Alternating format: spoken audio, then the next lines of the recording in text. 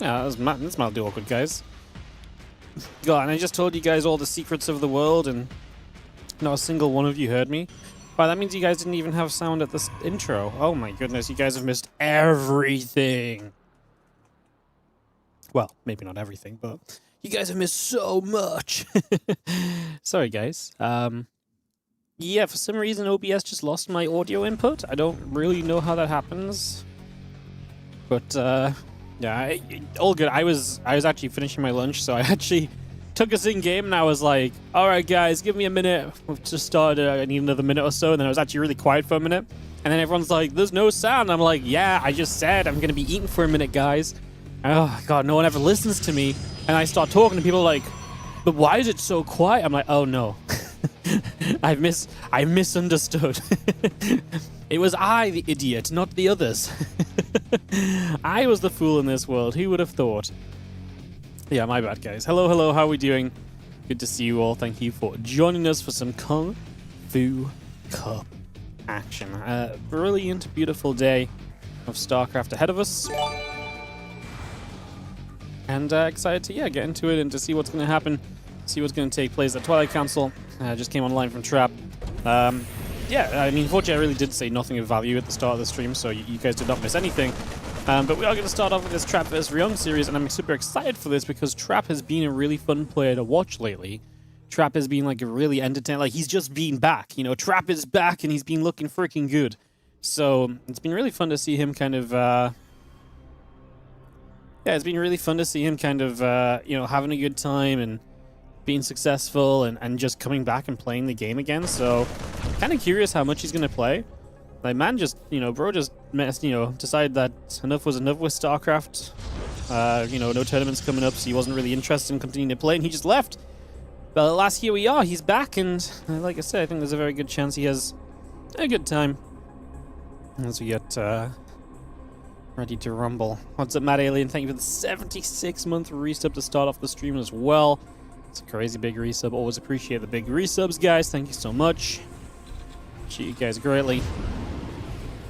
As we get set and ready to rumble and just figure out what it is that we're going to be doing here for the next little while.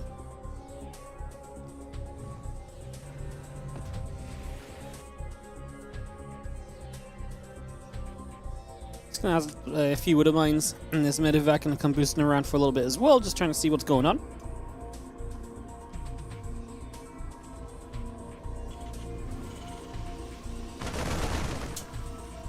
Phoenix moving about, hallucination.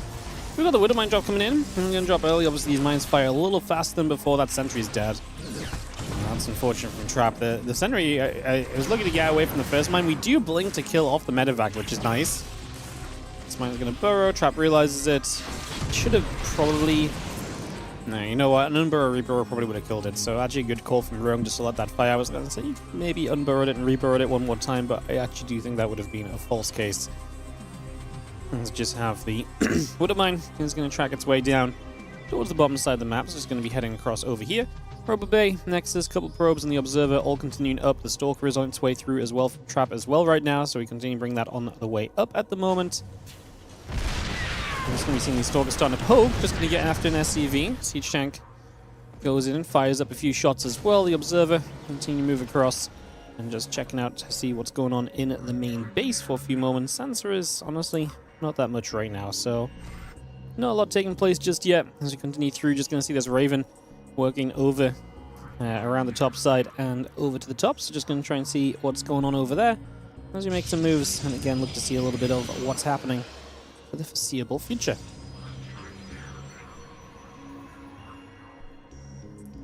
So yeah, Raven moving around. There is going to be the Nexus dropping down on the third base. Extra gateways coming up, that battery, a couple of batteries are on the way as well. Colossus, Sentry, and Charge. On the way through, so we get a good idea of where Trap's going to, as that Raven gets denied pretty quickly. And clean that up without issue so far.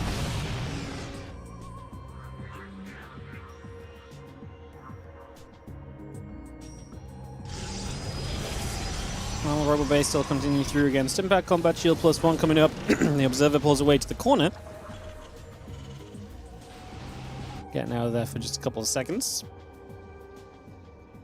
And yeah, Stimpak Combat Shield plus 1 attack upgrade, all of that continue to come through. Continue to look pretty good here. In the grand scheme of things right now as this army continues to come across.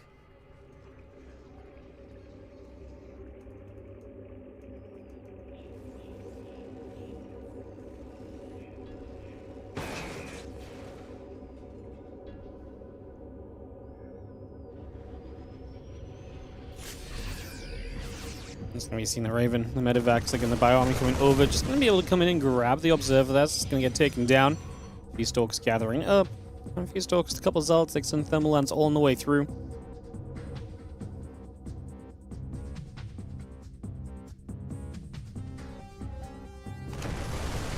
Seeing the units pressing forward, that Raven is going to drop an anti-armor missile onto the Colossus here already. So Colossus taking some shots. Bio is going to spread out and stim.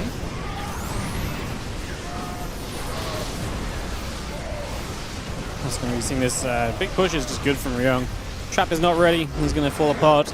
And this is unfortunately not the powerful trap that I've been seeing results of in recent history. So that's not quite the trap I wanted to see.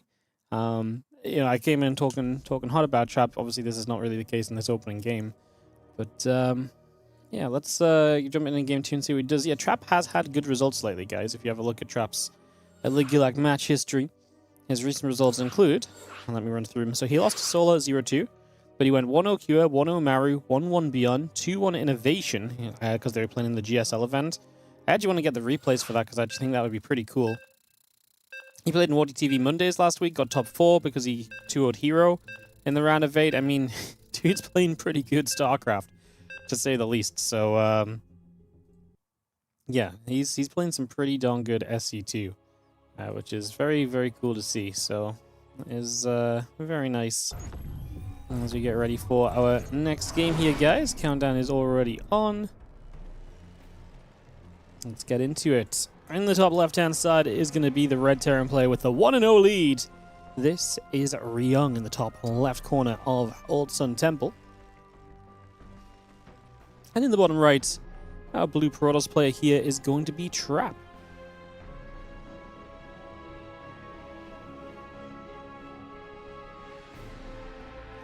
For game number 2 of, again, this best of 3 series.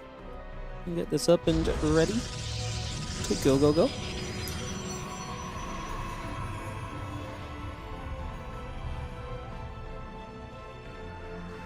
Again, I hope everyone is doing well and feeling good. Enjoying the game so far. So obviously we're just getting started, but a long way to go.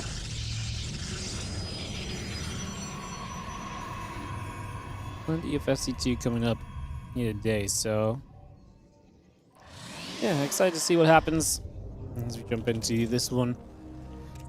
We'll follow our probe across the map. Cross spawns for Old Sun Temple. It is a multi-spawn map. It is a 4-player map. One spawn location is disabled. I believe it's the vertical spawns are disabled, so you can only spawn horizontally and cross spawn. So we are going to get cross spawn here.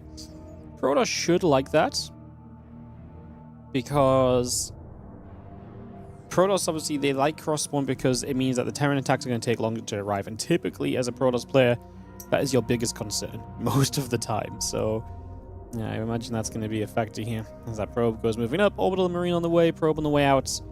It's going to be seeing the probe continue to head into that upper left-hand corner for these next few moments. 2 days until a 4-week vacation, feeling good? Ah, yeah, that sounds amazing. I don't think I've ever had a 4-week vacation since, like, I guess, like, university. Get big holiday time in university, but man, I take, like, a week off stream and I'm like, the pain. The pain of the sub count goes down, you come back online and the viewership doesn't go up as quickly as you want it to. Like I say, the pain. You don't have as much time to watch SC2 as you do in work. The tribulations of having free time. I'm the same. I also don't get to watch as much SC2 when I'm not working. It really sucks. The one upside of this job, we get to watch a lot of StarCraft. God. Alright. We're just chilling, guys. First couple minutes of the game, we know we're going to be a bit slow.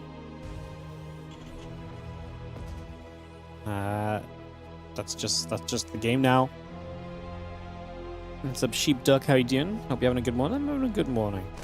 I forgot about a meeting I was meant to have like an hour ago when I was meant to walk the dog, and that was a thing. But otherwise, no, I'm good. Yeah. I remembered this meeting on every single day and the lead up to the meeting, apart from today. Amazing. It's great how the brain works, isn't it? I swear I'm really good at remembering everything up until the one moment I actually need to remember it, you know? Yeah. Crazy how that works, huh? It is crazy how that works. Alright, we will settle a little. I'm just gonna see the Stalker is poking away at those Marines. Okay, is gonna do okay, but takes a fair bit of damage itself. This was not completely free.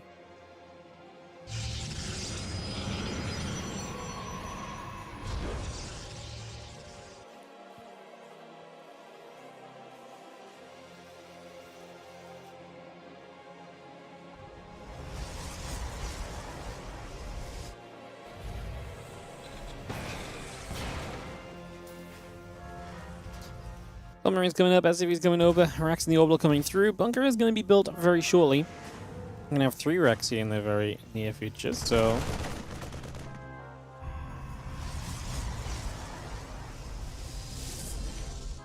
It's going to be seeing a few Marines step over to that side. It's going to be having the hallucination hanging about here.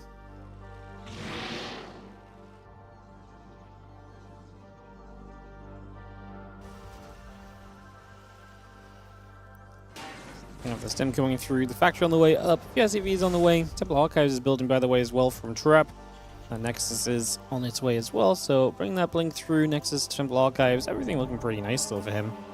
Obviously hoping to not die too early to a Terran push this time. It was going Colossus the last game, going Temple Archives this game is obviously quite the difference as well, so that's already also something for us to kind of look at here and to consider a little bit.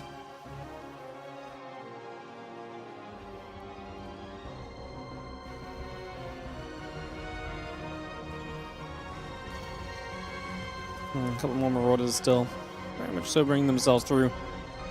This music is wild. I feel like I've not heard this track yet. I must have done, but I guess just with calm at the start of the game, I'm just noticing it a little bit more. It's kind of crazy. Rose Corona Bristang just going to see Stim Combat in the +1 all on the way up as well, so I continue to bring a lot of that into place just nicely for the moment as well. Continue to bring this up and into play.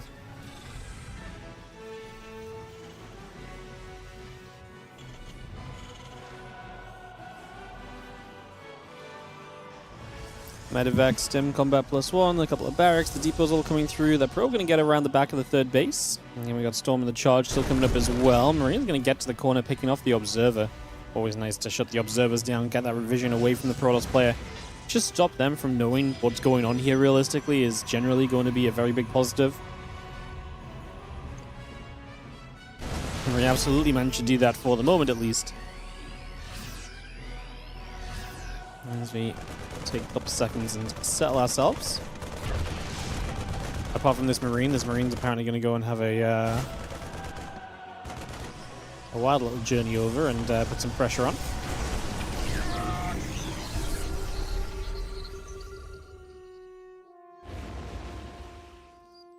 Seeing the medevacs are going to go boosting then, so they're going to go for a little bit of a journey as well, also on a move for a little while.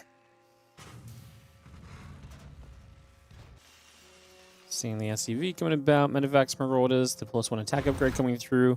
A couple of mines building up as well. We do also have our gateways and more continuing to produce. Zell's going to get in after these SCVs as the Marauder's actually going to go up toward the upper left-hand side. Now Bio going to drop into the main base, going to drop the recall as trap to defend this one. There's not a lot of units. Actually, the Stalker's blinking in that didn't even come off the recall. That's funny. I mean, the recall forces you to back away, and then the Stalkers still get there in time to punish as the High Temple drops a Storm. 6 SCVs go down so far. Not a bad little starting point still, to be honest. Some pretty decent damage as And Prism pulls back over to the right-hand side. Again, a Viking, Medevac, a few Marines on the way up. Armor upgrade coming through. Add those couple of Widow Mines on as well. Prism shows back up. That's a nice storm again. Hurts a lot of the SCVs and just makes it so it's obviously going to be easy to run in and clean a lot of those up. Or if you get another storm in the future, those SCVs are going to be hurting as well, and then you can maybe kind of capitalize with a future storm. It's a trap. I like the low commitment as well. It's not like this is like just a storm drop. It's 3 Zealots and that High Templar. And yeah, that means you don't maybe have as many storms to kill with right now, but the softening of these units and so on, I think it's very cool. Actually, I mean, this is honestly not a terrible thing. The Medevac energy is being used on the SCVs, so you know, you're essentially draining these Medevacs of energy. And especially when you're fighting against storms and you're obviously stimming your army and stuff as well. Like, this is going to be a situation where you don't really want, as the Terran player, to be kind of using your Medevac energy on SCVs, because you're actually going to have to use a lot of Medevac energy just keeping your own army alive in the first place anyway, right? So you're not going to lose that Prism, unfortunately. Took a couple turns to try and stay alive as long as possible. Maybe he should have just committed to doing what he could and getting that High Templar out and so, but it was not the most successful drop in the world either, but it was pretty decent. As you do see a couple of Widow Mines here. I'm going to be annoying that man. Yeah, this drop on the other side is going to be annoying too. Good blink back. We're going to eat a Widow Mine shot on the High Templar though. One full energy Templar dying. The other High Templar again splashed, and a lot of probes going down. The counter drop is doing work. The Zealots are doing some work on the other side as well. Trap still pushing at the front. I think Ryung is going to have too much for Trap to really deal with there. We're going to have to pull back here as Trap deal with this over in this direction as well right now. So just going to pull over in that direction instead. A couple more of those Zealots getting cleaned up. The Ghost on its way through. Just going to see the +1 armor upgrade coming about. A few additional Marines on the way also. And this Bioforce with the Medevacs continuing to gather up for a few moments. And Bio Army still settling in together. Again, a few more Ghosts on the way. The Marines are building. We've got a couple of additional refineries coming out right now as the 1-1 upgrades. Extended thermal lens. And the rest of this all continues into play. The Colossus still coming up to being about halfway done. And I really do just step back and let things reset a little bit at the moment. The 1-1, the thermal lance, all very much so on its way, as we've mentioned.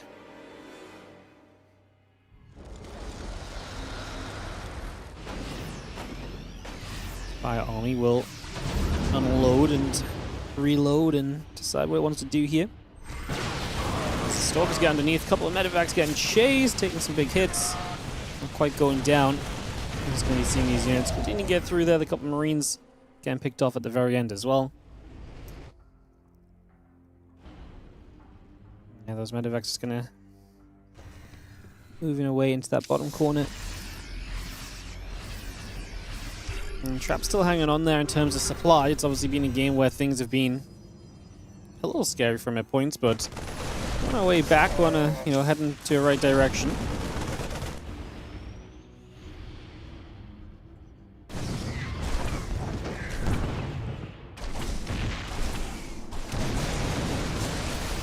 I love these little Zealot run-bys. I mean, you always gotta love the Zealot run-bys, and you can see why. They're very effective. They continue to do very well for themselves at the moment. Continue to see some success so far.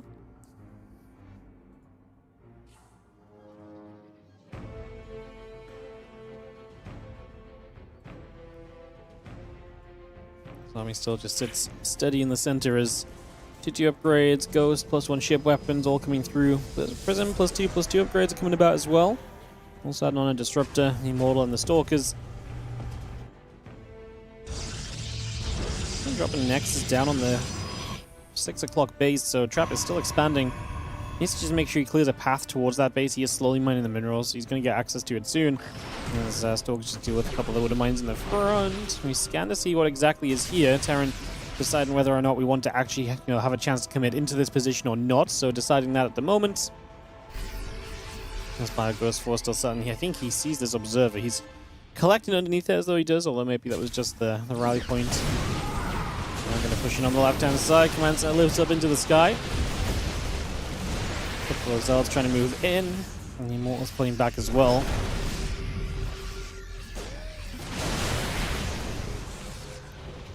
More stone towards that Bioforce, and again we're going to pull back just a little further now.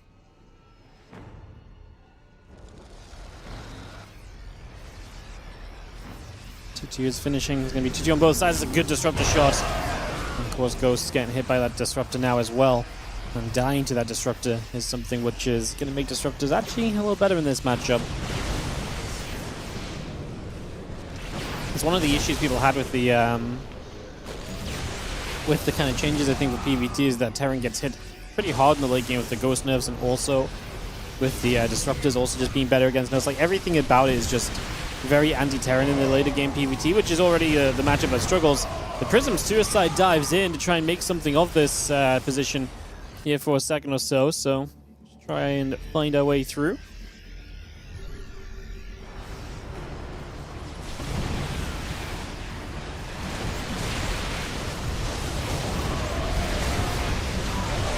Stalker's gathering about. We are going to see this push down, so an attempt realistically right now to get going on the side of herO. I mean, he actually landed the Vikings in amongst this as well, and to be fair, the Vikings looked as though they were doing a pretty fair amount of work.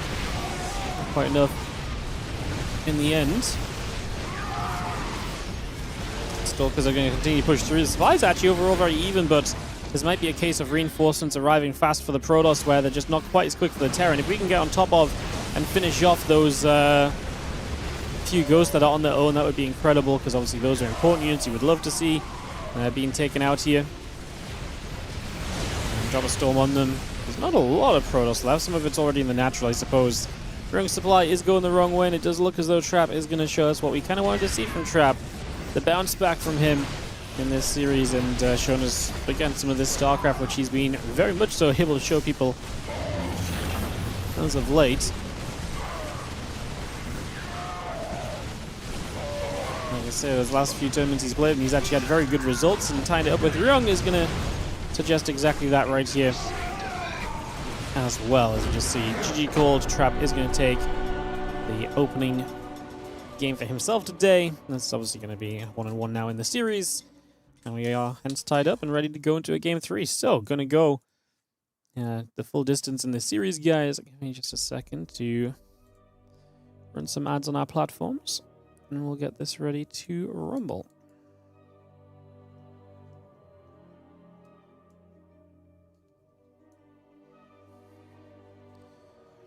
All right, game number 3 coming up as soon as herO and Trap are ready for it.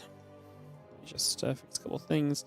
Solo already playing Cyan in the next round. Percival against Kua. Beyond vs Lambo as well. Also set up right now. There's some cool matches today, guys. It's going to be tough to pick what we actually go to cover a bit further in the day, I would imagine.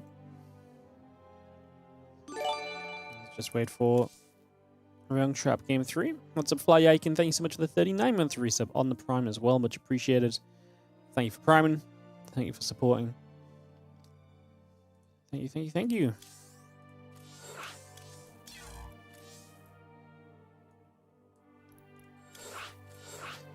We are loading into lockdown for our next map, by the way. So this is going to be the third and final map between herO and Trap starting off today's games. Go says Trap, go says herO. Countdown begins, and into lockdown we head for third and final map, like I say, of this opening matchup. Yeah, pretty fun opening match. I think we kind of expected a little bit between. I mean, it's just fun to see a Trap who's obviously not been playing as much, and now he is here and he's actually playing. I think that's always going to be very cool. And then actually going up against someone like herO, who is, we know is good, but is maybe not at the tip-top shape. Actually, I think always makes for a pretty fun experience in the making. As in the bottom left-hand side, we will resume this series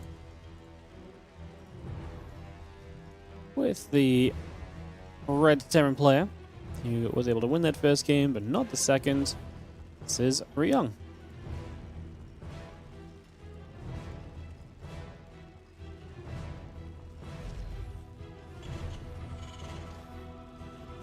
And it's over right, our blue Protoss player, Trap, is going to be trying to make a bit of a run. Like I said, top 4 in a WardiTV Monday last week, and then involved a 2-0 over herO.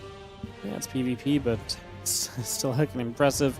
Let's be realistic, guys. Let's not kid ourselves. herO's not easy to beat in any situation, so...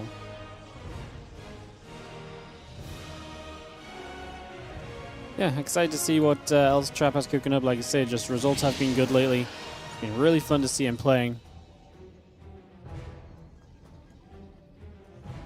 I'm really interested. I want to get a hold of, like I said, the GSL replays. I think I'm going to Patreon it up to get these replays because I really want to see how Trap and Innovation and so are playing.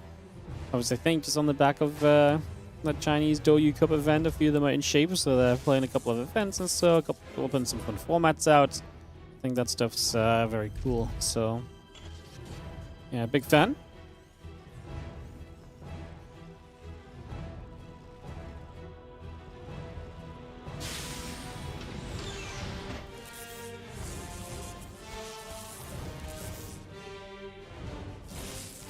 Engineering Bay block early. It's expensive, of course, in this economy, and Engineering Bay this early on is... I think some people are like, I mean, it can be nice. Obviously, as well, you're putting the Protoss into a position where it's like you really don't want to have to go and put your third ALF position, because again, you are also poor, so it can be effective. It's just, like I say, kind of figuring out what you can afford with these 8 worker starts is not easily done. I do think that's one of the things that's definitely been discussed between a lot of players as well.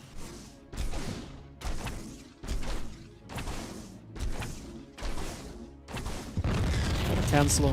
Trap will just build a Nexus on the natural. We'll just be looking to go from there on this one in the next few moments. So, bring that all about. It's ready to go, go, go.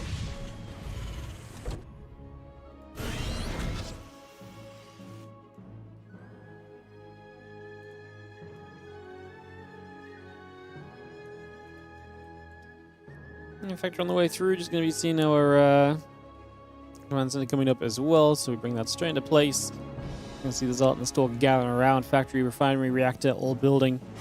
Pylon next, and the simulator coming up as well. We are going to see the 2 units at the front going to start hitting this depot. And it's going to start chipping through this. The reactor will finish on the barracks very shortly as well. This depot's actually in some trouble. It is burning. Let's see, Reeds pull in. The depot going to be repaired. Oh! Welcome Stalker to the base. The Reaper helps the Stalker out because being allowed in is amazing because now you actually do get to kill a Marine. The Reaper gets chased away, so the damage at the front stops. Oh no, disaster on the side of Ryung. The Reaper grenade that was just meant to be an extra little bit of damage output. And okay, in the end we have to recall the Stalker home, but I feel like we caused a bit of chaos there as well, right? So I think we can be pretty happy with this one overall. I don't think we need to be too upset on this. I think Trap's alright with it. Like I say, maybe the recall you're not expecting to have to use, but he's going to go Dark Shrine behind this now as well. Interesting. So again, that Dark Shrine up, running, and operational here already.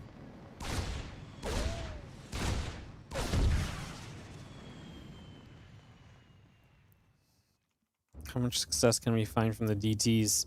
Going to be our question over these next few moments.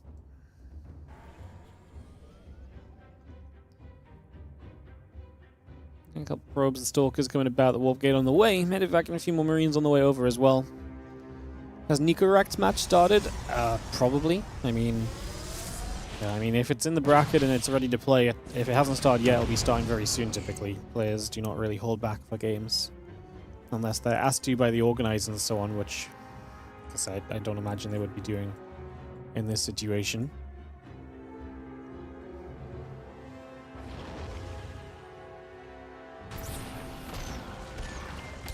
Cycle gets rid of the Zealot. Oh, the Raven on the way is very nice if this was the commitment to the DTs, which we're still sort of moving towards. Blink on the way, that warp gate coming up.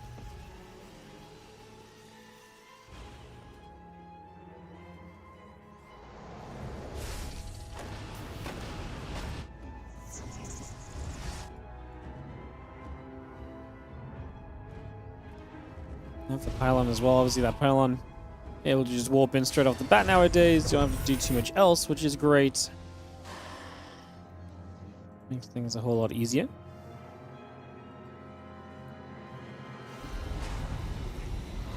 See the Fiends are going to start pulling back for a little while, so we'll go over here. Take a few moments. I think the DT gets shut down. Like I said, the Raven is just a very good answer to this. Having the Raven is extremely powerful in this situation, so that is all good. Good thing to have in our favor.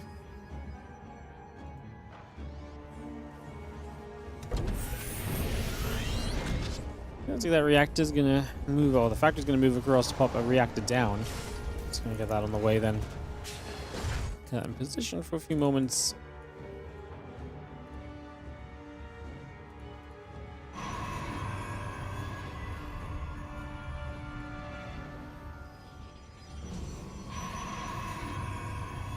Oh, that Nexus is coming about as well. The Cyclone locks onto the Stalker, just going to get that grab for a few moments here. Just impact, combat shield, +1, all of that continuing through for a few moments, so bringing a lot of little bits and pieces together right now. Deciding where we're going to go.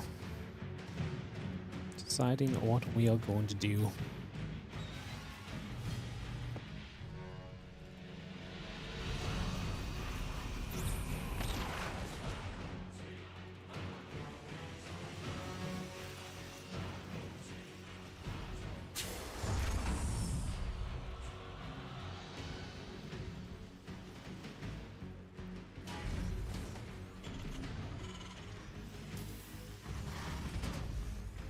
Just take a few moments again, charge Immortal Dark Shrine, continue to come up at the moment, so just bringing that around.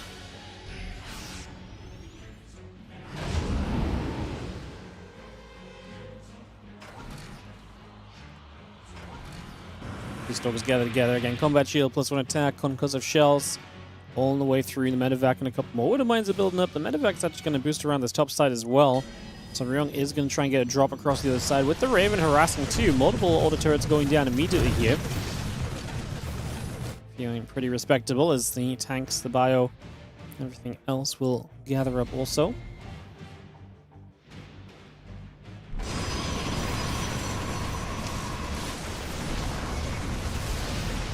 Drop comes in, 6 probes are still going down pretty quickly. Definitely a good little bit of damage done already. Some success there for sure in those early stages.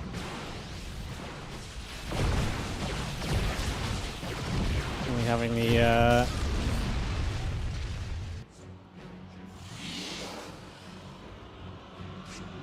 units continue to gather around.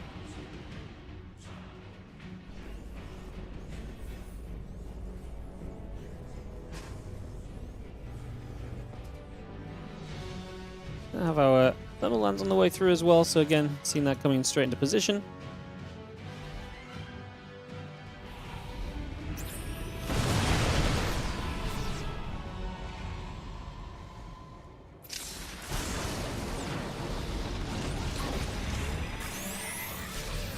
The anti-bomb missile landing down is going to be nice, so a good little bit of positioning there. Getting a little bit of work done for a few moments.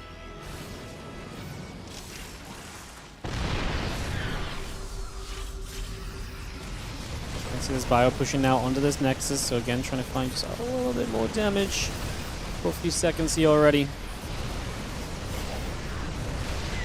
Bio still pushing up, this Nexus taking some damage. I mean, it's going to go down. Trap will not save this third, which is really brutal, not saving the third base of all things. I mean, the third is one you really do need to protect. And you're going to see Eden's just going to push up this ramp. A couple tanks are in trouble. Trap is trying to blink forward to deal with this. I'm not sure this is really going to be it.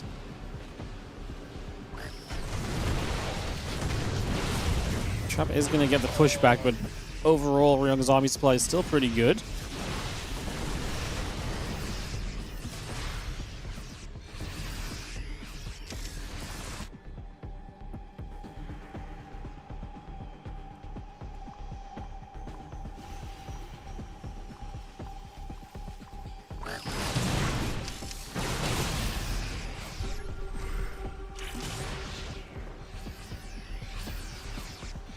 Gathering. I mean, Trap is going to try and double expand out. There's going to base 3 and base 4 at the same time, so trying to find a way back into this a little bit.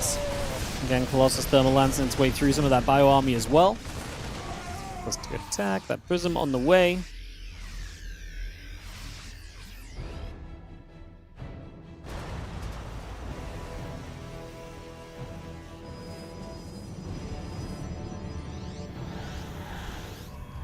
Have the robot facility coming about, the disrupt on the way, the couple nexus on the way through as well, so again we're bringing a lot of that into place at the moment.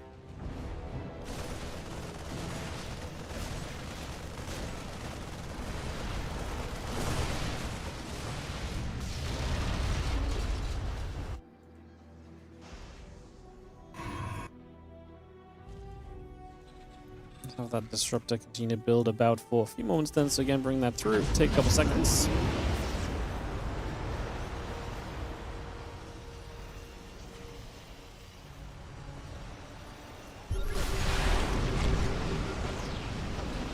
Fire Force coming over. Medivacs and Vikings continue to gather together here. Take a few seconds, get set up. It's going to be having this army regather. And Ryung knows he's in a good position.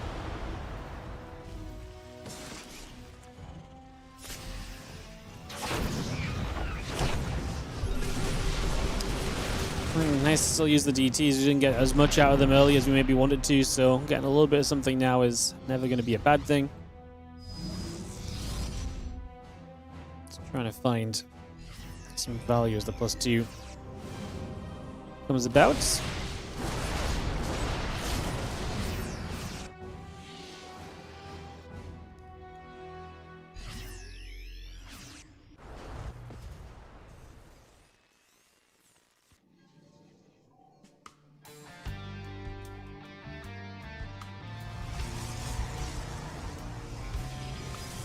Disrupt's going to be popping out of this robot facility in the next couple of seconds. There's Bioforce still pushing through. Ghost, Vikings, and all sorts mixed into the play to try and find some value.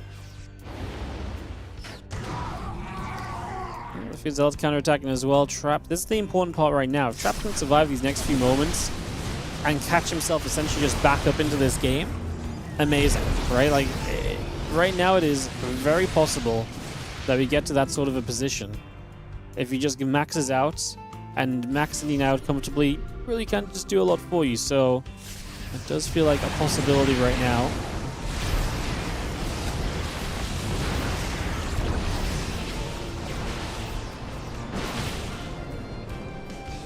And go back and forth. We have the planetary playing defense on the other side. Trap hanging on for the moment. But those Zulls getting turned back the other way.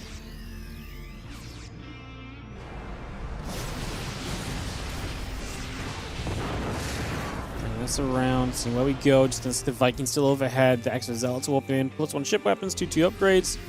All coming about as well.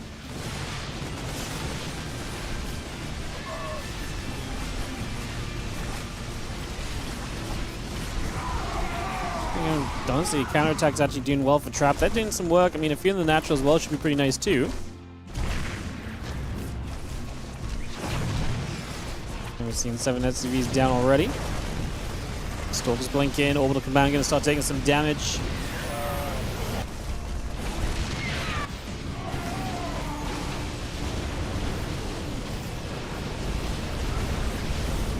Orbital is actually in some serious trouble, so Trap is pushing back with ferocity. Killing the Orbital is a big deal, actually knocking down a base is massive for him. The Disruptor is going to do a good job continuing to zone.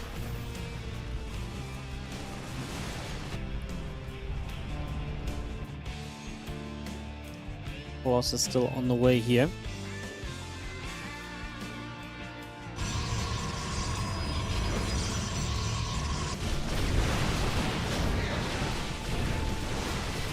Trap opens up some rocks. Now Ryung is about to have a bit of a wraparound on this army, so this could be a bit scary next few moments. Disruptor's trying to help free us out of this again. Disruptor's hitting Ghost is really nice. Going to set up this ramp, and we are going to be seeing this turn and fight. Trap lost a lot of supply here initially, though. A lot of his units at first took a bunch of damage.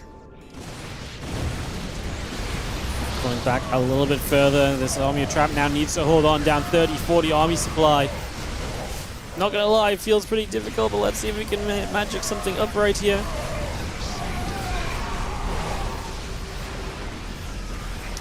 Vikings, I mean, the Colossus show up, but the Vikings are there to deal with the Colossus as well, so Trap supply is just not going to be good enough. Looks like Ryung is going to be finding himself through into the next round of the competition here in the Kung Fu Cup after pretty fun series back and forth in this third game.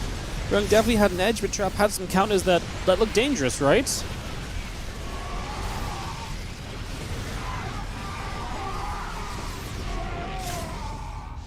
Still chasing them. I mean, Trap's just trying to retreat and find some way to keep himself alive and kicking here.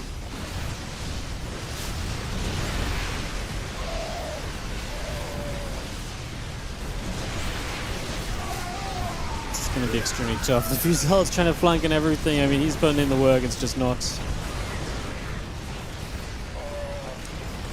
quite going to be enough, I don't think. We're going to keep on trying, but ryong has more units rallying across the map as well. And there's the GG from Trap as he accepts the defeat. And this one gets wrapped up in their favor. Alright, who are we maybe going into next? Clem, waiting for Nicorak Nightmare. We'll play ryong. We could just go ryong Nightmare. I kind of like it, actually. It's just ready to go. It's the next matchup. I actually think we just do that, guys. Might be a little boring, but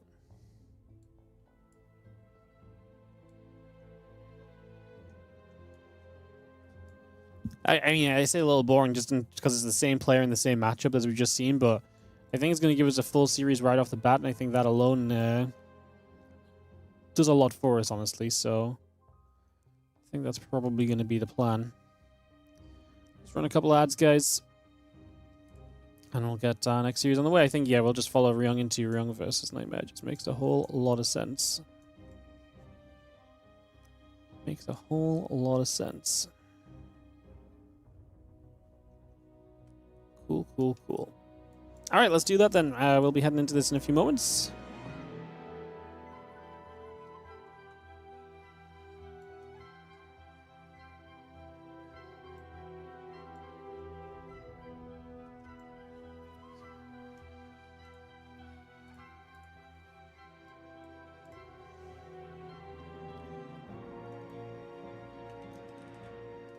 Perfect. How's everyone feeling in the chat? How's everyone doing on the YouTube? Let me know how we're feeling, guys. Good to see you all.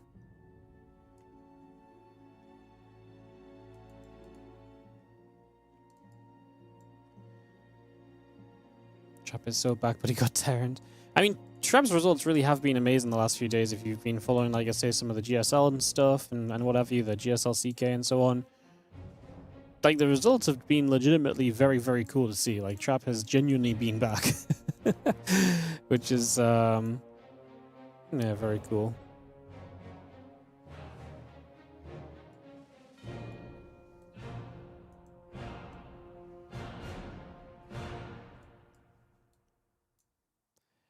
Very, very cool.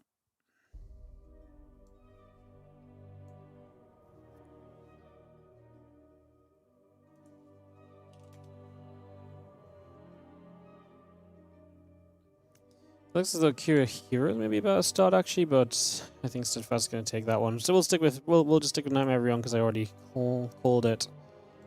So we will do that.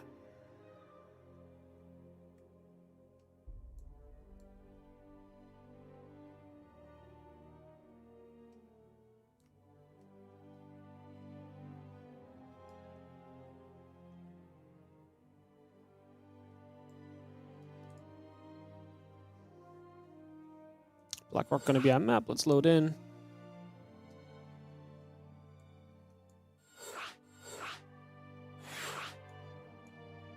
Let's get this started. All right. Be in with this one in just a few moments, guys. Get this ready to go. Oh, just me, huh? Alrighty. Let's get into this, guys. Like I say, ryong vs Nightmare coming up right now. Got this on the way through. Onto Blackrock.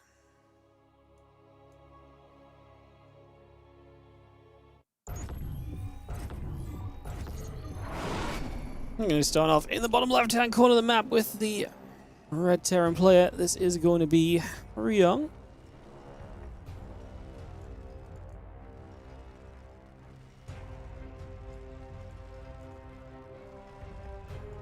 He's taking on the blue Protoss on the top right-hand side. It is going to be Nightmare ryong coming out of that previous match of PVT. I mean, looked pretty solid against Trap in a lot of ways. I mean, he looked like ryong. He looked kind of very often how ryong looks, which is confident, able to drop, able to move very nicely, and sometimes just missing a couple of fights and some of the engagement bits and pieces, which a little bit more of a struggle for him.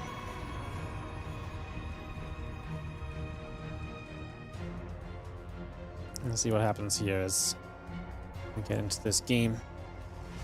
Not a lot going on early, obviously, with our Blackrock. Let's see what happens. Fun map. I've actually really enjoyed Blackrock as a map in this map pool. think it's genuinely been a very interesting one to see. It is big. It feels big, but then it's also not huge. If that makes sense. It's big, but it's not huge. Yeah, it's kind of a... I think it feels big with the openness that it kind of holds in a lot of ways. It's definitely one of the interesting parts of this.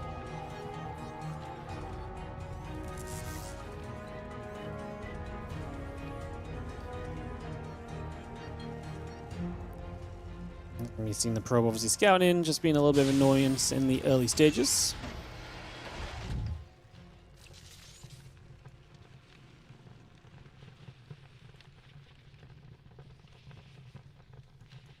STV will chase this probe around, so we take a few moments, move around a little bit, take a couple seconds.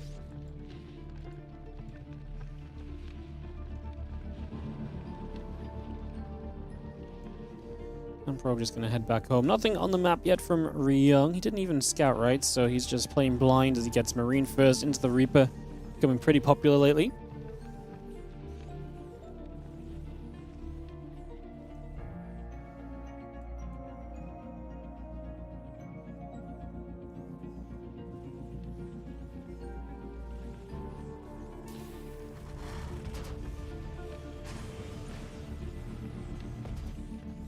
The Marine will just chill. The Reaper is going to move out and just check nearby for proxies, trying to make sure nothing particularly pesky is going to be happening in this scenario.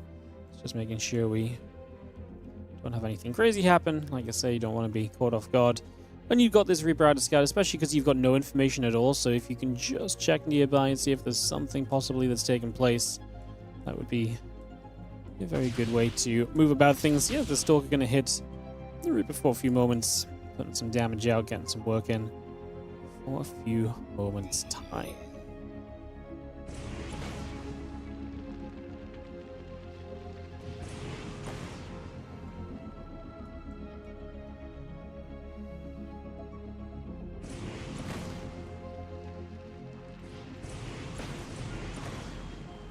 Reaper pops up to the high ground position as well. That's a fun one. Mildly dramatic, as some people realize you can put tanks on there. Some people were not a fan of that upon finding this out.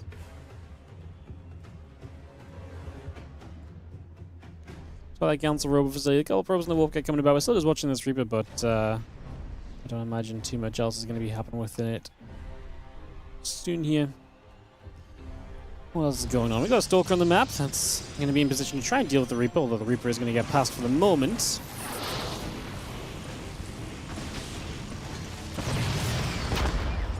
Couple of shots coming about, bit of damage being done. But Reaper is denied and shot down, so that'll be the end of the information gathering from herO here. Has got 6 Marines up, is playing into the additional barracks with the triple CC, so big eco play on the side of herO is going to be his game plan. We'll see how this works out for him in the end.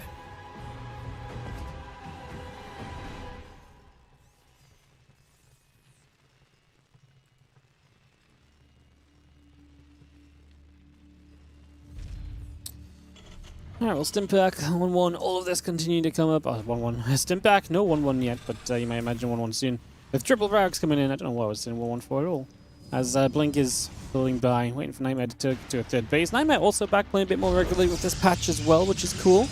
And just to see what he comes up with. Nightmare continues to maintain a pretty good level, even when he retired and then returned and so on. He maintained a pretty good... position for himself in the grand scheme of things as this Nexus comes about. Just going to be seeing a few Stalkers in the Sentry settling down toward the bottom here with this Prism. Nightmare looking to start applying some pressure in these next few moments, so wanting to try and get in, do some damage, and get this done early seems to be the case. As Stimpak on its way, +1 attack is building up. It's an additional Stalker opening right now too. Blink has just finished up here. The few Marines step around, see what's going on. Stalker's pulling into this natural, want to get rid of this bunker, and they will do so. Bunker goes down, the Stalker start to kite back. 2 SCVs down so far, and this is nice. Nightmare's going to be able to extend a lot of damage here. He's actually keeping the Stalkers very healthy as well. Like, these Stalkers, a few of them in the yellow, but otherwise he's been doing a great job. Now, Stim's about to be done. Remember, this is all against triple CC, so big economy available for the Terran compared to usual. Blink back's now available. We start to lose a couple of these Stalkers. The Prism wants to be careful. The problem is if you drop the stims, yes, the Marines can close the gap on the Stalkers more easily, but they're going to be more easily shut down. We're pulling SCVs again. I don't think this is working at all for herO. This is so expensive right now. There's the stim, there's the commitment. I mean, maybe that is enough. The Prism going to be very close to going down too. Took a bit of a turn to the top side. I mean, don't get me wrong, herO is going to clean up a lot of these Stalkers, but it cost him 19 SCVs. Finally got rid of the Prism was nice, but these units as well, I mean, medevacs are popping, so they're going to be able to heal up, but that's going to be medevac energy drained right from the very beginning of this as well. Which is also not exactly going to be, you know, ideal in the slightest. As that Bioforce regathers, and the Stalkers come back through, reset a little bit. Charge is still about halfway done. Extra gates continue to come around. The probes are coming up. And we ready ourselves a possible push down to this bottom side in the next few moments. Bio gathering, medevacs on the way. Stalkers blink to the high ground. A couple of Marauders going down, the Marines as well. And again, just finding another angle to kind of attack in on. I love this. A few units already going down to the low ground to try and dispel the blink down. I mean, you're obviously going to blink down anyway, right? But it actually kind of works. We get a lot more Stalkers out of this as herO than you would have done otherwise. So it was a good move coming around the other side and making something with this.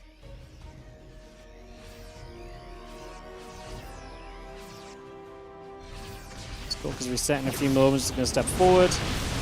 Marauders, Marines coming about.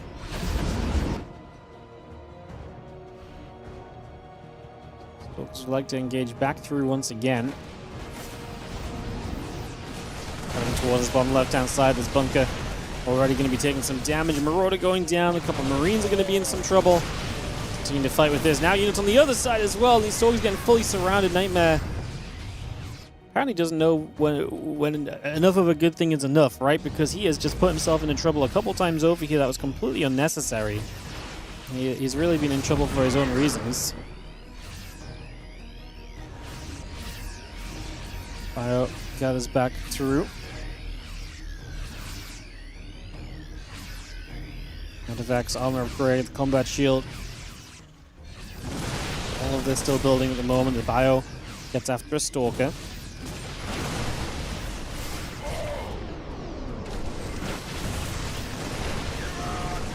What Nightmare has been able to do is obviously keep herO off the bases. His 4-base setup is about to be ready. herO knocks down these rocks. herO on his own third. I mean, don't be wrong, herO's obviously been playing triple CC, so a lot of the eco damage he's overcome just through pure, you know, SCV production on the triple command center. So that's going to step through. Stalkers, the Sentry, the Immortals gathering up. Charge in for a couple of seconds. Now we back it up. Still trying to chase after a few more units.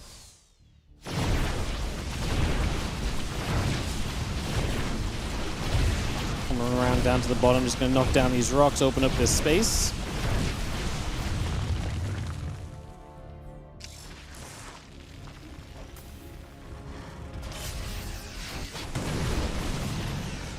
That's going to get there when the mine gets picked up. Ghost Academy, Marauder depots.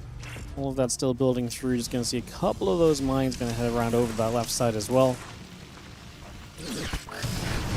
Bam, bam, bam. Bunch of Zards taking damage here already. The Bio on the right, continuing to go back and forth with the other units. Prism in the main base, so Nightmare testing us in all different directions at the moment.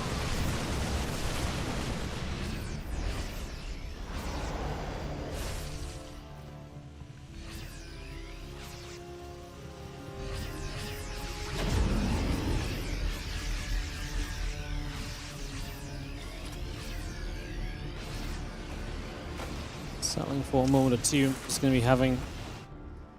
Game will take a moment at least.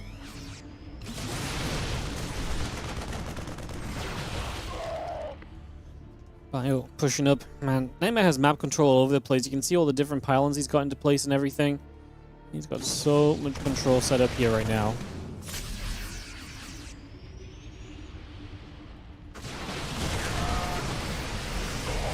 There's Bio coming through again. Stalkers will come about, trying to see what we can get up to, trying to see what we can find.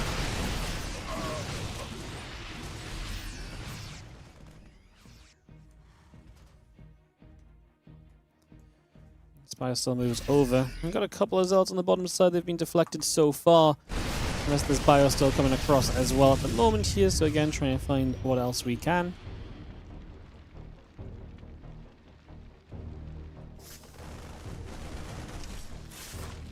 It's a very decently sized push up to this top side. Like I say, looking for this base, and it looks like Nightmare, despite all the map control, has lost track of this Terran army, which really is quite incredible considering everything we've been saying about Nightmare's map control. So this army's going to get through. That's going to be the dead fourth base. So ryong's movement great right now. Putting work in for him so far. Absolutely delivering a little bit right here. He did lose 26 SCVs during this, though. The Zealot counterattacks were good, so success, but success that came at a price for sure.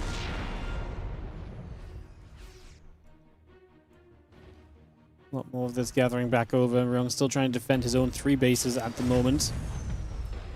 Orbital lands back down in position. Just going to knock down this set of rocks.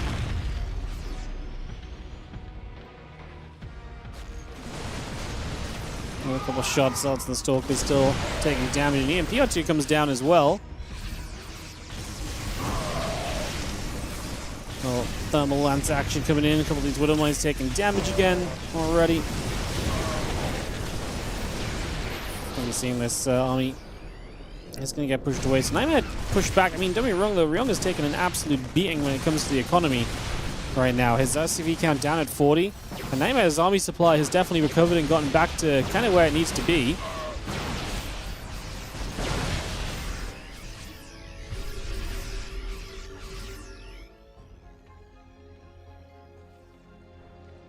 A little bit more back on track with that again. Couple of disruptors. The upgrades continue to come through.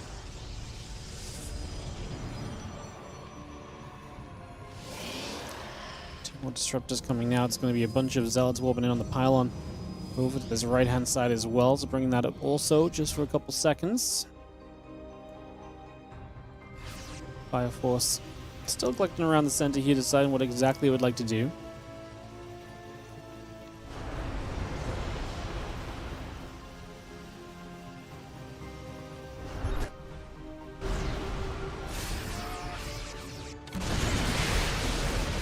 Shooting, a couple of Zealots taking some damage already. 16 SCVs just went down. Disruptors just blew up. Was it Disruptors? Just Colossus shots? There's plenty just got blown up with a ton of SCVs alongside. The Vikings now going to try and give chase.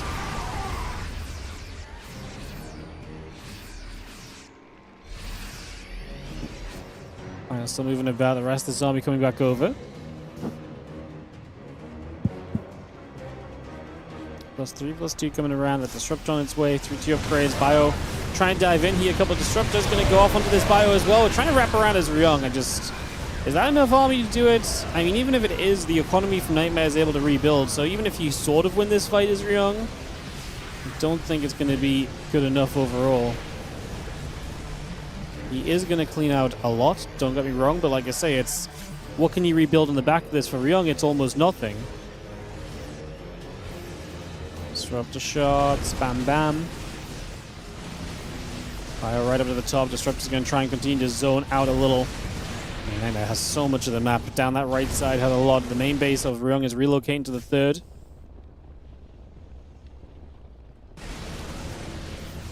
The Nexus gets taken down. I mean, that's something, but we've got a base built in here. This base active, this base active. ryong has a lot more he needs to do, and again, the issue is the Disruptors. It's going to be extremely hard for ryong to do anything without the Disruptors chipping away at his army, and that's going to make it very, very difficult.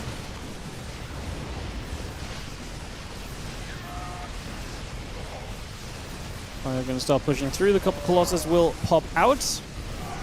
I mean, that's just going to aid in this defense as well as ryong. It's going to make a desperate getaway in the medevacs. Oh, he actually moved back the wrong direction there for a couple seconds. That's not pretty. Is he just going to unload in this position? I think he just realizes that this is not exactly ideal. And it looks as though that will do it. Nightmare for the 1-0 lead in this BO3 series. Just like that. So Nightmare gets off to a 1-0 start. That was also an exciting one, although I do think, generally speaking, Nightmare was controlling a lot of it. As we have another game coming up in a few moments, guys. Get this ready to go.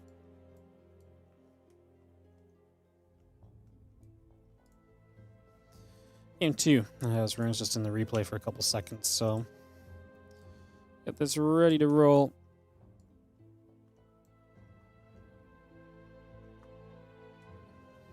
Old Sun Temple gonna be map 2. Get the invite in. Get this one ready to start off.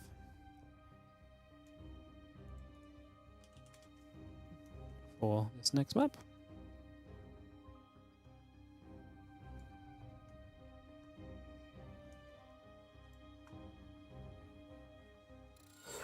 Rang joins us. Game number 2, Old Sun Temple, like I say, coming up right about now. Heading into our second game of this, guys, and get this ready to rumble.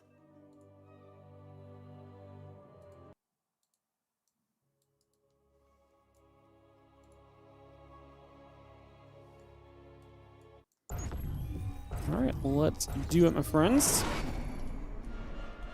Gonna get horizontal spawns on Old Sun Temple, as we are starting off with the red Protoss. On the upper right-hand side, it is going to be Nightmare. Like I say, generally speaking, you're going to be a little bit less happy about close spawns here as the Protoss, because that means some of the Terran aggression will hit you a little bit more aggressively, a little bit harder than it would do otherwise. So, yeah, you'll be a little bit less content with this.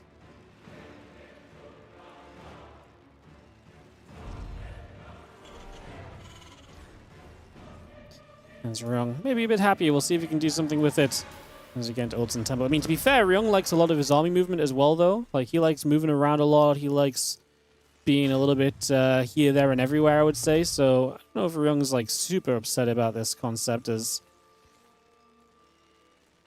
Get this on the way.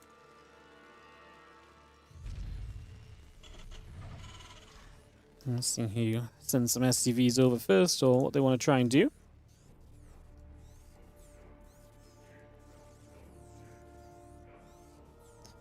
See what our plan might be.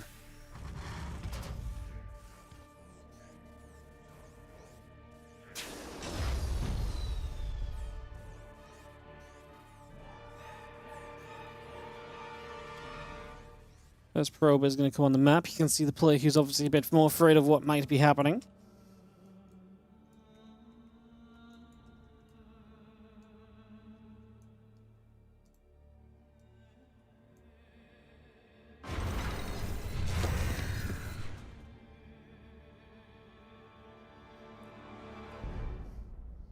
We're moving around, heading over to that left-hand side. Trying to see a bit of what's up.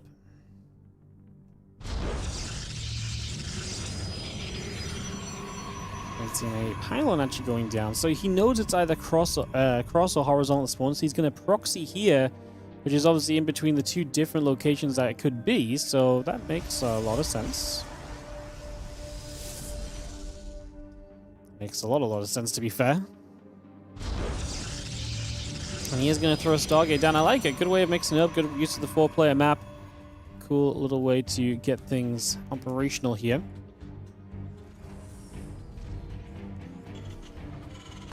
This probe comes about, just tries to see what's going on.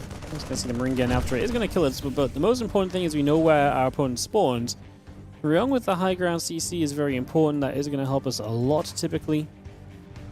Keeps you very safe in a lot of these positions, so that is generally going to be, like I say, a very useful scenario. Now, the Stargate is going to be done in a moment.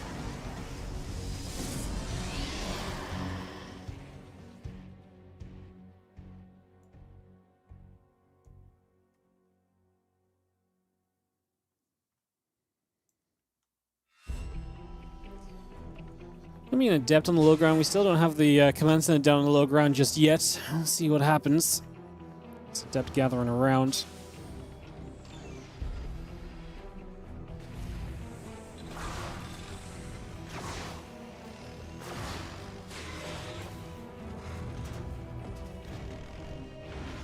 Oracle's going to come up the left-hand side, so let's see if it can do anything of interest here. Gets in. SCV hits the mule one time, but that's going to be about it for the moment.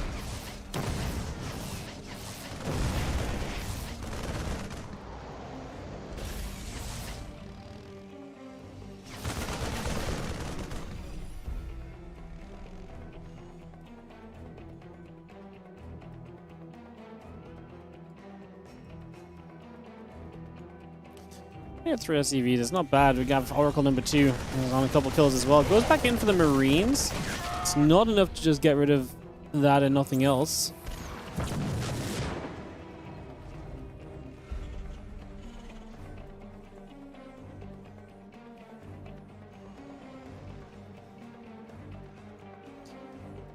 And Oracle up around the top trying to see what else is going on.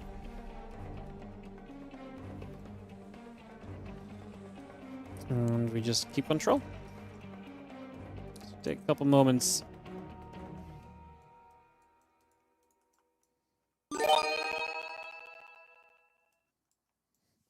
So let's all down. I like the Helene trying to find a little bit of control on this map, find a little bit of information as to what exactly is going on here. Always nice.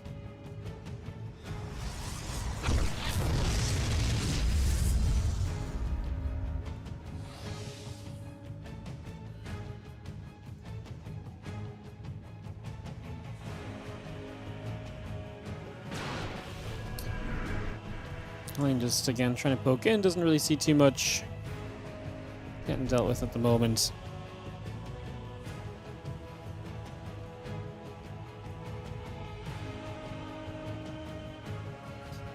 Helene pulling back. The collection in the center is just going to be an Oracle, Phoenix, and now the Stalker as well, playing for some Watchtower control.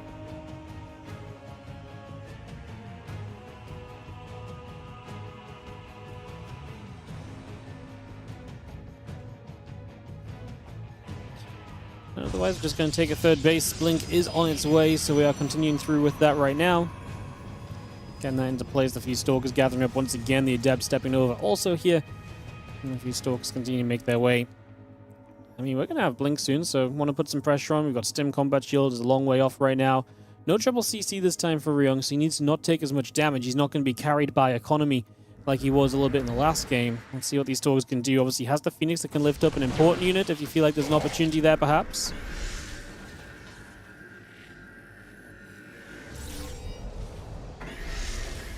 An interesting one. The Stasis Ward coming down into place.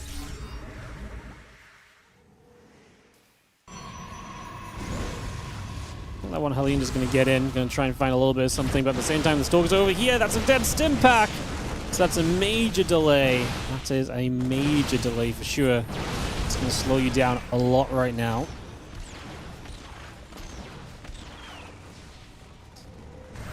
Poke at the bottom. I mean, like I say, Nightmare actually lost a fair amount overall. I mean, he's lost... actually didn't lose any Stalkers, but he lost a few probes, so a little bit of damage. He recalled back to deal with that, and now we finally get to go a little bit more full hard towards this.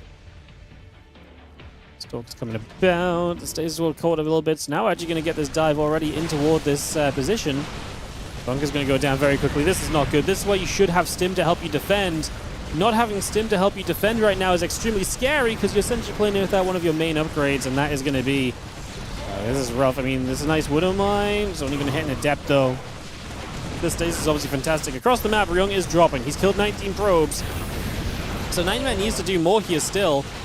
I feel like we've had a good start, but like I say, more to be done. He has 3 bases. To the 1 base, if he killed off the command center, he could just go back into the main base. So, I mean, he's going to camp production. Obviously, the difference here is that you can warp in on the other side of the map a little bit as Nightmare, who actually warped in over here, which I don't know if I love that, honestly. Like, to me, I don't know if that does what I want it to. You know, like, do we really kill enough here to justify this? Stalkers on the other side of the map are doing what they can. We could have warped in, like, down here, for example, and joined the units up and just accepted the base trading situation. These Stalkers have to commit. I think ryung's actually going to get a defense here in the end. That's kind of crazy. This did not feel like it was going to be ryung's kind of situation at all. But he is seeing it through into his favor. The few Stalkers starting to get cleaned up. Nightmare only mining off this low ground. He has got 2 gates that are still powered. That's a major mistake by ryung. But Nightmare just doesn't have the supply. The few units that popped out over on this side, I thought they were never going to actually be able to get, come out and do anything really. Obviously, that was really not the case. Nightmare's going to type GG's as we're going to go to a third game. ryung and Protoss players are giving us some banging starts to the day so far here. herO advanced over Rex. He plays Percival. Sorry, I thought it was herO Cure. I was wrong. It's herO Percival in the round of 8. SHIN advanced over Shimless, waits for Beyond Lambo. They've been playing a while. And Solar is playing Rogue. The winner of Nightmare ryung plays Clem or Nicorakt in the next round as well. That is what's going on currently. So,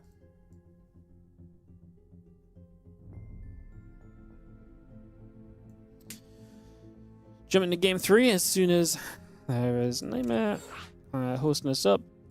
Give me a second, guys. Let me just run some ads.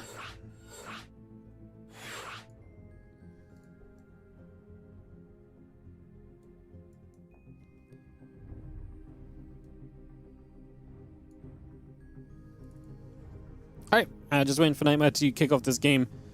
And we'll be on the way with this one, guys. So, a few moments and we will kick this off.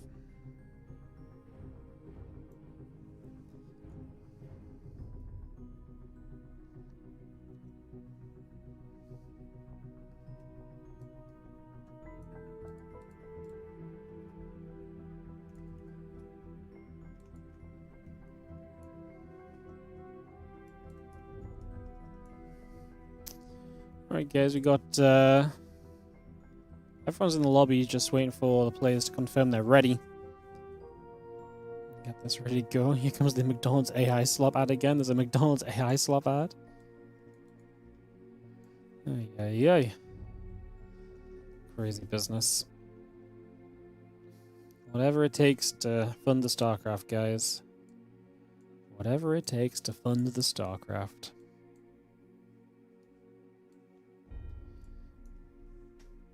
Alright, we are hopefully ready to go in a moment though.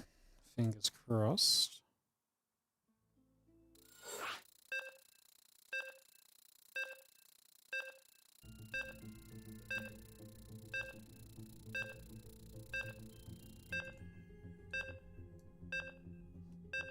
As you can hear, countdown is on the way.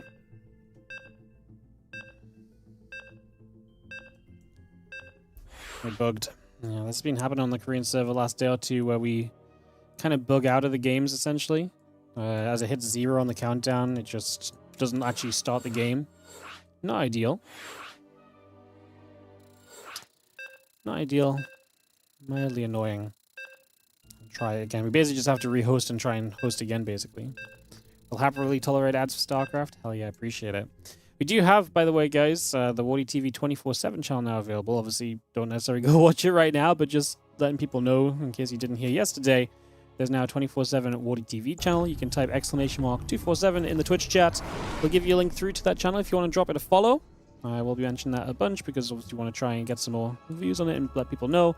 And the hope is that that actually helps us to support more StarCraft because it's if it brings in a little bit of ad revenue, it could absolutely support a bunch more StarCraft 2 tournaments, which is awesome in a day and age where we basically need to do as much SC2 as possible, or as much as we can to get SC2, as much as possible to get SC2, then, yeah, it's just another thing we're going to try, obviously, so thank you for checking out if you did already. A lot of people stuck around when we rated it yesterday, actually. I was surprised the viewership stayed up for a long time. It didn't just, like, drop.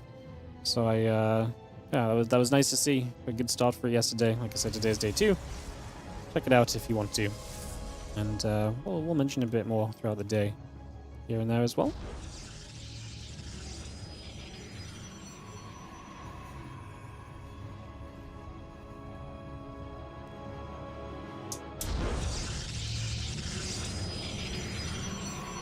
It is 1-1. Sorry, I had the setup incorrect for a moment there. Is Nightmare bottom right. He won the first game, winning game 2 in a pretty epic kind of base trading situation with Ryung. It was actually a very cool wrap-up of that game. As we get to game 3 of this one.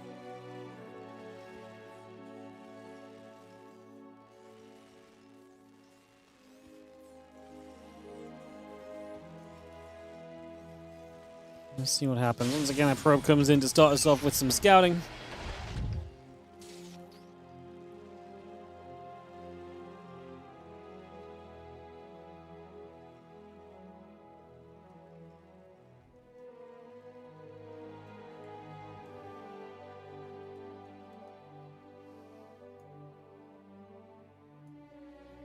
It's probe coming to scout around, and again, just seeing what's happening early. Answer is honestly not too much just yet.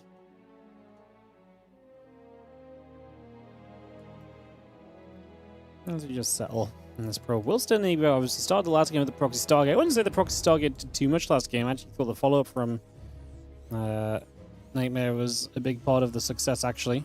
on that one.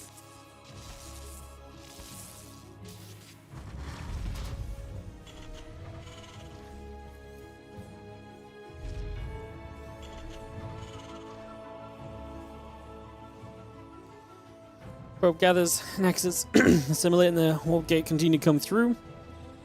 And we just have the factory coming up as well. So again, we bring a lot of bits and pieces through at the moment, get that all settled.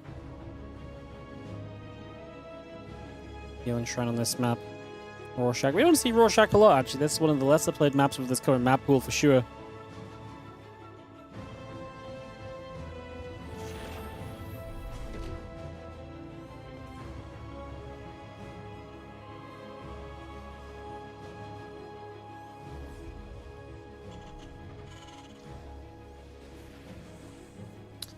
This probe is going to come along with the Stalker now as we put some pressure on.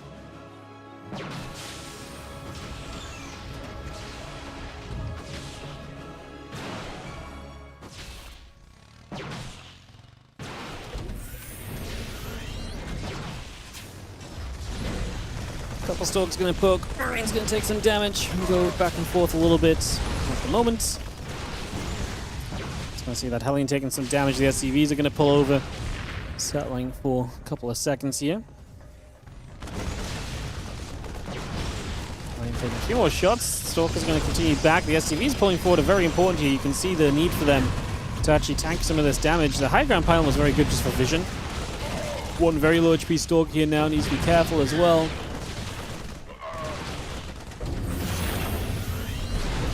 These Stalkers are still doing some pretty serious damage here, so good time if you're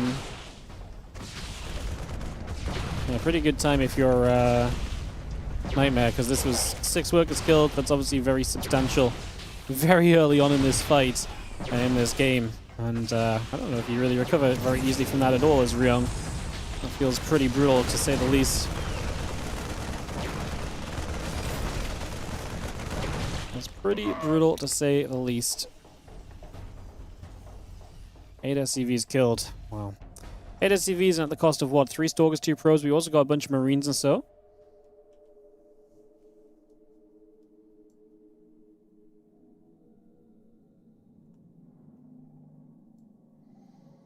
And Stalker's going to take the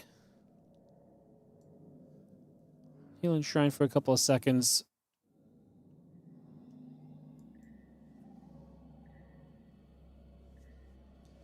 Yeah, just take a couple more ones. Pile on.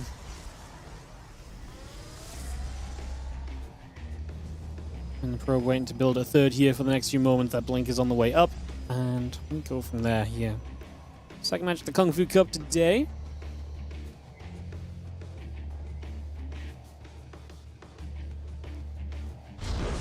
Blink is going to drop the Nexus down. Probe. Step over for a second. Couple Stalkers hanging around as well.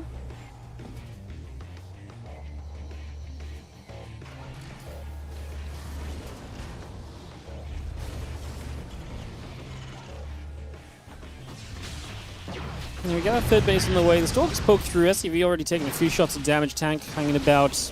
Depot is already taking some damage as well.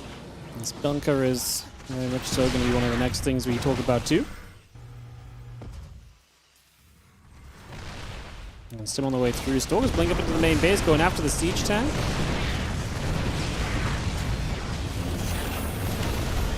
Couple Stalkers still fighting. The Marines are going to gather up.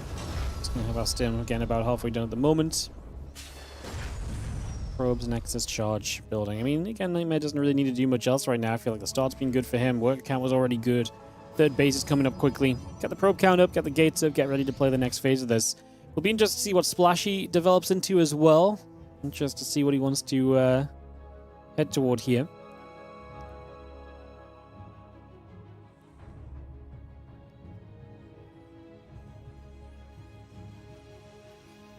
Just take some time, the Stalkers gather.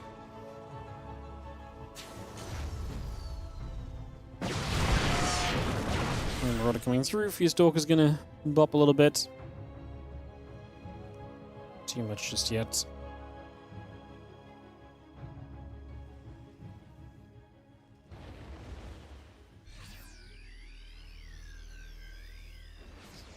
And charge Robo Bay. Gate coming through it. So there's going to be Colossus, or maybe even Disruptors potentially, that we could get into over the next little bit of time.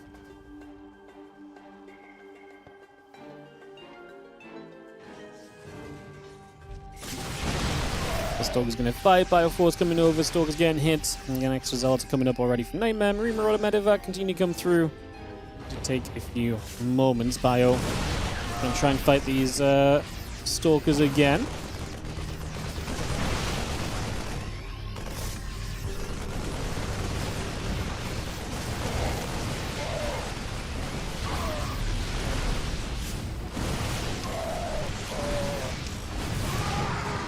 Go back and forth for a couple seconds in this. Bioforce still doing pretty well, just forcing this Terran Protoss army back. Is it going to be enough at the end of the day, though? I mean, Bio and the Zealots back. I think just the Zealots having that potential to charge and so is very scary. Just going to engage in again. Not letting these tanks have a siege. Feels very good, but at the same time, the damage output just is not here. We're trying to kill a tank. Good micro out of Ryung. Actually love to see that. That was awesome for him. Now the Bioforce is going to go across, just going to continue to chase for a little longer.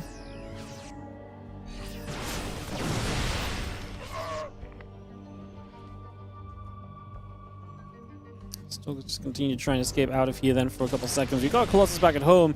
Nightmare supply is still up, just in that very moment. It obviously didn't look as though he was necessarily going to make all the progress he needed to. SCVs are here though, so let's see if Nightmare has enough overall. Army supplies are even. Is that good enough against the worker pullers? Ryung sets up with the aggression right now and looks to be very, very annoying. And they're playing it slow, but that does give you time to get bunkers and so set up, which is not exactly ideal. There we go, the big dive in. The Colossus putting some work in. I think Ryung's just absolutely melting. Jeez, he absolutely got destroyed in this fight in the end. Didn't think it was going to quite look like that as... Siren outside, celebrating the victory. Didn't think it was quite going to look like that. As that is going to be GG. And we go Nightmare advancing to the next round where he likely plays against Clem, but we don't actually have that decided yet. So still waiting to see if that is the case or not, I believe. Let me just check the bracket here, guys. Why is it not loading?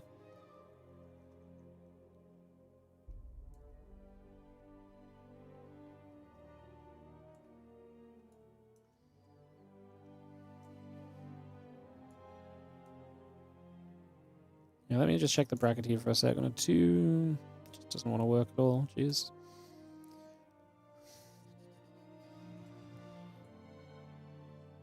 Beyond SHIN's about to start. Maybe we could go into that. Oh, Clem Nightmare is about to start too.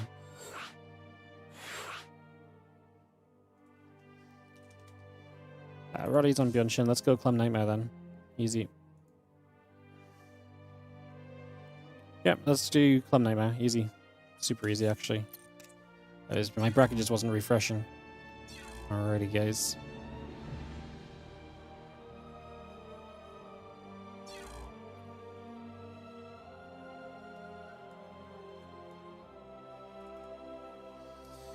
Alright, we will take a second, guys,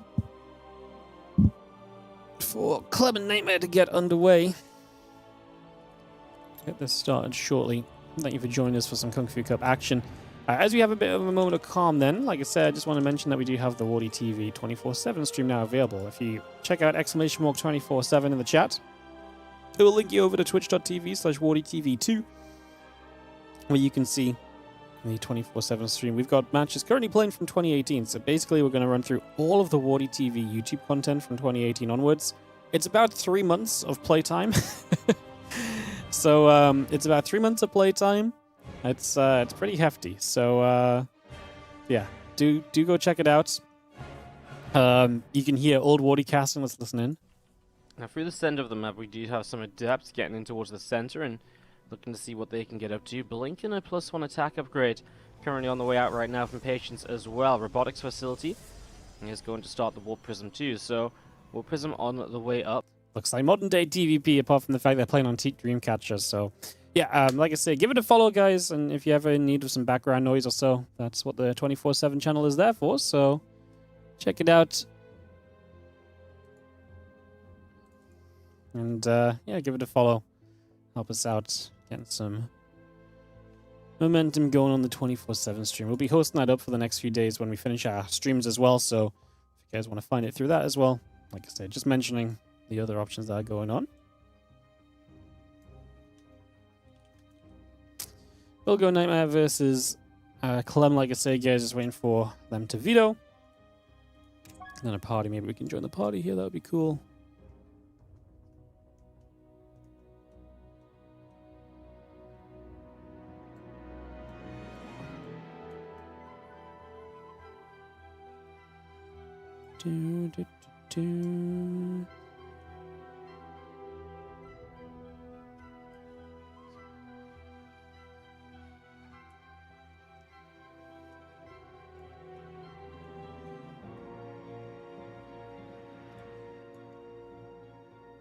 Alright, we're not allowed to join the party, but we'll jump in as soon as they have a game for us. We'll get that on the go.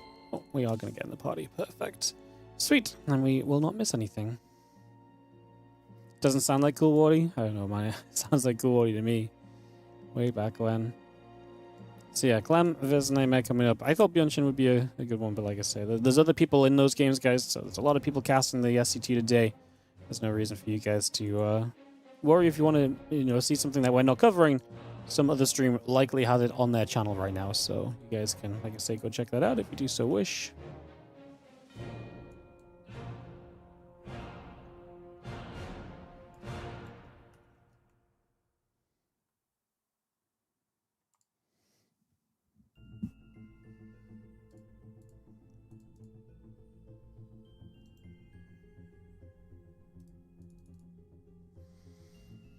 Cool.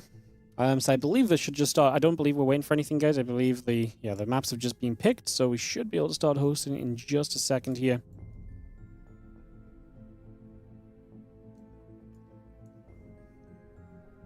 Rorschach, Eternity's Edge, and Rainfall are going to be the maps. So there we go.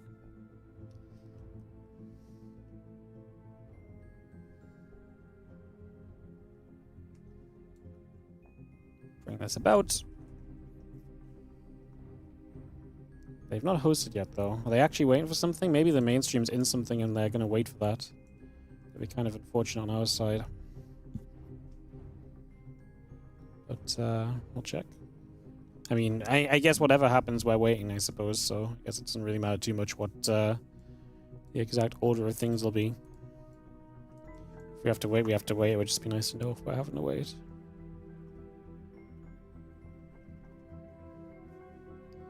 Just trying to figure these things out, you know?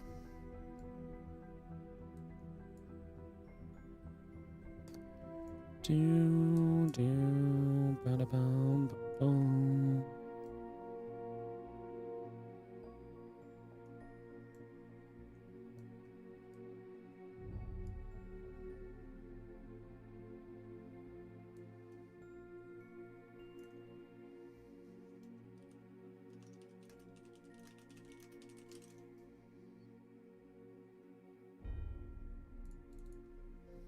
Just asking, guys, see if there's info on what we're waiting for, maybe. And if we are waiting for something, we could maybe just watch on someone else's stream while we wait for it.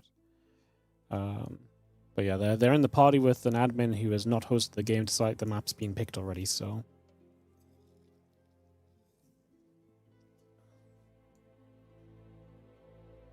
Oh, they were waiting for herO Percival and it just finished. Perfect. Never mind then, we're good. We are good.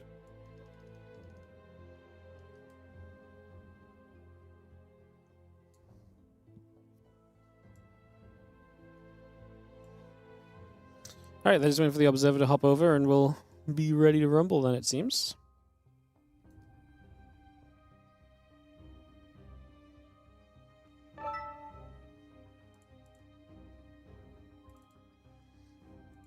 Alright, everyone is joining us, so it should just be a moment or so here.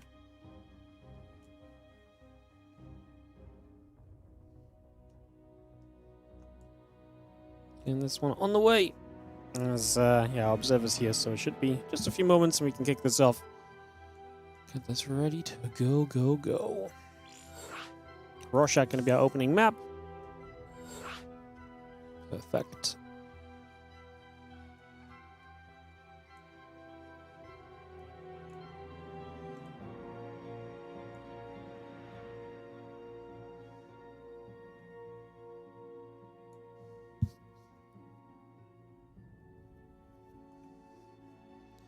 Just waiting for Clem, who's currently AFK, so once he's back, we'll be good to resume, guys. Get this back on track. Ready to go again?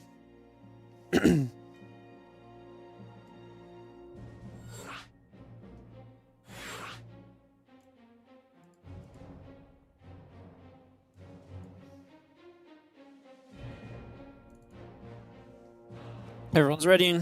We've got obviously a bunch of people here. Clem Nightmare, let's see if Clem can, I mean, it's been a very TVP heavy day for us, but just the way that's worked out with the matches that we caught. Clem Nightmare now, and then we'll continue after this, probably straight into semi-final action, guys, because some of the semis are already being set, so it seems like that will be the play.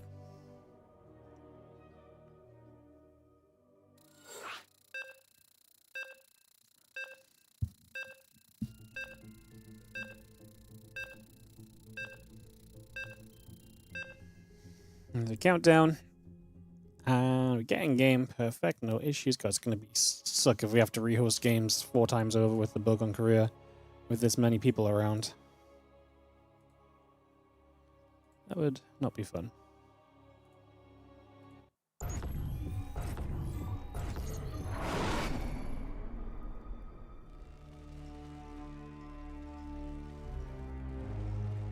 In the bottom left-hand side is going to be the blue Terran player. This is going to be Team Liquid's Clem. Here on Rorschach, I just said this map is not super common, but maybe it's a bit more common for the TVP. As Nightmare will play in the bottom right-hand side.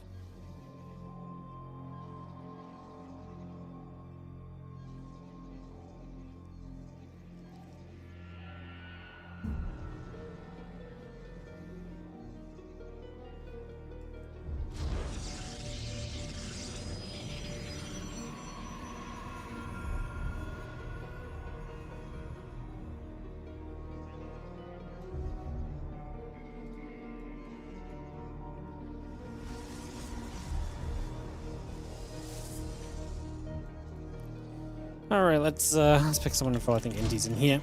Jump on Indy Cam. He's not moving yet, but let's see if we can grab some mobs in. There he is, moving now. Get this on the way.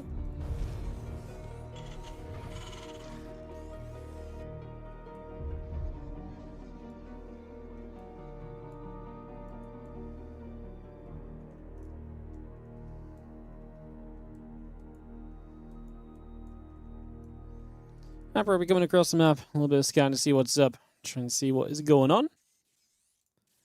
Putting some work in. Getting established. I'm just going to see that probe nibbling at the SCV.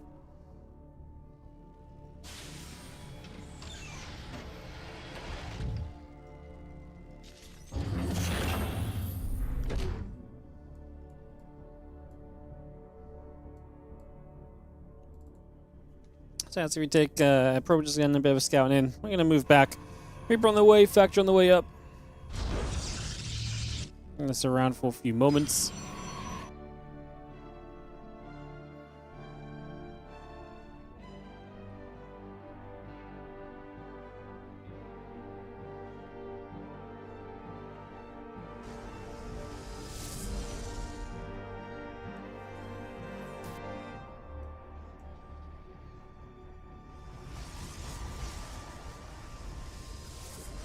Let's see this Reaper hopping up to the high ground, trying to see what's going on. Let's see this Reaper going to fight. A couple of pros going to pull into this, so Clem will start to put some damage out. Get some work in here for a few moments.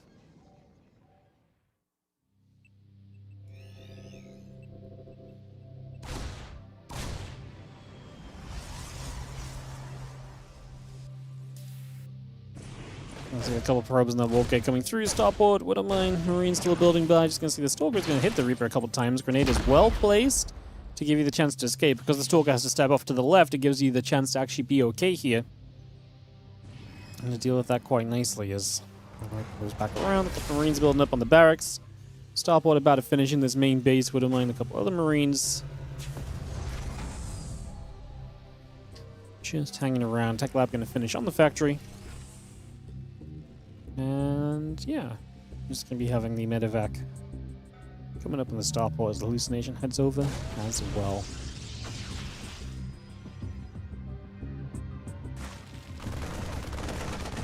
Marines got underneath. Hallucination takes some damage again.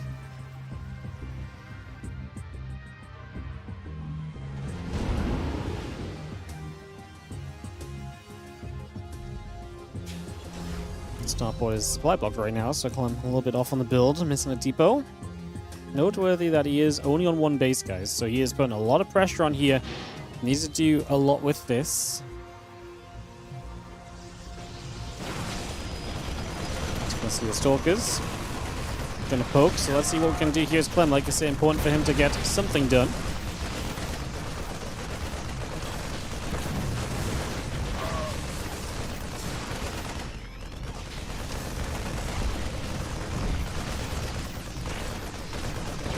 He's actually going to continue through. Stalker's in some trouble. That Stalker going down would be massive. I love the Guardian Shield, but do we have enough damage output? Cute little bit of Marine Micro there as well. That Stalker's still super low. Reaper on the other side helps to kill it now. The probes are going to have to pull in. I'm surprised the probes weren't here before. The Widow Mine is going to land on all of those probes. Nightmare's dead. Not even to the follow, but just to the straight up drop in the first place. That's kind of crazy, actually. It's kind of wild.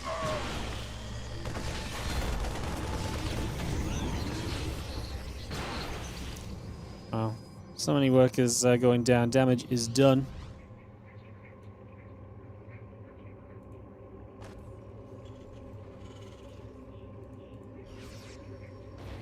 That is pretty crazy.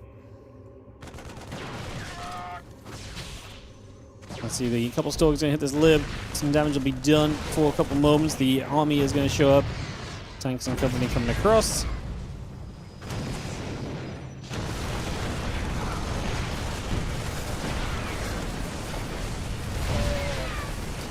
I'm just going to say GG. I mean, there's just no way after what we saw previously. Clem is going to go up 1-0 in this best of 3 with a very quick affair on Rorschach. The one base just gets the job done. Honestly, just the drop got the job done. Like I say, the fact it was a one base just meant it was a very quick ending after, but the game was pretty much already decided at that point. Almost no doubt about it. Almost no doubt about it. Crazy business. Alright, we're going to go at Eternity's Edge for map number 2, guys. Loading in a moment or so as we continue the games here today. Get this ready to go.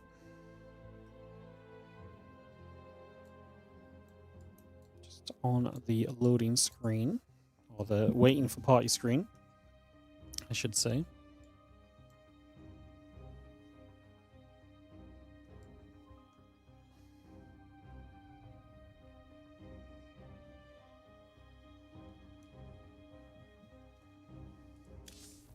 Waiting for Nightmare, who is maybe in the replay, maybe wasn't out of game. We might have to rehost this one, guys. Just take us a moment or two.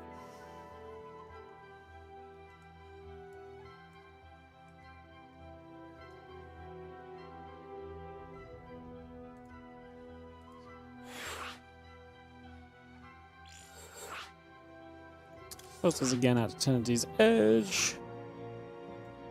Get this ready to roll, and we are in the lobby this time. So, Clem versus Nightmare Game 2 coming up, guys. Where's the rest of the bracket at? Sola loses out to Rogue, so Rogue will play the winner of this series. And then herO, we know, is going to be playing the winner of either SHIN and Beyond. It's, yeah, nice to see Rogue making a semis. We saw Sola making some WardiTV progress yesterday as well, so yeah, nice to see Rogue in having some success as well.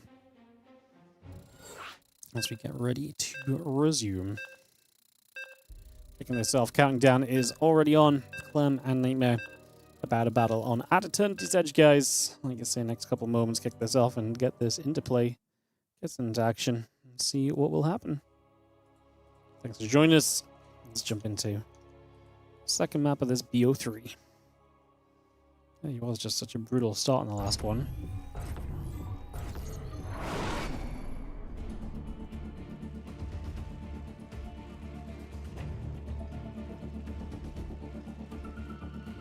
In the top left-hand side, with the 1-0 lead, is going to be Team Liquid's Clem.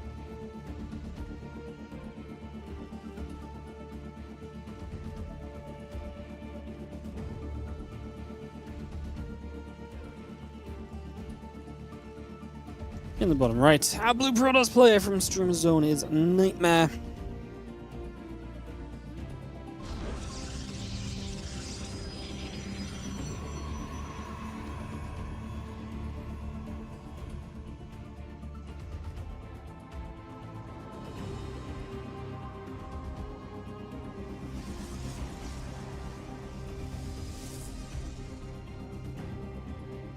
Game number 2 over the BO3. Let's see what is in store for us.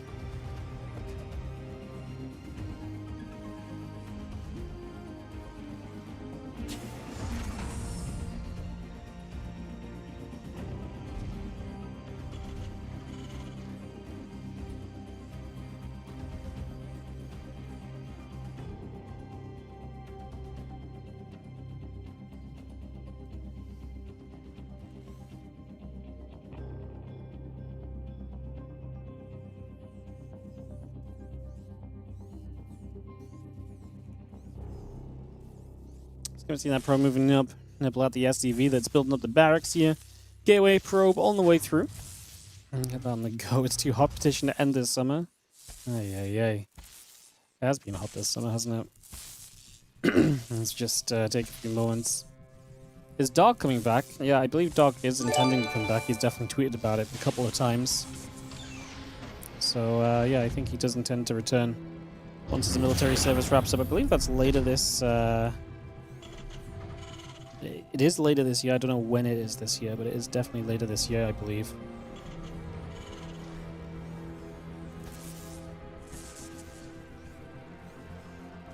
What does medium rest take? Say to a Marine. I don't know, Crash. What does it say? Just thank you for the 13-month resub. These SCVs have been nibbled, but we will eventually see the Reaper out and ability to come and deal with this as the probe will go down. Just comes in for one final scout just to try and get as much information as possible.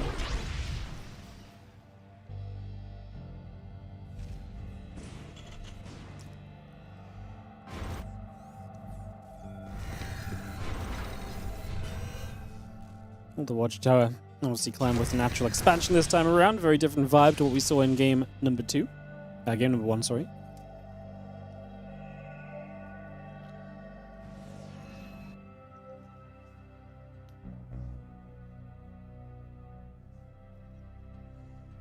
And so coming up about halfway done there. Hellion, Reaper building, Twilight Council probes. Stalking the warp gate on the way in as well.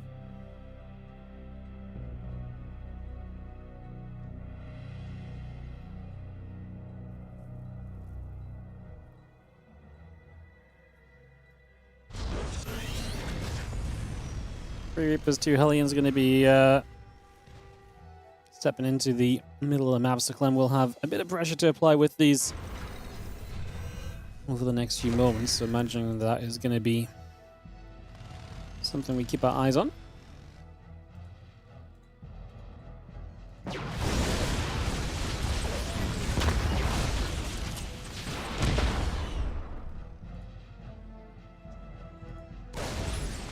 And a couple of Reapers and the Hellions going to be moving around. We obviously see a couple probes going down. Reapers and the Hellions going to fight through, so there's going to be 3 workers taking some damage still, so definitely some work being done here. Continue to come through this for a little bit. And yeah, Hellion going to back away. 5 probes down so far.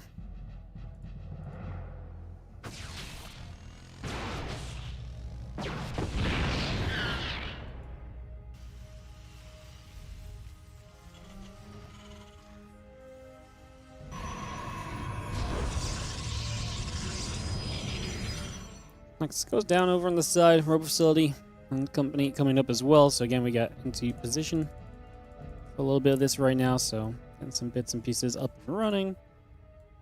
See where we're going to take things very soon.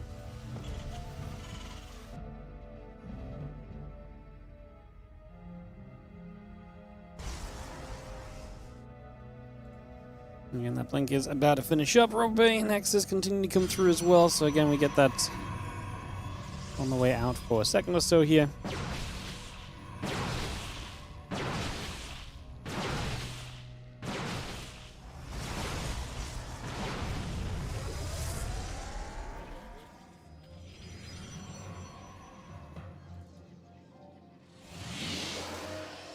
We've seen the few stokes coming back in. The Observer gathering about again, a couple of barracks coming up as well, so continue to bring a lot of this into play right now.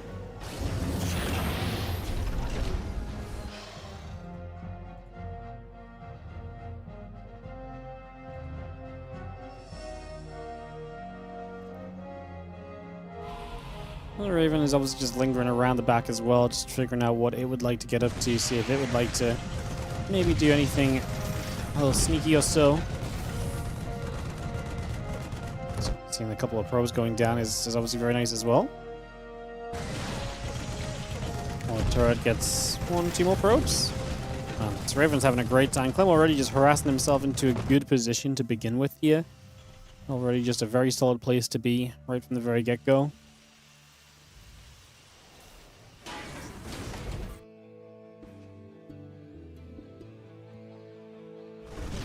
We'll just gather up against Impact, Combat Shield, +1 all building through at the moment. More stalk shots, Marines take some damage. Charge Thermal Lance and the Colossus still coming about. Probes in the gateway going about as well. Still seeing our Impact, Combat Shield and the +1 upgrade reducing on through. SCVs will take the chance to shoot a little bit. Mines are going to build. SCVs and Medivacs coming over. Marauders as well against Impact, Combat Shield, and the +1 continue to produce here as the Bioforce gets back to the center.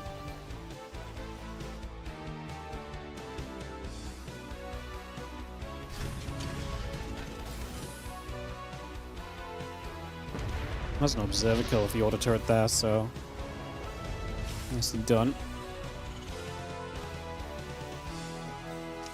And Bioforce will just gather. A few units still coming through. Prism is on its way up. About halfway at the moment. Thermal Lance again about to be done. Charge about to finish. Nexus Forge, Pylons, Assimilator. Continue to build by as well. So again, a lot of bits and pieces coming through still and getting into place.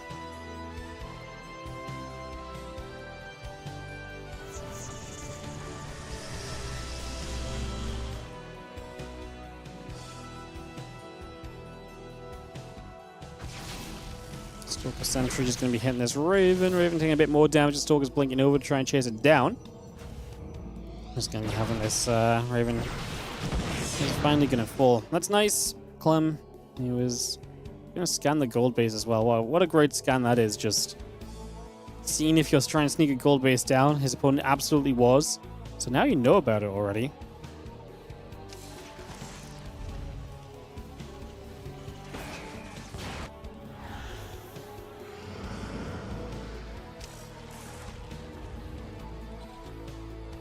Again, disrupting the attack, coming up.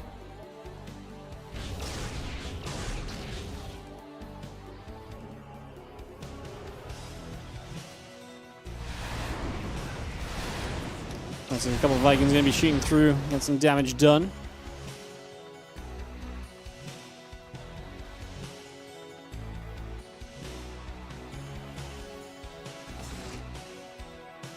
Zombie just going to settle in the center, so try and apply some pressure here already. See what we can get up to next few moments.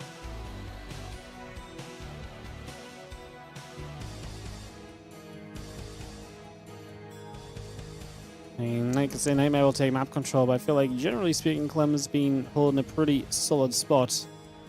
For now, at least.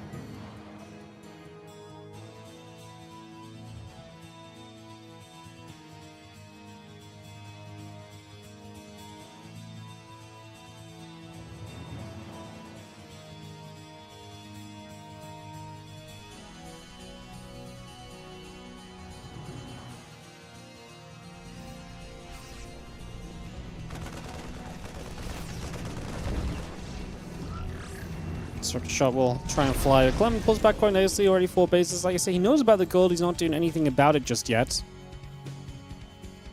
So stealth for the moment, +2 attack, +1 armor still coming about. The prism speed coming up as well.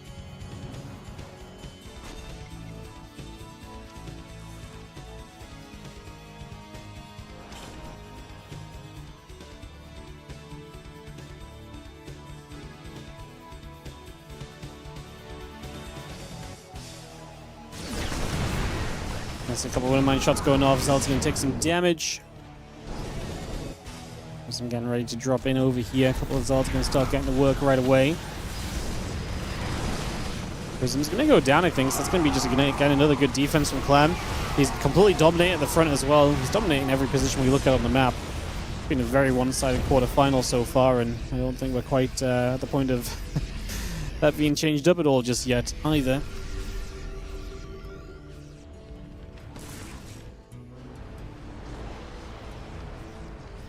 Stalkers, Disruptors gather back around. Just going to step away for a moment or two. Again, upgrades all coming up. Clem's about to finish his +2 armor, so he's going to be on an upgrade lead for a while as well. Full set of upgrades. Bio Viking over to the left. Again, he knows about this gold, but if he goes there, he's going to end up a little bit cornered, so he needs to be a little careful.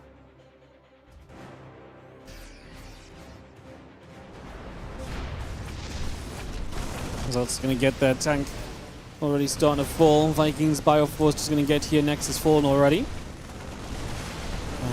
We recall the Zealots on this bunker.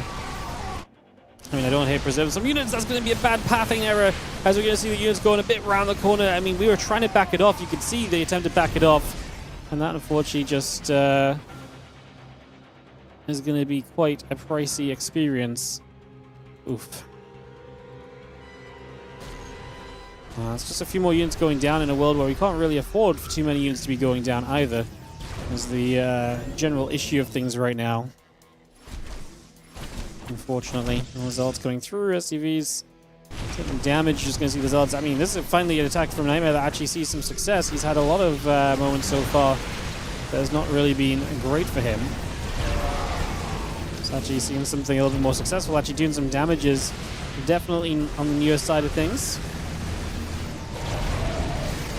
Bioforces are going to get over here, though. Nightmare is also going to have the attack hitting his gold base in the next few moments as well. So that also is likely going to be the problem. In just a few moments.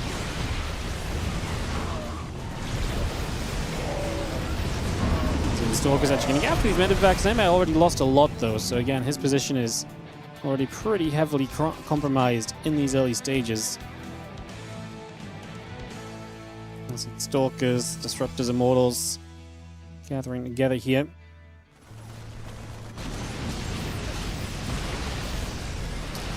We'll drop in the main base. I mean, we counterattack as Nightmare, but just don't see. I mean, basically needs these Disruptors to land pretty crazy connections to save you on this scenario.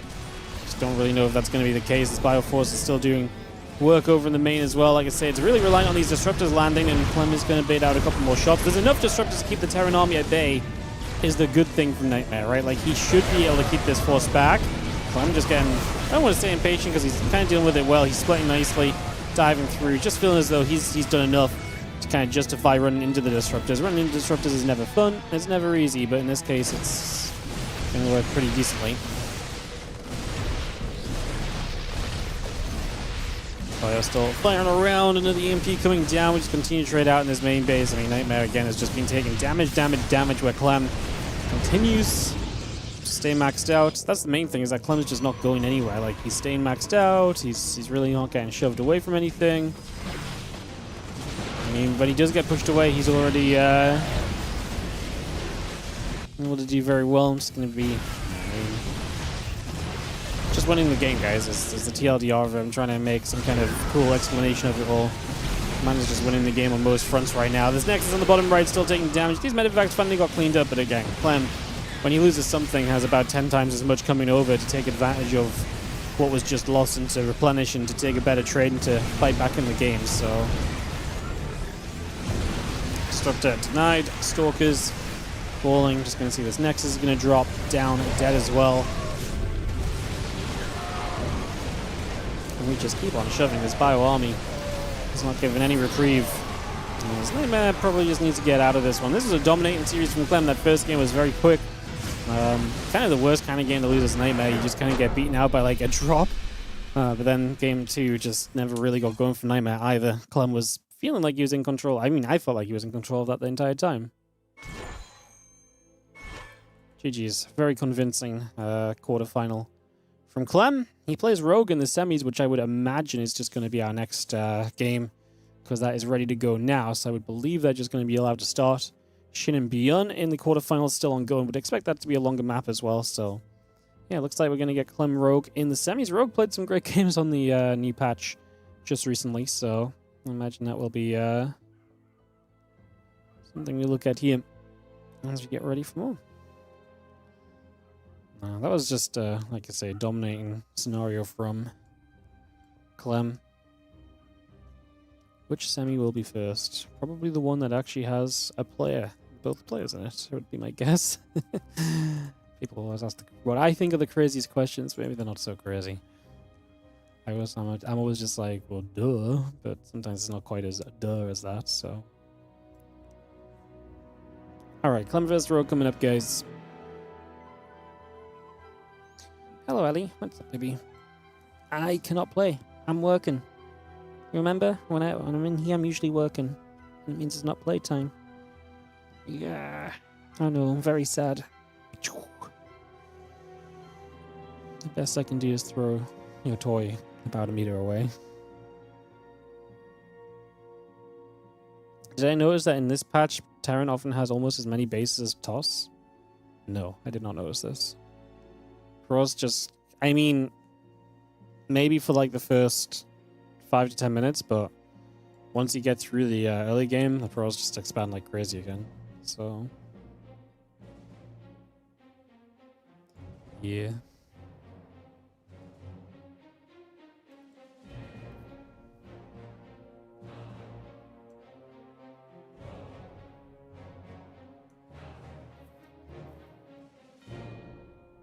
I mean, what has changed is generally pushed Terran into a better position in the early stage of the game, which is obviously nice. So Terrans get a bit of, but the problem is, it's like that was already the part that Terrans were good at. Like, I talked about TVP a bunch already, so I hate repeating myself, but it just still feels as though you've basically made each race better at the phase of the game they were already really good at, which doesn't really do anything to fix the problem, essentially. So yeah. What's up, Belly Bells? Bibs, I'm still working. You just checked on me 10 seconds ago. Yep.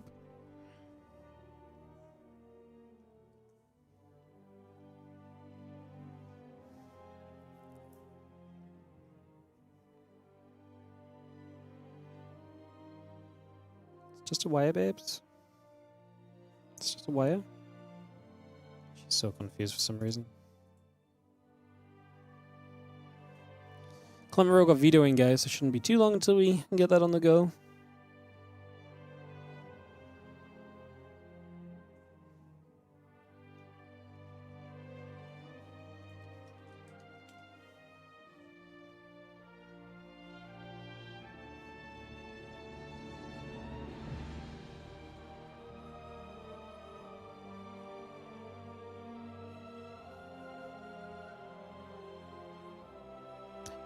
I think it's pretty natural for Protoss to be losing games, guys. Like, Protoss is the race that changed the most, so it makes sense if Protoss is the race that then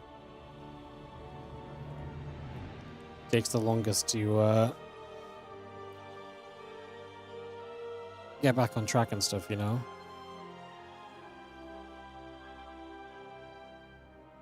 It's fairly self-explanatory, right? I think the thing that definitely seems to be the case is, I think, like I say, a lot of the Protoss players seem to think that Protoss is much better than Terran right now. So, if the pros are telling me that PvT feels good, then I'm not gonna disagree with them. So, yeah. It's kind of crazy that that's the case, but that is actually the case, which is, like I say, a little wild, but sometimes that's how it is.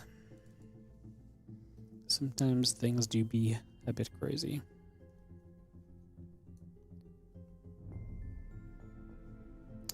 We're just waiting for Clem and Rogue to veto, guys. As soon as they're vetoed, we should be able to get this hosted up, get this on the way, get this started, and so on and so forth.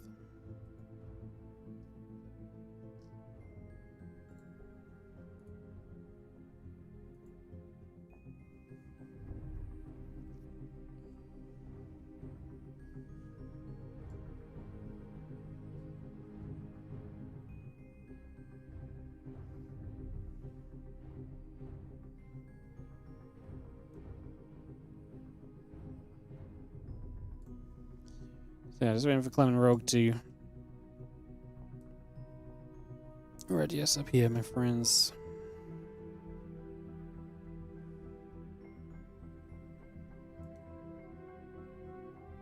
Hopefully just in the next few moments. Get this set to go.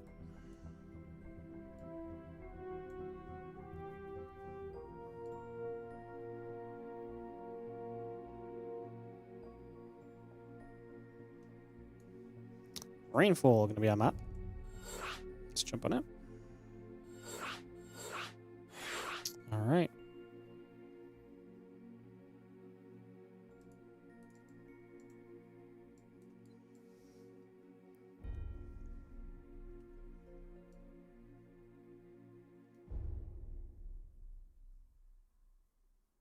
Starting this off in just a few moments, my friends. We are in the lobby, so it should be good to go momentarily.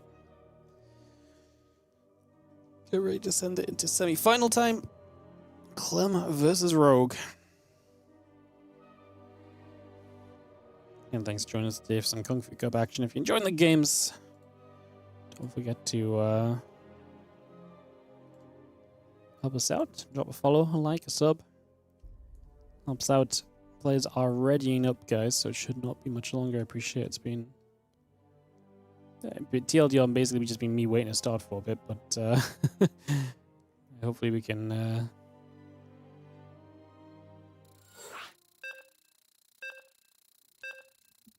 move on to this in a second. It looks as though we're good to go. Countdown is on.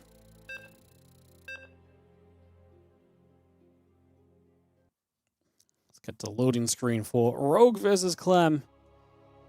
Best of 3 semi-final time. Here today.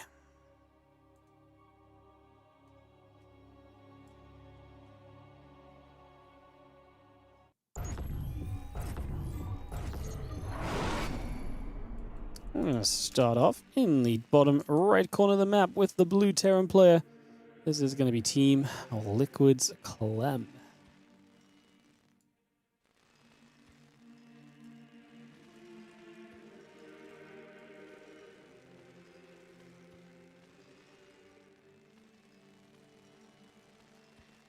And of course on the other side, based on what we've already been saying, it is going to be the Red Zerg player Rogue. As we get into the opening game of the semi-finals today. Get this ready to kick off.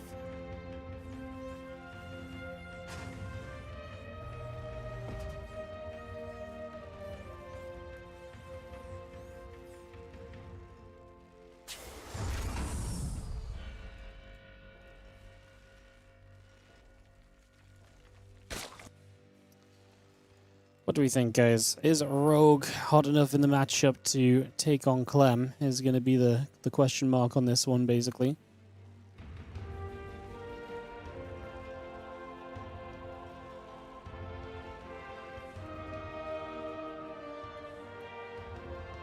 I think that's a tough one to imagine, but we shall see. We shall see.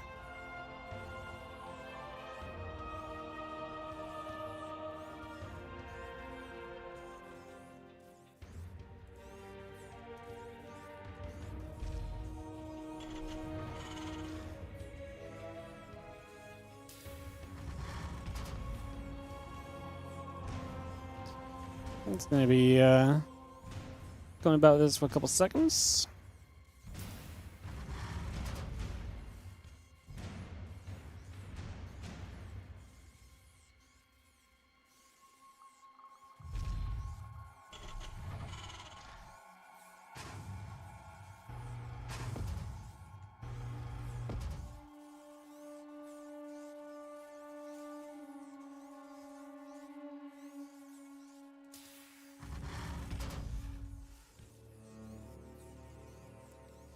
Maybe that CC first into the double barracks is becoming quite popular. It's something that, especially with the marine production, after you can hold off against a lot of the roach aggression and so on. So that's what we're seeing at the moment.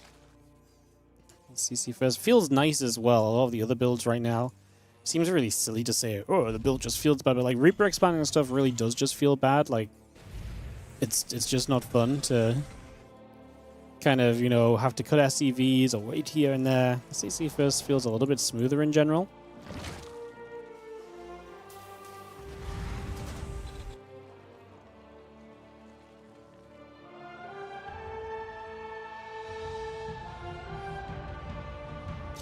Let's see that third hatch coming straight down over here. Just gonna pull this across for a few moments.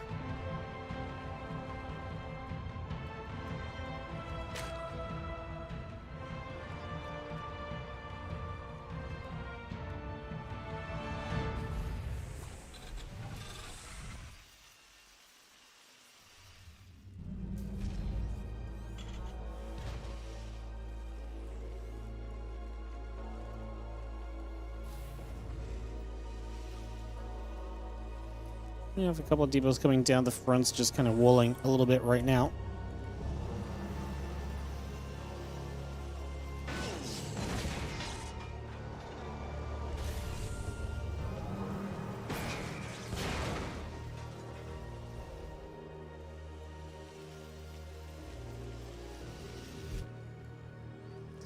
And we've got the stim combat shield on the way over as well. So again, Clem very biocentric in this game with the CC first. Again, into the double racks obviously gives you the chance to be very biocentric a lot of the time, right? You know, you're going to have the extra barracks up very early on, so it just kind of makes sense.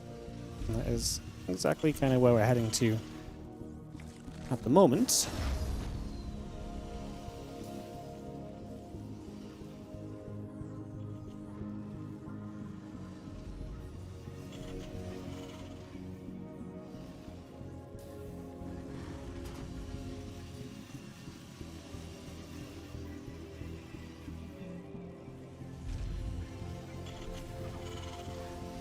And Marine count just gathering up, and here we go. Carapace upgrade on the way. Queens, Lings, Ovies, all coming through for a couple of moments. So bring this about. Just gonna see that mule dropping down as well. Yeah, Rogue going into the lag, going to the Carapace upgrade as well. So opting for this right now. We actually do have the Marines looking to get a move out. Clem's been doing this a little bit the last couple of days. Then these kind of heavy Marine move outs, not something you're typically used to seeing necessarily in the matchup, because, you know, we don't typically open with bio and avoid Hellions, but like I say, this is something Clem's been doing off the back of his command center first builds, so kind of interesting to see that being the case here and the choice. As Marines gather up, I'm just going to be seeing the stim in, so let's see if we've got enough. Carapace upgrade's not done, so this is before Rogue is kind of ready to deal with this, I guess, is fair to say. But he had a lot of Lings, and he had a good queen count too. You can see obviously his economy is in a very solid place right now, so he is in general looking pretty fine about this situation, I would say. I don't think this is too concerning of a scenario or anything just yet. It just feels as though he's handled it pretty fine, pushing Clem back. Clem doing a good job of preserving his units. I think that's one of the important things here, right? You do want to preserve these units. If you're not preserving these units, you put yourself in a bit of a rough position, because then it's very difficult for you to get back on the map later when the Zerg's already made a bunch of units. The last thing you really want to do with the Zerg is to let them kind of make use of their units and to trade. What you really want the Zerg to do is to build a bunch of units in response, and then you keep your units alive to use in a bigger army later, because then you're forcing the Zerg to slow their economy, have an answer, but you can't actually get much value out of those units still then as the Zerg in that moment, right? So that generally is the approach that you take in those scenarios, in those situations.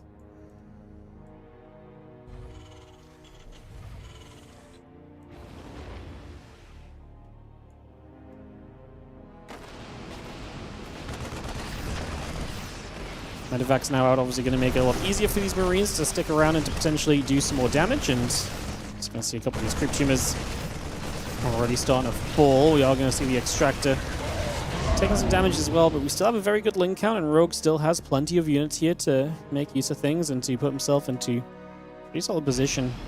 I'd say Rogue's matchup that's perhaps looked the best in the grand scheme of things lately has been, generally speaking, I think the ZVT. His ZVT's been good as well. Yeah, I think the ZVT has definitely been one which he's enjoyed, especially a lot more than like ZVP, which I think definitely has been a struggle for him. This Medivac's just gonna come boosting around, trying to see what's going on.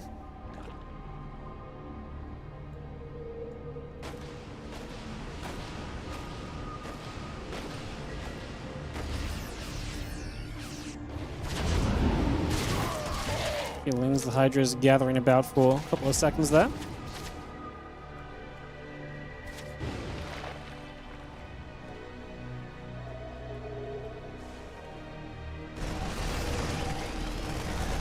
He's going to fight. Feelings are going to come around looking for the wraparound. Medivac's going to lift and leave, though, and we are just going to be seeing a couple of Banes not going to manage to reach Clem.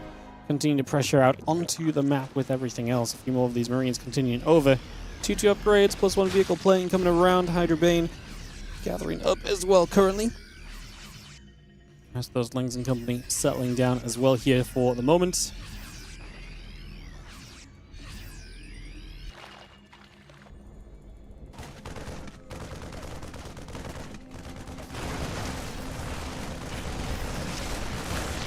A few of those Lings just gathering for a couple seconds. Bioforce going to sit here. Nice little pre-split. A couple of Banes got close there. I would have minded those just trying to connect.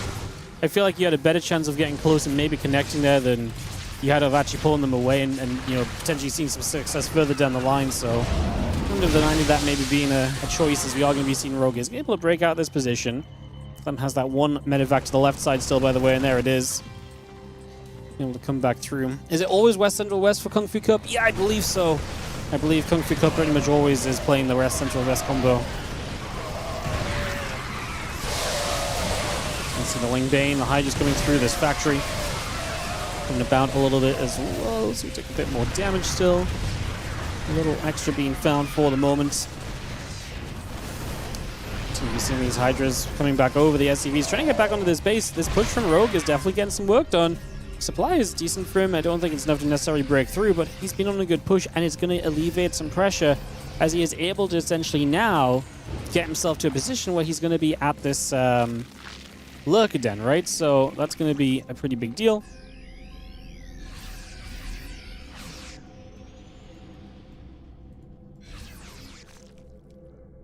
It's going to be having 2-2 upgrades still continue to come about here, so again, we start with that for a couple seconds. I'm just going to be seeing these Lings looking for a bit of a wraparound.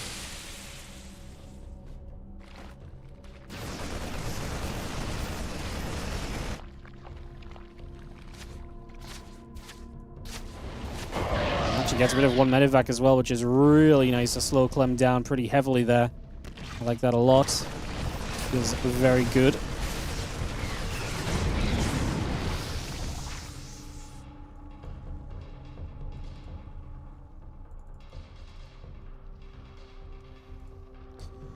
Again, Hydra still comes across, and again, just going to be gathering around there for a couple of moments. So again, holding out for a few seconds.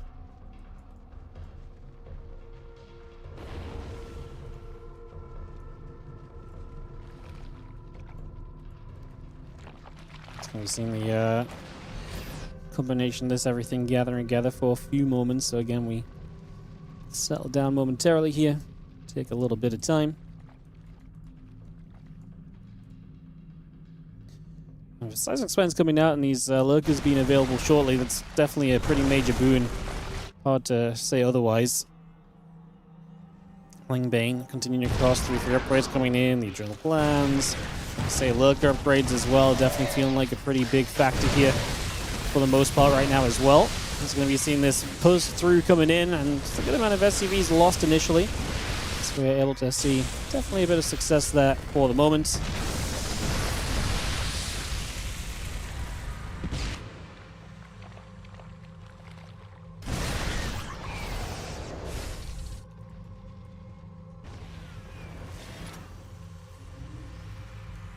Medivacs continue to gather about. Just going to be seeing the 3-3 still coming through as well. So again, bring that into place, bringing everything over. Getting ourselves settled in still.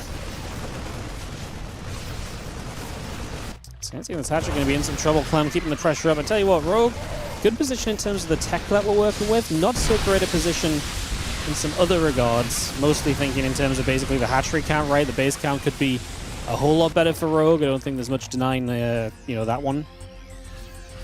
Well, that could definitely look a little bit tidier, but it's going to be seeing a little bit of mine shot going off there as well. Bit of damage being dealt.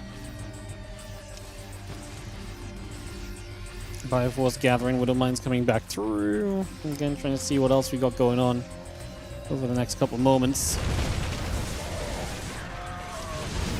Just pushing down the Liberator. Supply is still very even, and again, neither player really has a massive bank, so every moment of this right now is very important to determine where we're kind of headed to and what kind of game we're going to continue to have here, essentially, over the next few moments.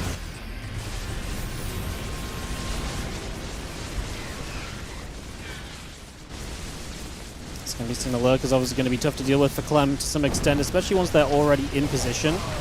Definitely puts you into a little bit of a tougher scenario.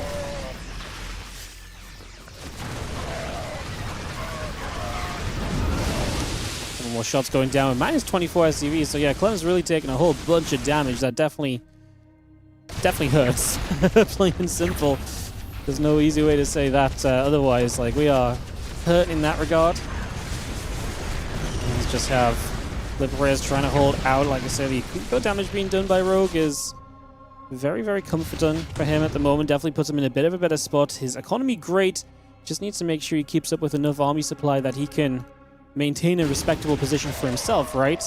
You don't want to end up too far back and unable to necessarily do anything for yourself here, so gotta continue to work on this.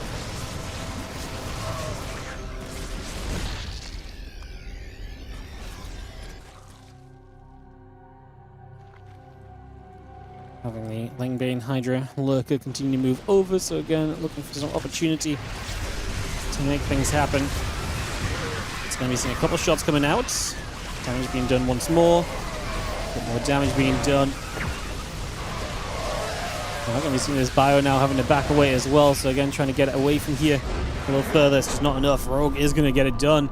He's going to get GG's called, and he is going to go up 1-0 in this best of 3 semi-final matchups. So Rogue showing up, like I say, getting to the tech, alleviating a lot of the pressure from Clem at the right times to give him the chance to get through, get to the tech he needed to really help him close out the game. Even when Clem kept a lot of the pressure up and running, kept him in a good enough spot that this was absolutely, you know, playable, sustainable, and all the rest of it. So,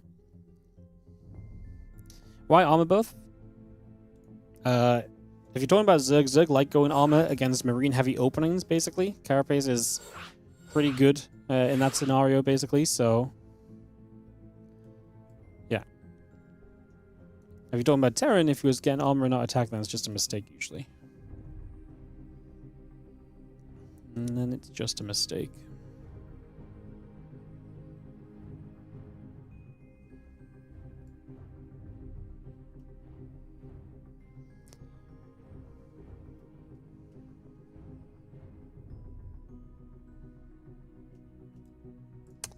We're all in the lobby, so we're just waiting for everyone to confirm that they're here, and we're going to be going, guys. Kicking this off in a second.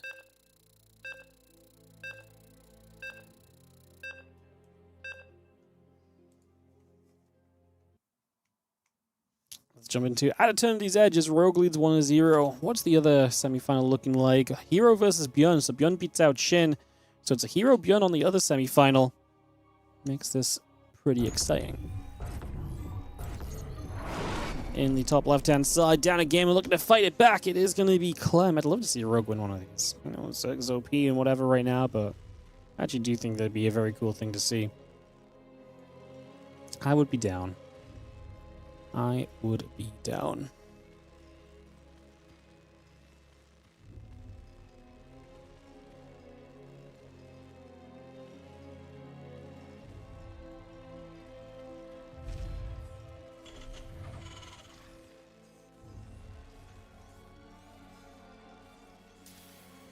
Playing that upper left and Rogue in the bottom right for this game 2 now.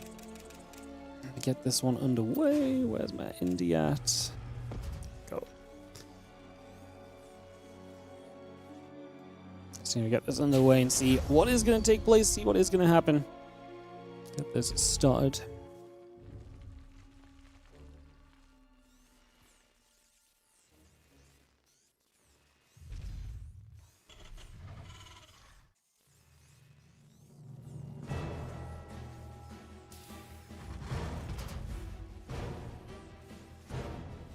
Rex and the gas continue to come about for a couple moments, so we bring that straight through. We get that on the go. Continue to bring this up for a few moments here.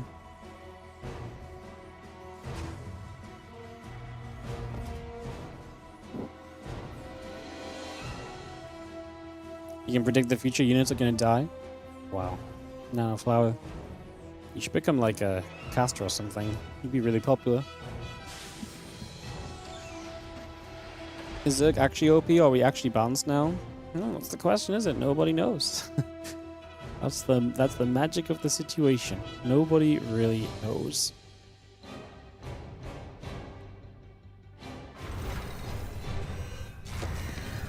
It's cool, right?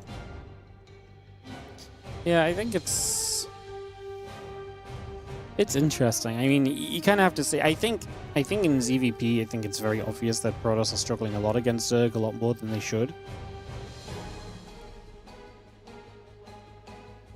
Just because I think in the way that the Protoss have to play as well. Like, I just don't think it looks great, but I mean, it's a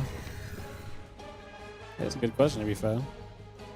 Is it struggling, or do we need to wait for the meta? I mean, waiting for the meta is Stargates. So if you want to, if you want to see like a bunch of Stargatey,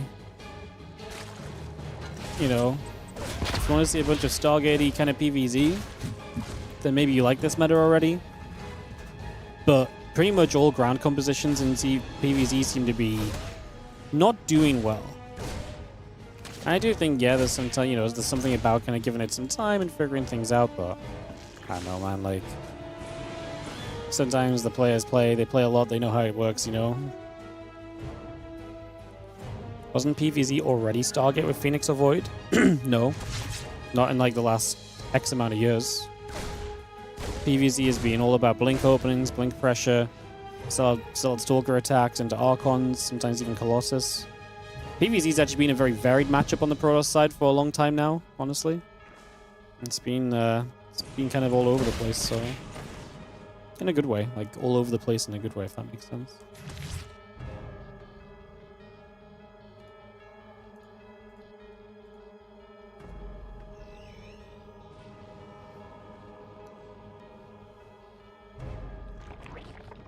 Yeah, I don't mean like just you open Stargate. I mean like we're playing Sky Toss from the start of the game because playing ground units is just not viable.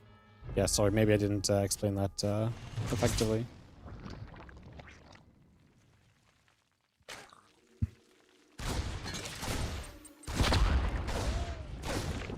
Is just going to show up and try and put some pressure on, put some action into place.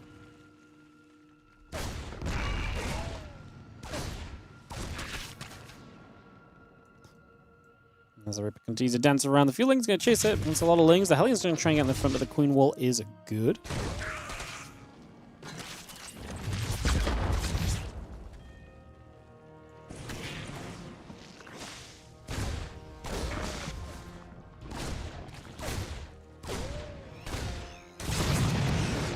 Four drones go down. It's pretty serious work to start the game off playing simple. That's a pretty fantastic beginning. Don't really need a second explanation on that one, I don't think. That's going to be seen. A few coins gathering up. The few Hellions are going to pull away. Carapace, Link Speed, all coming through. Got that layer on the way up as well, so just bring that into position at the moment. Get that on the way. Get that started. And the Hellions are going to poke through. Just going to go after a drone.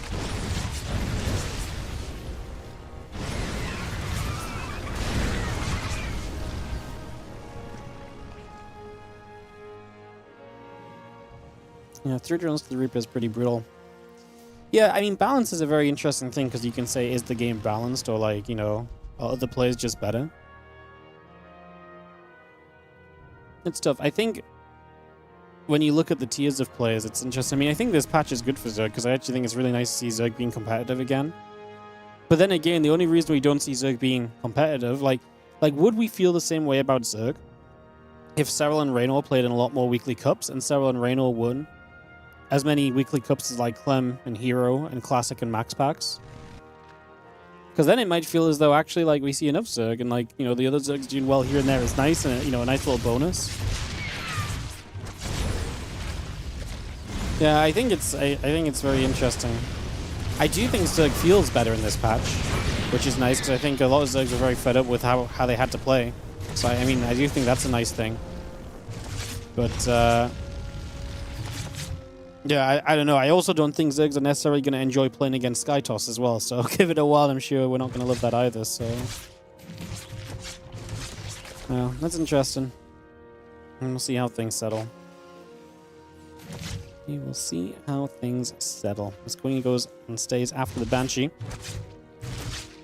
Queen's actually going to get the Banshee, maybe. It's all fun and games until the Zerg starts fighting back. Those dastardly Zerg. Fighting back the other way. Unbelievable.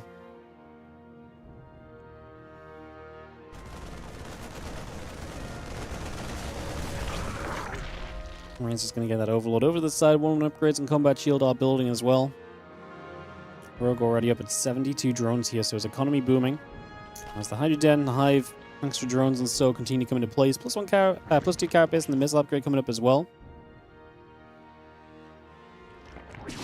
Good to see Zerg strong. Isn't it Terran's turn to be strong? When do we get all the non-pro Terran players becoming the best players ever? You know? Unbelievable.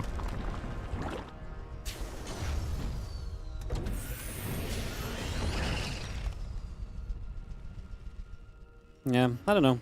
Honestly, I don't think this sort of stuff would be that bad if it just got updated more often. Like, say in like, even like 6 months' time, right? Like, say Zerg's a bit broken right now, but in 3 to 6 months we get another patch that's going to shift things again. I don't think anyone cares, right? Like, Zerg has that, Zerg has their patch. Next time we see what happens again. You know, it'd be fun again, you know. People would complain a lot less. I think a lot of the concern now comes from the fact that this is probably the patch we have for the next 1 year plus, or close to a year. And that's a very long time if things are still a bit busted and so on, right? So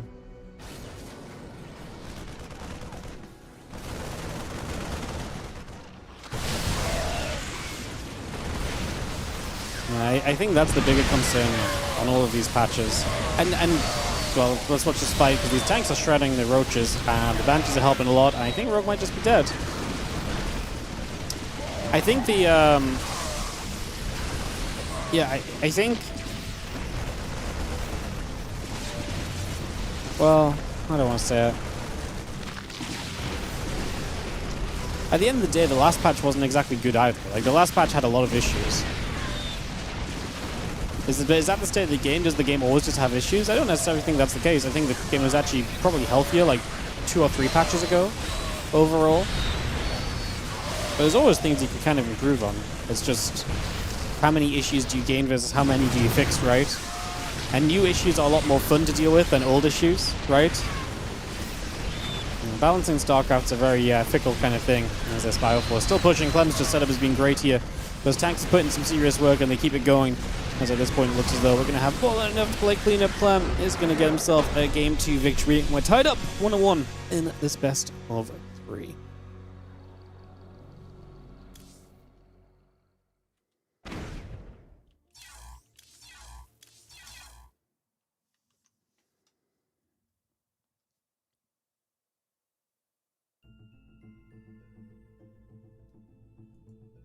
All right, we'll head into a Game 3 then, a deciding map of this semi-final, guys. Clem versus Rogue. After this, herO versus Bjorn, and the finals after that.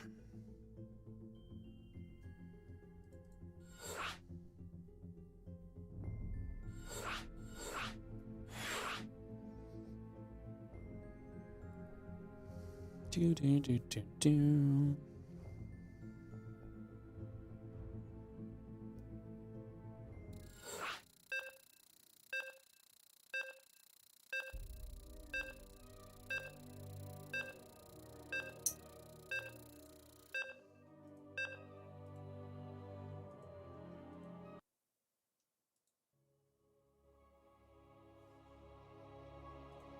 Countdown, as you can hear, guys, was on. So we're heading to Game 3 at Sanctuary for this deciding map. Be into this in just a few moments.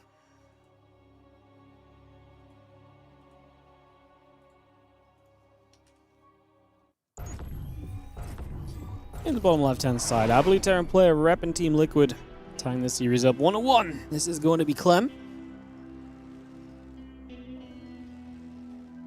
And the top right, our red Zerg, is going to be Rogue.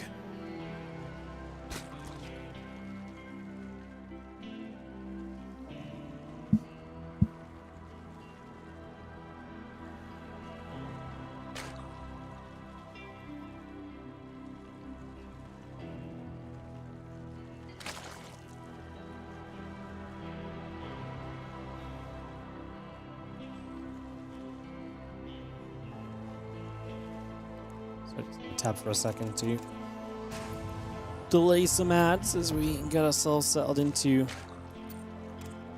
Game 3 on Sanctuary.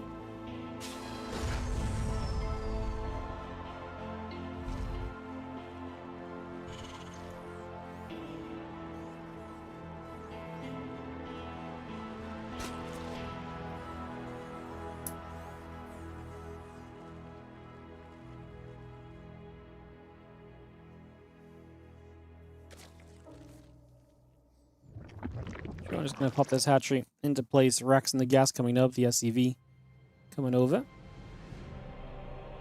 Again, first couple minutes going to take a second, but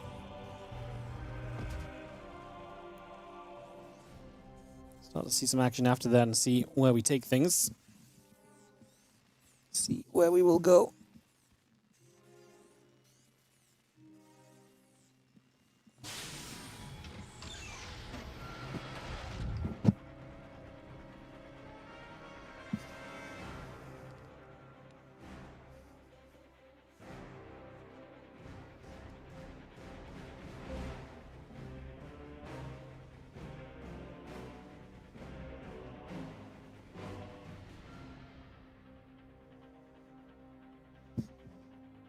Yeah, hatch gas and pool coming about. Just going to be seeing the Reaper coming up from Clem. Command center starting on the low ground. Getting that underway.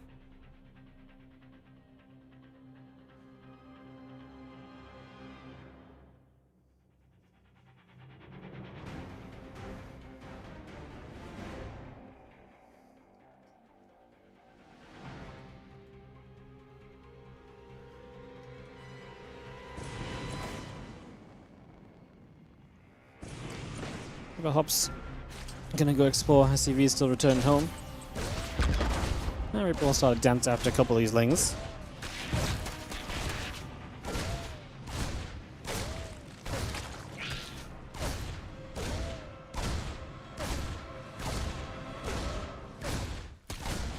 We're just gonna shoot again. A couple of those lings taking some damage. A few shots coming about. Reaper is gonna hop over.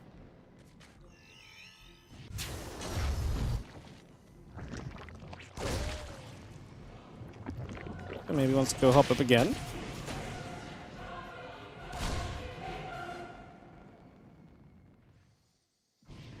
And triple CC from Clem, so we are just going to 3 command center it. Looks as though this game we are going to make way for the factory to produce the Hellions early as well, so get those Hellions out. Obviously we had that last game as well, so we'll see a bit more of this over the next few moments.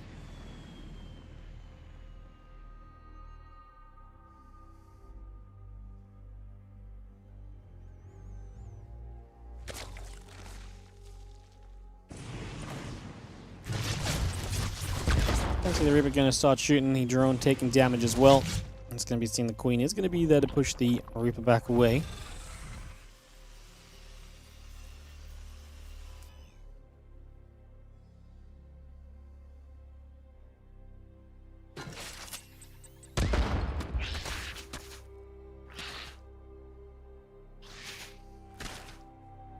The Ling's going to come over. Lean just going to be there, pushing those Lings back the other way again. Also trying to get in position a little bit. And Queen's carapace upgrade coming through. Just got a few more drones coming about.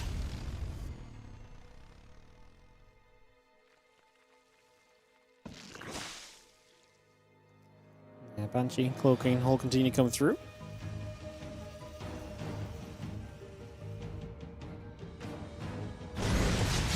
Hellions, Reaper going to get a quick teamer as well, which is nice. Always great to grab that.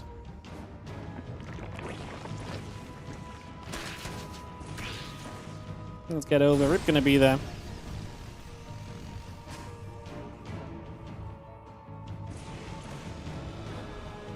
Again, Tech Lab is about to finish. Banshee and the Cloaking still coming over.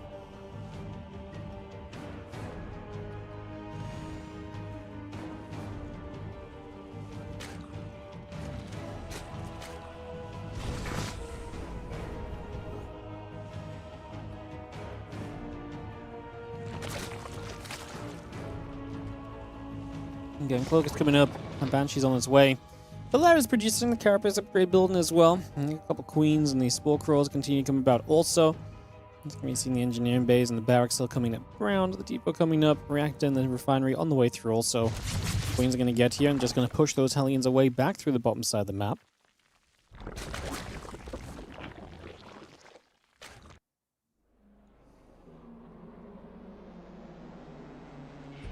Hellions just going to retreat all the way back. Another Banshee going to show up here for a few moments.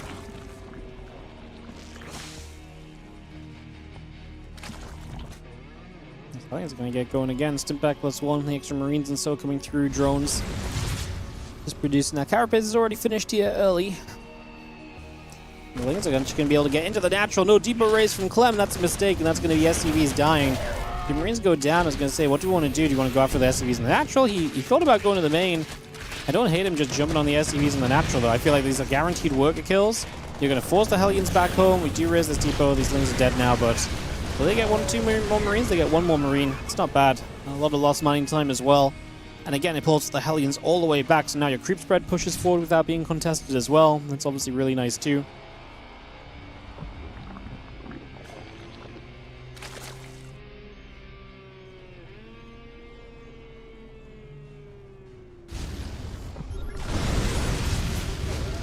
Hellions will be there. A couple more creep tumors being cleaned up.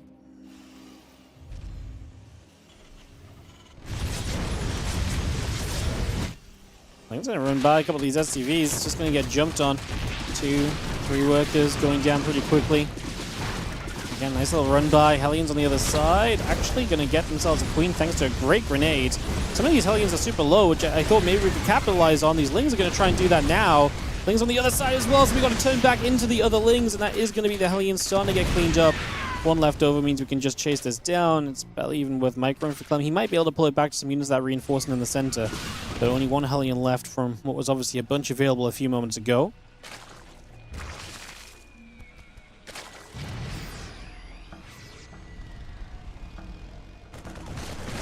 Marine step forward, Overlord taking damage. The Lings wanting to run through again.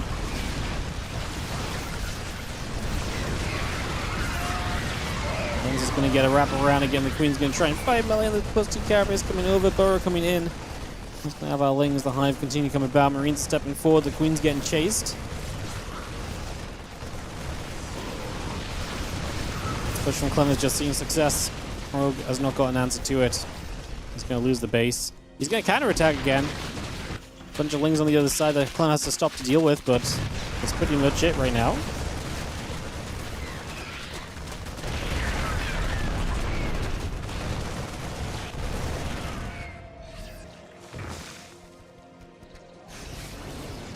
Some tanks still gather around. Just going to be seeing the Ultra Cavern. Extra Lings, a couple Queens, and the +2 Carapace upgrade coming about as well. Still got the 2-2 on the way from Clem. The factory, extra Marines coming over. These Lings looking to get a wraparound on these tanks, on these Marines. Just does nothing. +2 Carapace finishing. This is not going to be in time. Clem to the finals.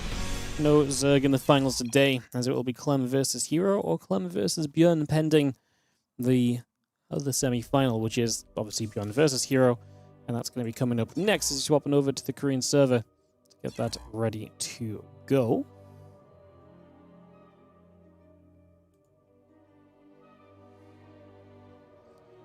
Cool.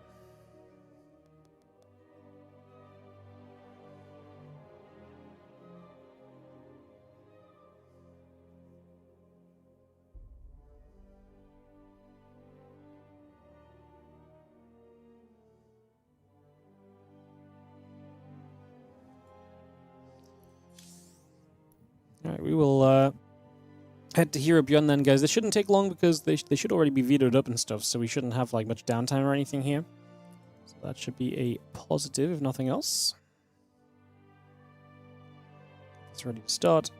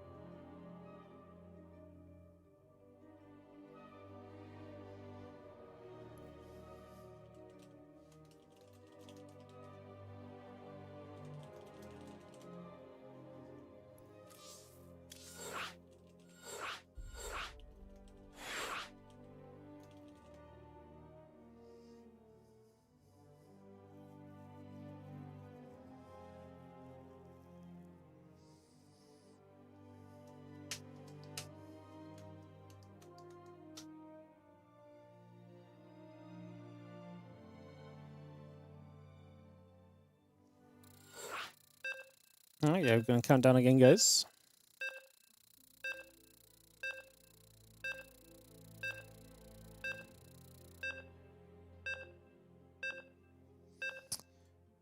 Yeah, still bugged.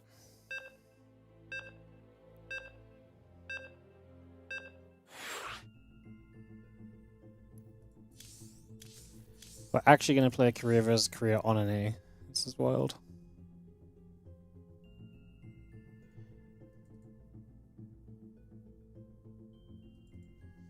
Alright, we're going to play the career versus career match on NA, guys. That's the state of the Korean server, unfortunately. Yay.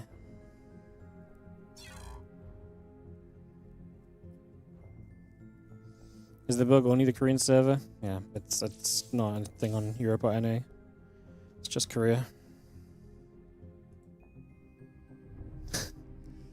So annoying, man. So annoying.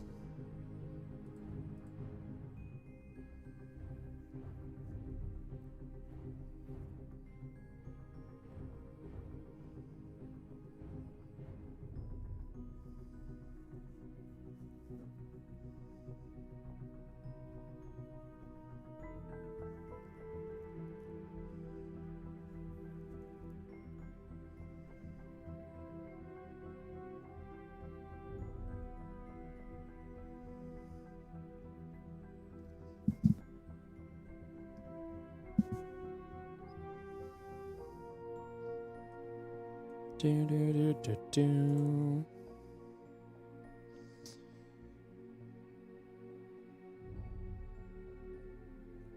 You're the best. Can't thank you enough for being so consistent with your streams. Thank you so much. No worries. Thanks so much for watching.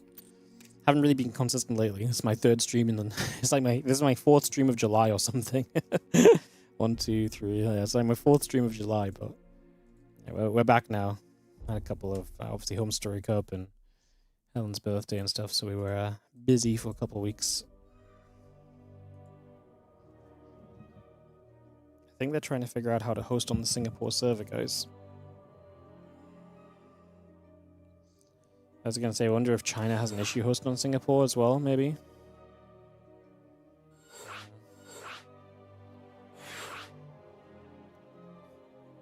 Alright, Singapore. I can't wait to see who lags out in Singapore, though. You know that's going to be a thing.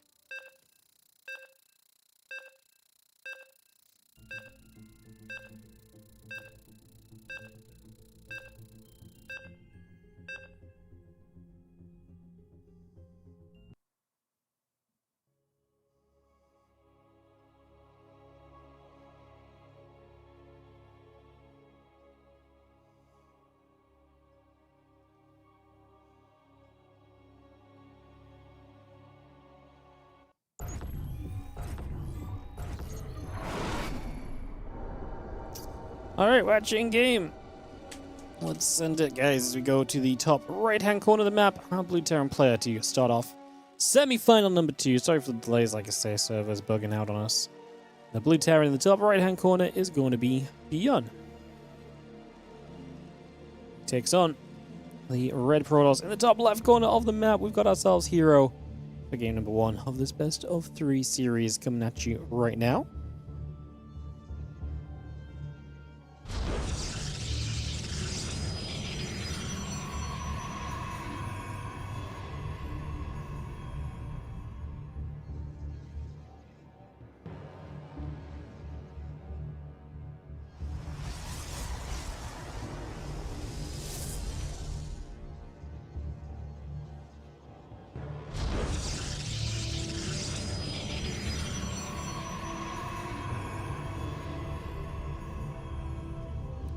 Alrighty.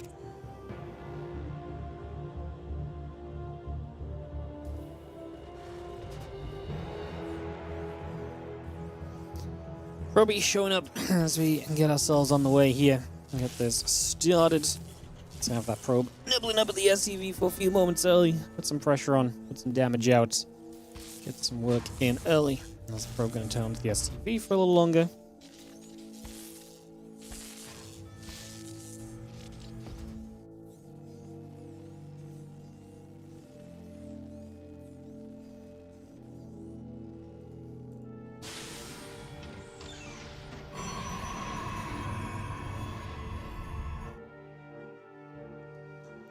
Have our probe stepping through, and again, Cybercore coming up. Reaper and the Orbital Command is coming about as well, so continue to bring that into place for the moment.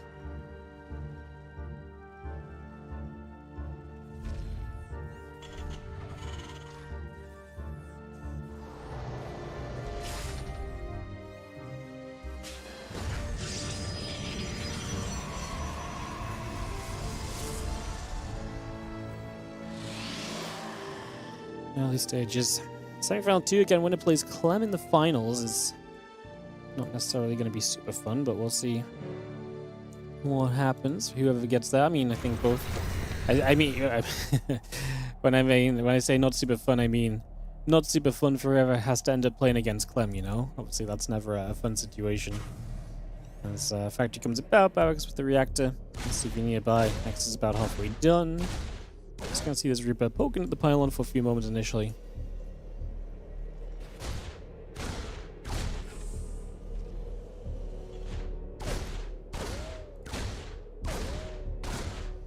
Just getting this settled into play for a few moments.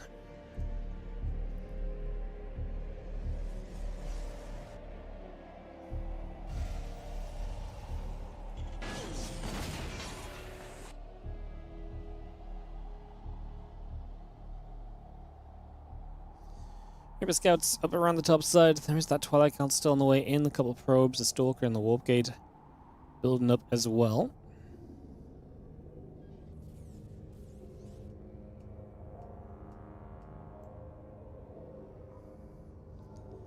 Reaper heading down into the center again. Cyclone, a couple of Marines coming about. Starport building straight on through for a few moments. Continue to bring that into place.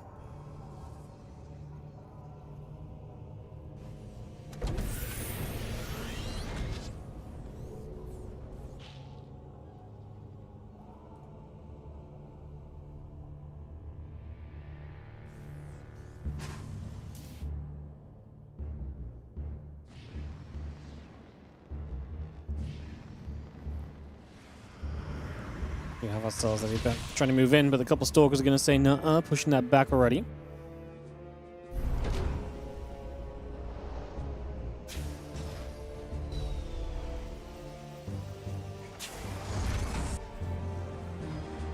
Once again, the Zealots out. Chrono, just using the straight-up gateways is obviously pretty powerful, and that is going to be a lot of what we work with for the moment. So bringing that about.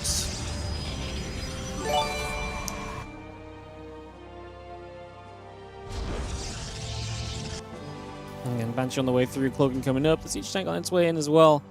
And again, have that charge.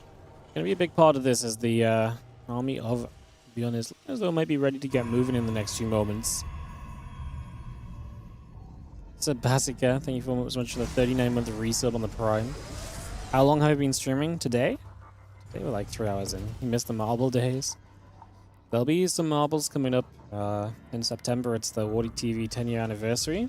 And I promise you guys there will absolutely be some marbles. I'm working on some fun ideas for that, so yeah. There will be some marbles, guys. Fear not. 10 years. No, so 10 years of WardiTV, but I've been streaming since 2011, 2012. Yeah, it was my 10-year full-time anniversary last year. This year is 10 years of WardiTV. And, I mean, I was streaming before I went full-time as well, obviously. I can check how long you've been following. Yeah, I think you just click your name in the chat. I should tell you. You've been following since September 2nd, 2016.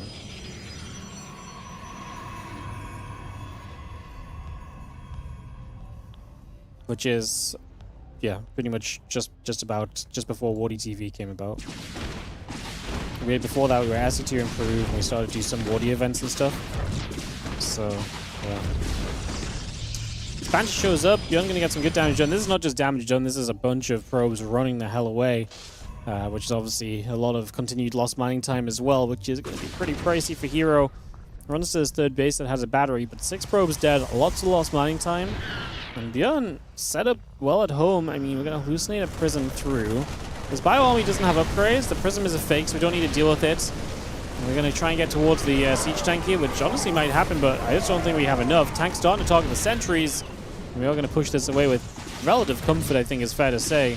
That was not a difficult process at all for our Terran player, who is back dealing damage on the other side of the map, and herO is not dealing with this well in the slightest so far.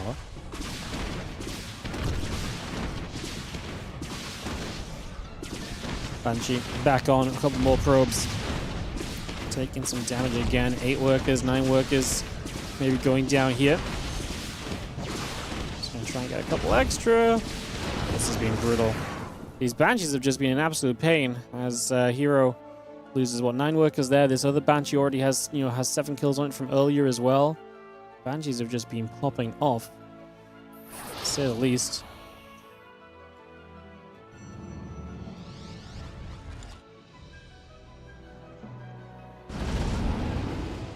Seeing the +2 attack, the Prism and the Robo Bay continue to come about.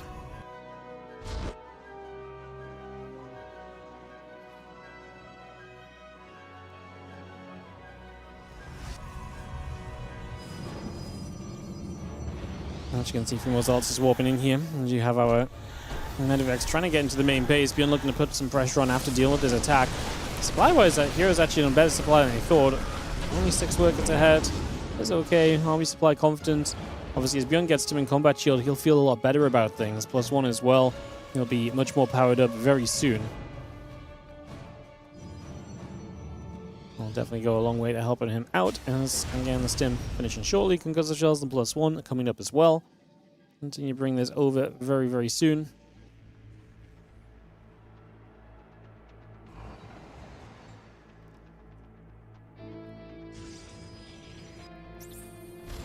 Army will gather together. It's going to be seen as Bioforce stepping up. It's going to get that pylon taken down, Watchtower taken. And beyond. I mean, that forward base that's being taken right now should be a pretty reasonable catch.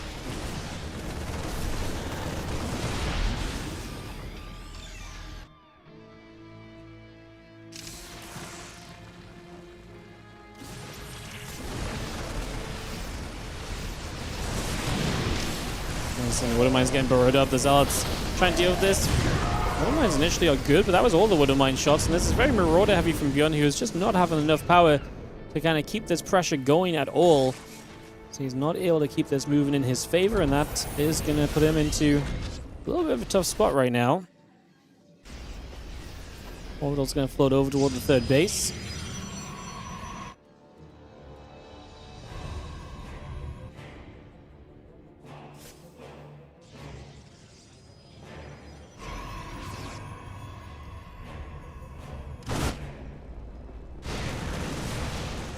Still hitting those rocks, a bit more damage being done. Finding ourselves some openings. However, herO is setting up on the bottom right side of the map, and that seems to be his access point being created in these next few moments. So shot fires doesn't quite land on that Marauder just yet. And see the next taking a few more shots as well, so a few more hits coming in on that one. You know, going to be, I mean, seeing a lot of SCVs go down, so the counterattack of herO is absolutely working wonders. Loads of SCVs down, defense over here looking good. And it looks as though this in general is going to be plentiful in the end. Is just going to be seeing herO holding this back. Man, it felt like this was not a bad start from Bjorn. No, he did tons of damage. He defended really well against the initial attack of herO as well, and then just died. And then he just died. It was a very strange experience, no?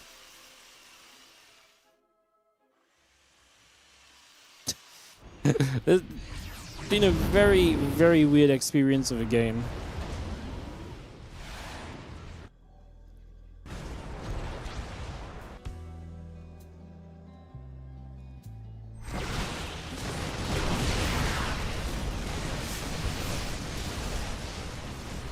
I don't really know what to make of this, honestly. I'm a little bit baffled. I'm genuinely a little bit baffled, honestly. I'm genuinely a little bit baffled. I mean, Bjorn is going to go for this big drop. Yeah, I guess it's not done yet. As we continue through and look to deal with this.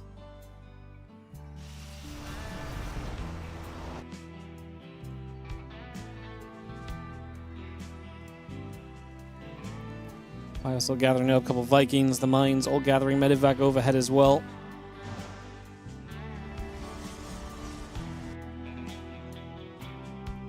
We've got more Colossus coming out, so the tech is there from herO Beyond. Viking Marine Marauder coming up as well here currently.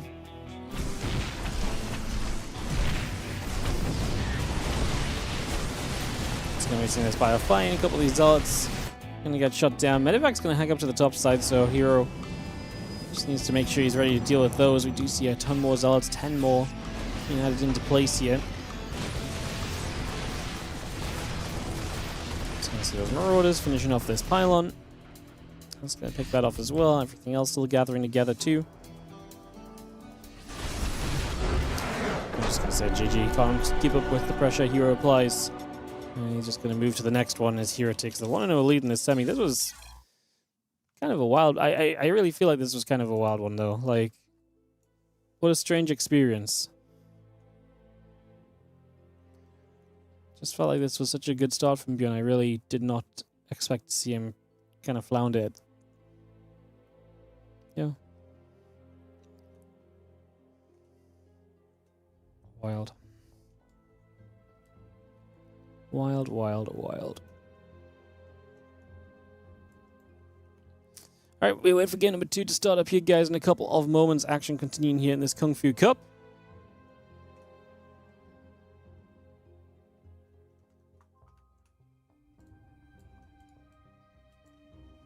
Fear and Faith going to be our map. The 4-player maps are getting played quite a lot in the they're getting played quite a lot in the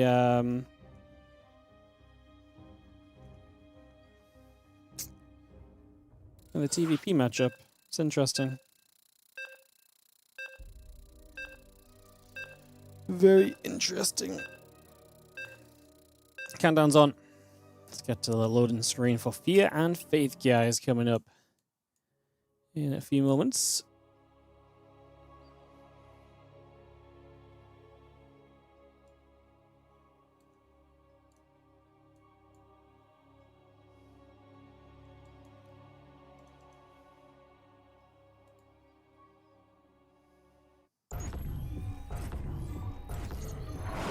Let's see, loading screen looking good. When we get to it, we are going to get vertical spawns within the bottom right. Our blue Terran player being Beyond. And in the top right, our red bronze player being herO.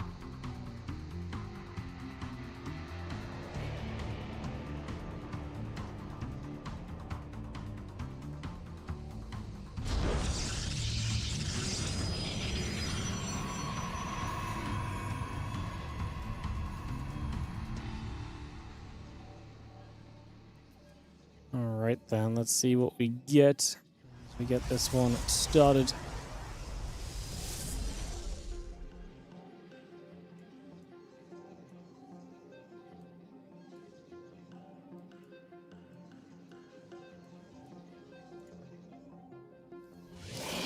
Gonna piston away on this Nexus. Maxing the gas coming up for a few seconds. We'll bring this about.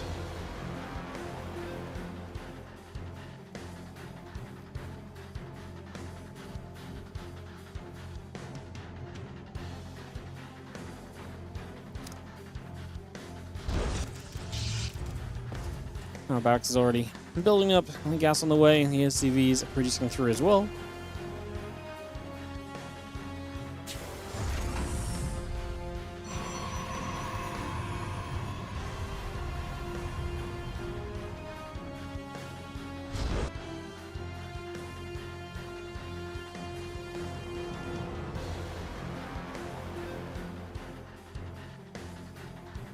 Probe is going to go cross scout first, which is actually kind of interesting. So I'm going to go for a bit of a different direction than you might think. Just wants to see basically where his opponent is. If he's not cross, you know it's close, and that might change the build and pressure that you want to apply and go for here. So you're already seeing the kind of the opportunity to kind of play this a little bit differently.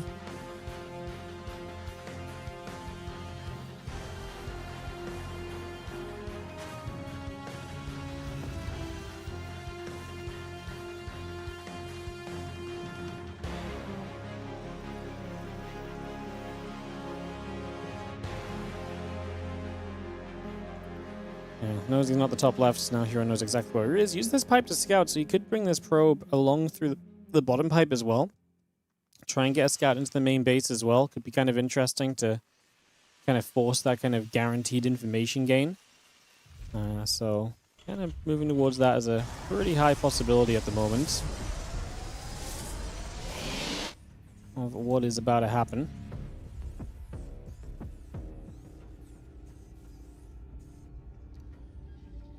And then Bjorn can play around himself. It does seem like he is just going to go triple CC, so big economy game from Bjorn right from the get-go.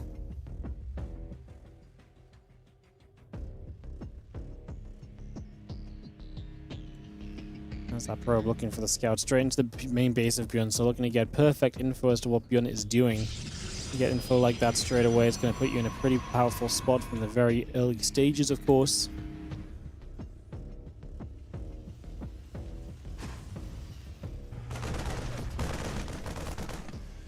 Yeah, a couple Marines trying to deny it, but the probe's just going to see everything, sees the third CC timing as well, so you really just don't get better information than that. You see everything right from the get-go. You know what's going on. Yeah, like I say, you don't get much better information than that most of the time, so herO with a great scout, and that's kind of why his scouting pattern benefits him a little bit as well. Like, you know, like I say, it's a bit of an odd direction maybe initially, but has its benefits long term. As you are going to see these stalkers already pushing down. Now, this is a ramp up into the natural, so it's going to be hard to break through, especially once the bunker is up, but obviously herO is just here early and already trying to apply a little bit of this pressure. That's a couple SCVs slowing down the setup, and we are going to see him drop a Twilight Council far top left of his base, so trying to make that very difficult to scout on the side of Bjorn. If he can keep Bjorn from seeing what's going on, generally that's going to be a positive, right? And in this case, you're definitely going to do a pretty good job, I think, of keeping that at bay.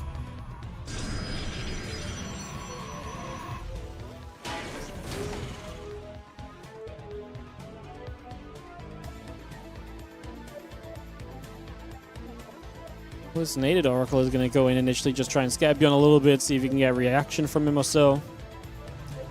These first few moments.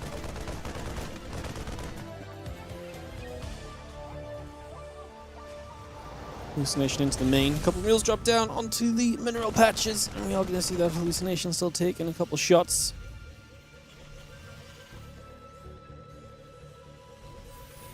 Tunnels to the workers look really cool. I think that's definitely one of the better things we've. I like them as like a new kind of feature on the map, you know. I think it's been a cool. I think it's been a cool one. I like it.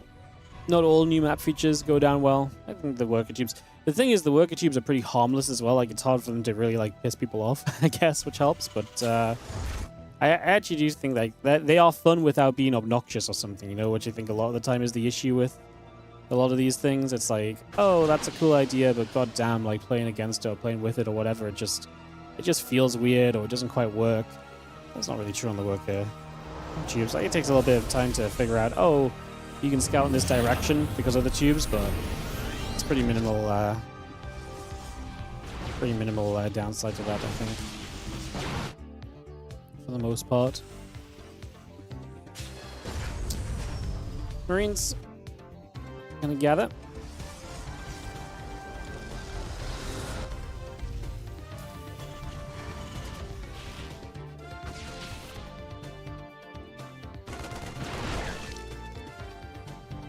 Combat shield +1 coming through. Marine Marauder still coming about. Tanks as well.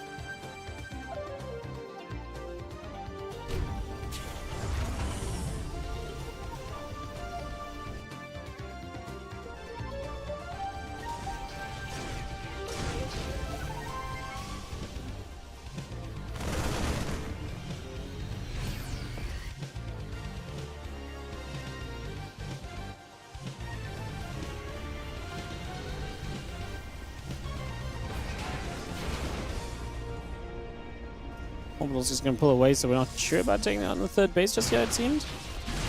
So we feel a little bit better about it now.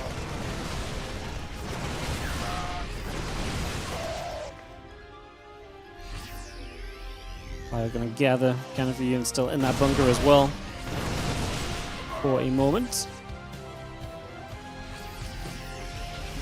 Still just going to try and push down onto a couple of those SCVs. Again, +2/+2 upgrades coming about. That charge upgrade coming online as we speak.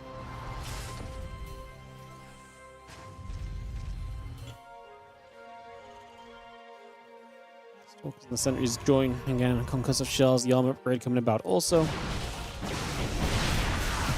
The Stalker's putting a bit more damage out and hitting this command center a little bit. The Bio going to take some more damage. The Bio going to have to pull back a few moments. herO just, again, a certain map control very nicely for himself at the moment. Nothing too crazy. Just very comfortable for the moment. Himself in a nice position thus far.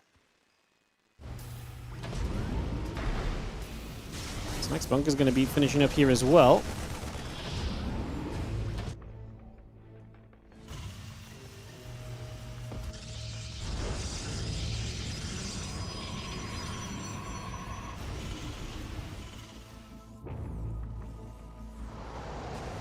Real dropping down, just going to see the few SCVs coming across for a couple seconds.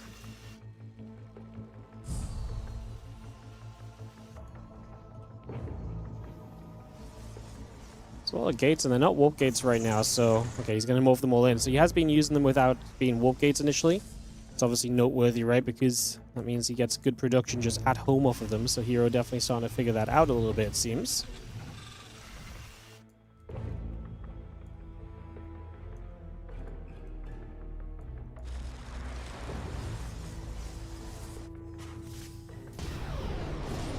Pop the Guardian Shield. I mean, herO's just going to send it. There's been a lot of defenses made here. Bjorn has bunkers. Bjorn has tanks.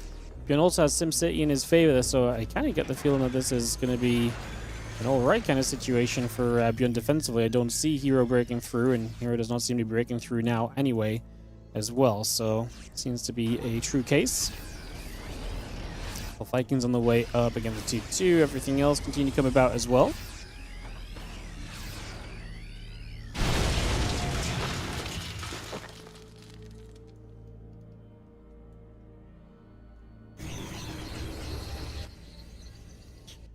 See 3-3 upgrades coming about also here for a couple of seconds.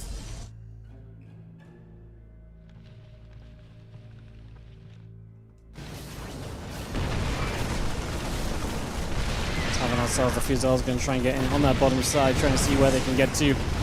Trying to make a little bit more happen still, as we are going to be seeing here. He obviously wants to break this position. He's meanwhile just taking the entire top side of the map, going up to base 4, 5, and 6. This is where you see that kind of expansion situation really becoming a little bit more serious of a problem.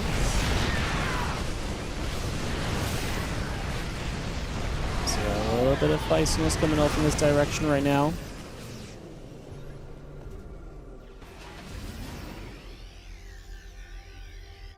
So just trying to engage over in that direction a little bit, seeing what we're going to try and do next. I mean, this herO army just sits here again, very kind of familiar state of PvT that we're used to seeing.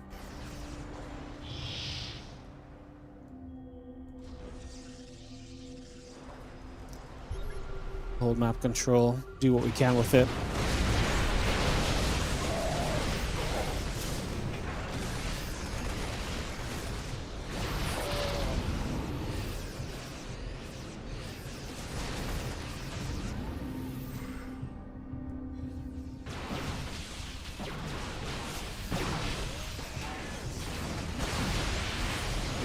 Stalker's still trying to push in. Now the SimCity is working against Bjorn as well. You can see him kind of getting stuck on his own position a little bit, right? So also a little awkward for him. Not quite the clean experience I'm sure he was kind of initially hoping to see.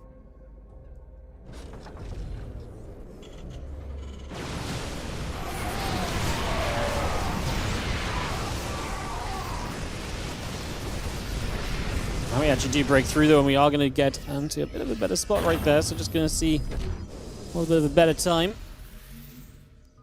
Stalker's still gathering about, just going to be seeing the counterattack on the right side is nice, forcing that CC to lift off, trying to keep Bjorn off the 4 base setup as long as possible, trying to make it as difficult as possible for him here. As we are going to see the Stalkers, the air weapon upgrade, and so continue to come through.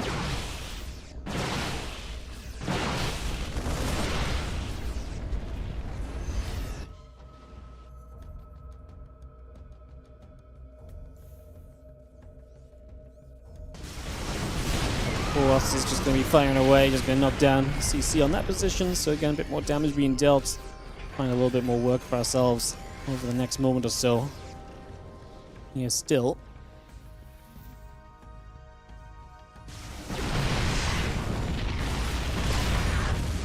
Just having the defensive Beyond still building up. So again, we're continuing to just really hammer this position, hammer this spot, and see what we can do with it.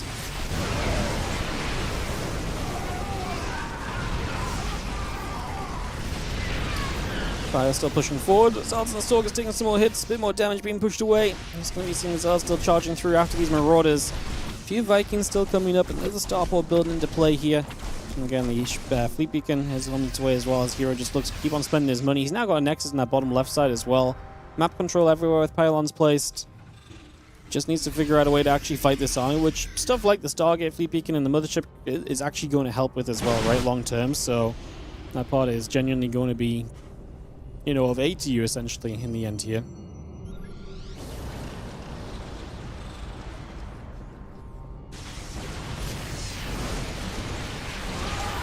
Fire still pushing in, a couple of EMPs coming down. Command Center is going to reposition itself, morphing into a planetary fortress at the moment. Stalker Zealot Colossus Force breaking through once again, trying to find a little extra. Now working onto this planetary fortress. Vikings going to try and get after the double prison plate here. They're both going to go down. We unload, what, like 5-6 Zealots? This really was not worth it. That was, you know, 1,000+ minerals gone. And we're going to get a handful of SCVs perhaps, but denying the fourth is great, of course. That's going to consistently be a problem. It's going to always be something you don't want to see happening. Yeah.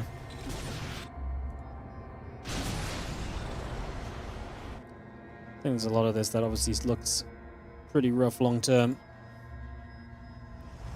Plus 2 air weapons and still coming out. The Fused Zealots are going to get chased a little as well.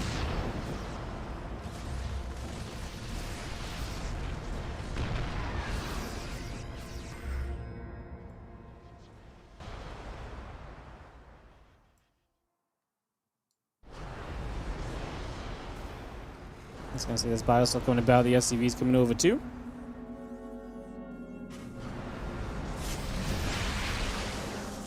And again, we've seen this position on this map so much already. We just have a scenario, as you can see, which is herO just puts it in position. Oh, he's going to Mothership his way to the other side. I like that a lot, actually. It makes a lot of sense. It's very cool. Does a lot for you. And it's just going to be seeing this orbital goes in. It does a lot for you because it repositions Beyond, so it pushes Beyond out of position. Which obviously is kind of what you want to have happen, essentially, right? If he's out of position, it's easier for you to break in. Beyond responds well, honestly, and makes a case for himself to kind of stay in this game still. Continue to do well for the moment.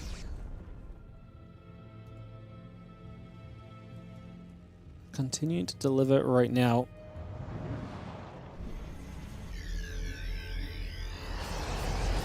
Well, plus 2 air weapons still on the way in. That Shadow Stride coming up also here.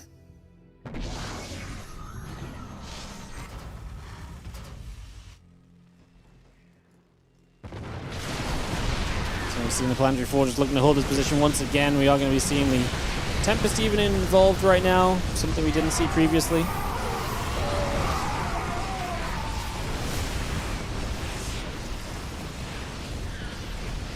So you're seeing the Bioforce is once again going to push back. herO's actually out of money, so somehow, some way, we've ended up without the cash we actually need to kind of stay in this long enough.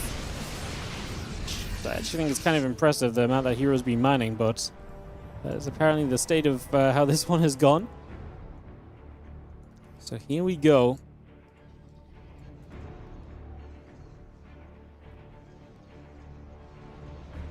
Kind of 19 SCVs killed is nice. I mean, obviously, herO's still mining a lot at any single moment, but his actual standing army supply is very, very weak.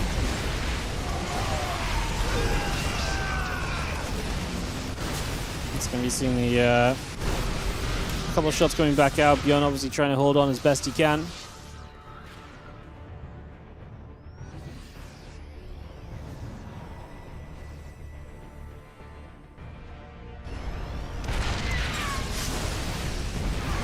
Fire just going to regather once again. A few units are going to come back around. The Zealots are going to try and charge down the bottom side.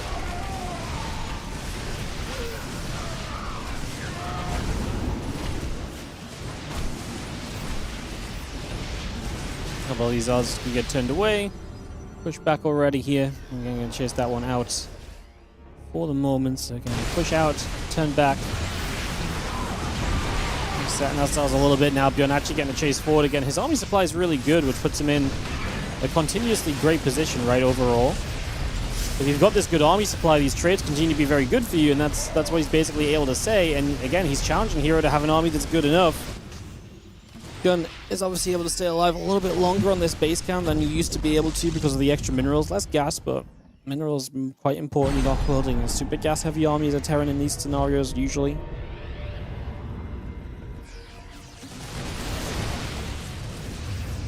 Gun denying the bottom left at least. The problem for Bjorn is going to be his 5th base. It's going to be difficult to get to. So much of Bjorn's success comes from the defensive kind of campy setup that he's had. That it disappears instantly if you try and expand out to the bottom left-hand side, right? And these Stalkers blinking, they are doing what feels like absolutely nothing to these Marauders. Tempest in the sky helping, extra zealots on the right side as the wave of heroes reinforcements going to do enough. These Medevac's all full of energy. I'll tell you what, even, I know he doesn't have it, but like Temple Archives, a handful of High Templar, not even for Storm, but just feedbacking the Medevacs away also. I mean, I know that's tough with the Ghosts available, but it's just crazy. All those Medevacs, super high energy. Obviously, a lot of potential with them at any single point.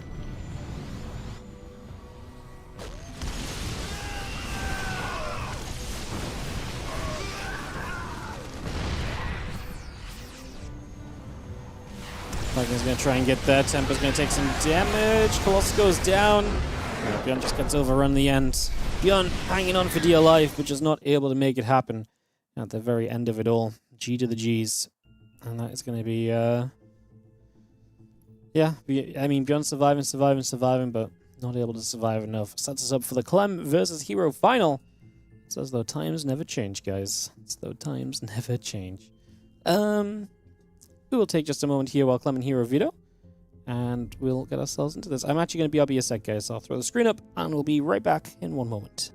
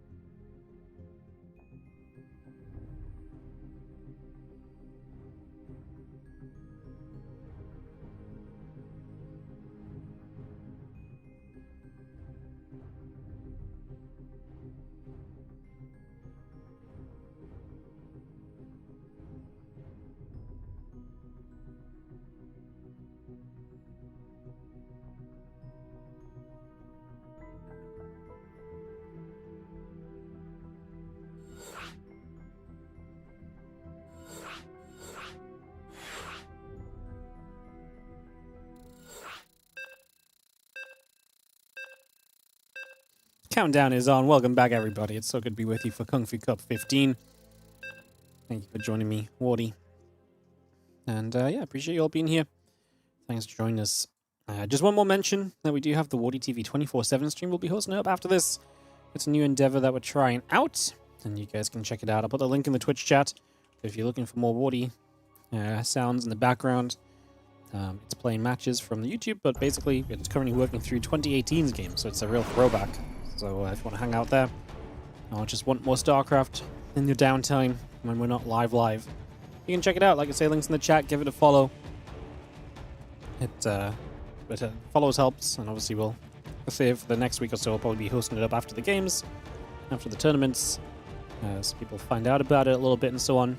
But yeah, I'm trying it out, see how it does, see if it can help us fund a few more StarCraft tournaments, which is kind of what we're doing all the time, on that constant chase to find new ways to fund StarCraft. As we get into the bottom right corner of the map, our blue Terran player here from Team Liquid. This is going to be Clem.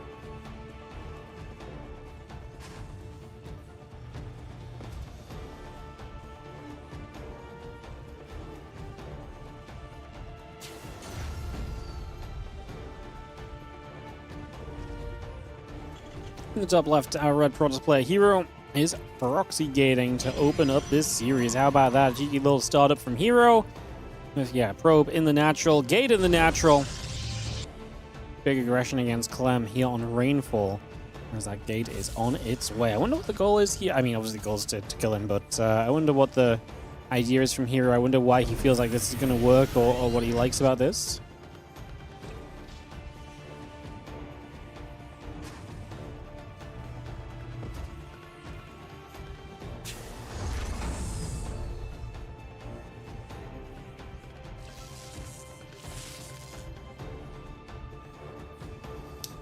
Probe nibbles back at that SCV. Clem, what are we going to do? He's going to chase that probe again, but he still doesn't know, and he's not scouting. This will be the scout now, as the probe takes a turn back around. The Zealot's on its way.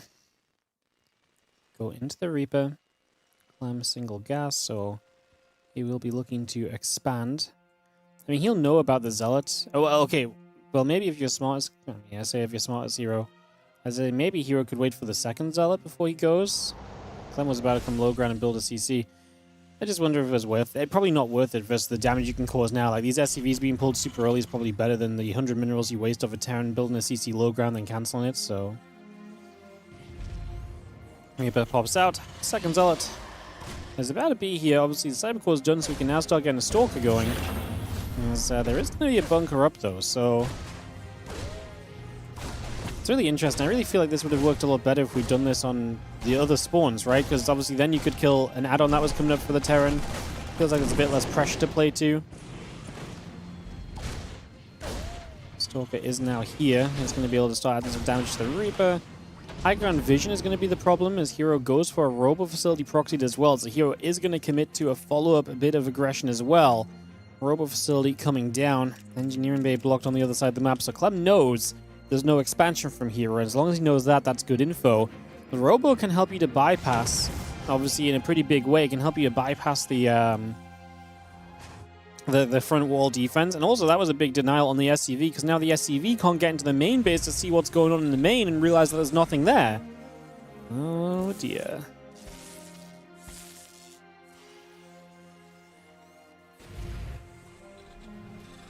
Prism continuing to chrono boost.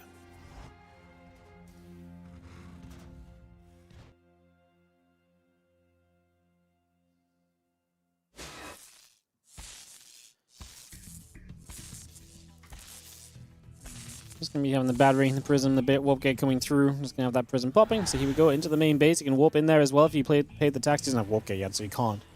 But he's going to start building a model. He's going to start putting pressure on. Well, now you get to decide what you're going to build out of that factory. And it's going to have to be a really important choice.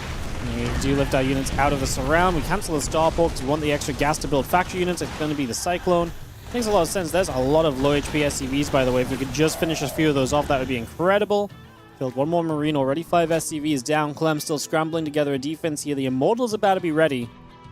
If we ditch the Zealot and we take the Immortal, that's going to be rough. We have Immortal's just going to elevate it over here. The bunker's actually empty right now. Okay, this works as well. Going to pick away at the depots. bunker empty because you're kind of positioned over to the right side, you don't have a ton of units. We are going to see the Cyclone out, locked to the Prism, doesn't do much. First depot down, Clem not supply blocked. Will be supply blocked off depot 2 falling though. As the Immortal goes to the high ground, starts to chase down onto the Cyclone. Obviously the Cyclone is interesting because if it locks onto the Immortal, it's going to get saved by the Prism. But if you lock onto the Prism, it's going to be a lot tougher. Oh, Prism still locked onto, Vision was still there. Now we lose high ground vision as well, and we do just save the Stalker. Second Immortal about to be here. We're going to do an elevator to help it out. Oh, this could be dangerous. The Siege Tank is going to spawn at like the worst possible time because it's 2 Immortals in the main base. Oh, we didn't get there in time actually. Tank is far enough away now as we do Force Field for the Cyclone, but we miss it. Second Force Field was no good. We're going to kill the Tech Lab on the factory. That tank was very fortunate with the way that this played out because that tank could have been, if the Immortals just dove a bit more aggressively, could have been very scary. I think hero's just going to go for it no matter what right now. Wants to get rid of the tank. He is going to lose the Prism for this. Is it worth it? Yes, because he's going to get the Cyclone as well. Now you've got 3 Stalkers, 2 Immortals in this main base. The Immortal's caught by SCVs. It's just not going to matter. Third Immortal walks up the ramp. Of course, the depot is dead. And so we can just enter anyway. GG's and Clem taps out of game 1 to give herO the 1-0 lead. Big aggression from herO to start us off. Game 2 coming up in a moment. This is what hell looks like for a Terran player. Yes, it does.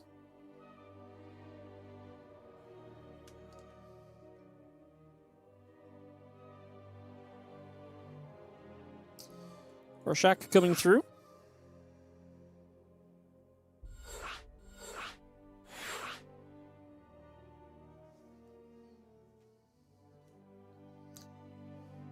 Strategic diversity, yes.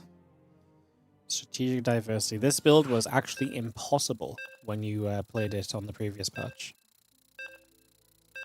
Isn't it Rorschach? Is that what I'm saying?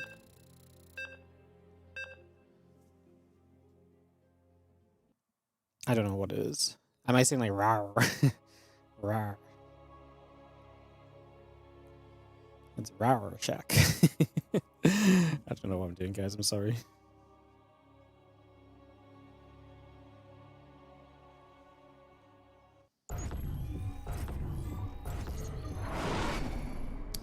Bottom left-hand side, down a game, cheesed in out of this one. The blue Terran player from Team Liquid is going to be Clem as he sits down a game in this best of 5. Let's see how he tries to bounce back.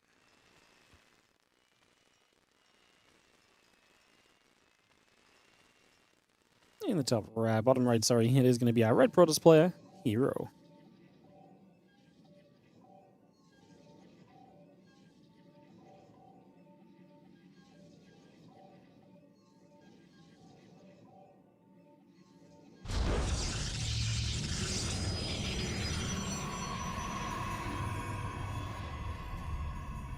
We've lost music, guys. It has bugged out again. No. The problem is I'm scared to actually relog during the finals because I'm not convinced they'll wait for me between games if I actually relog server completely. Yikes. Guess we'll see what we want to try to do.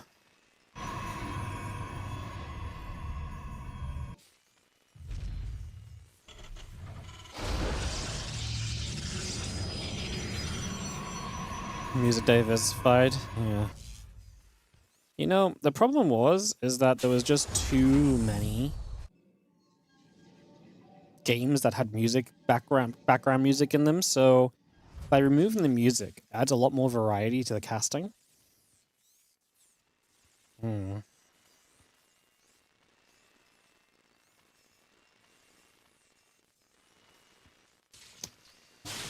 SCVs, Roby. A little bit of journey about for a few moments.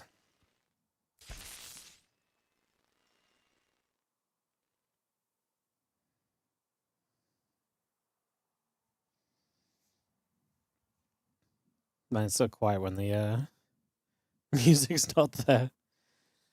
Yeah. It's actually a very annoying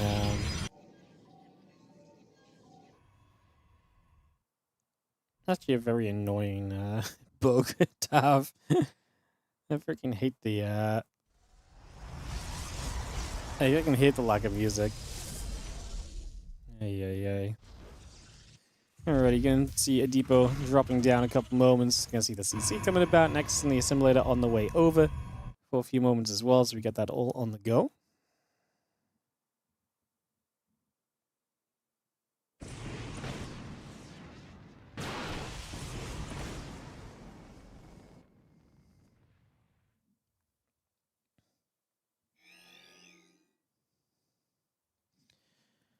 Remember coming about, concussive shells and the Marauder continue to come around for a few moments, so putting some work in.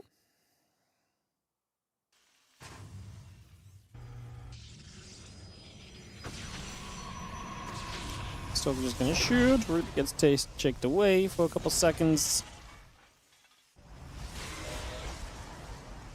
We'll have ourselves the concussive shells coming up, just gonna be having ourselves that factory finishing the main concussive shells, like I say, gonna be done. So this Marauder-based opening from Clem is a way that you can wrestle some map control kind of into your favor a little bit in the early stages. There's definitely a possibility / opportunity. Stalker's still chasing that Reaper, putting a few more shots out. A little bit more pressure on. It's going to be the Marauders coming through, and that is going to be the Adept is getting away. Obviously not going to get a kill here. This should at least force a response from herO, like a battery or so coming up.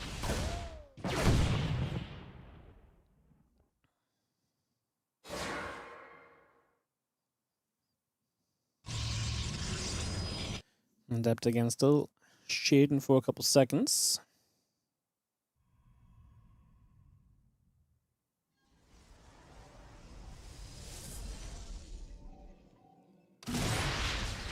A couple more Marauders still putting damage out. Stalker's taking shots.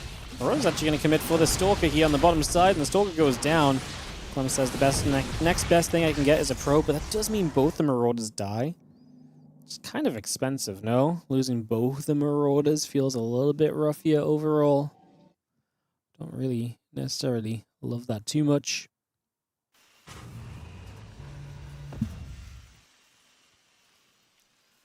Almost just gets in for a moment or so. Trying to see what's up. Couple of lag spikes there, guys. I don't think that's on us. I think that is just on... Well, maybe that is us. No, my ping's at 186. No, my ping's going up. It would be in the finals, wouldn't it? I just become a slideshow.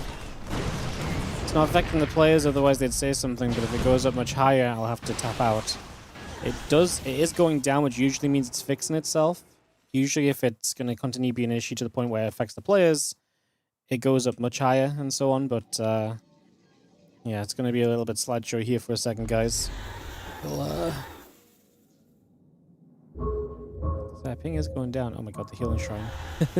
Bing, bing, bing, bing. It feels like someone's playing the xylophone on that thing, man.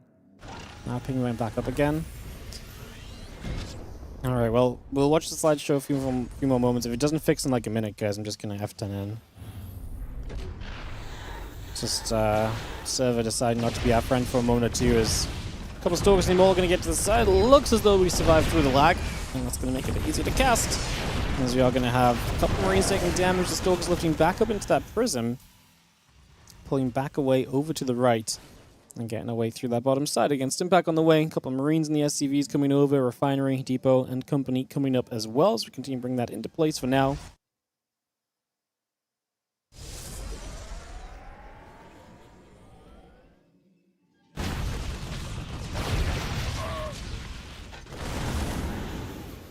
Prison comes back over against Impact. Combat chip +1 against the Immortal. A couple of Stalkers going to unload in the background here. Marine stepping through. Immortal lifts off. Just going to escape away. Getting out of there for the moment.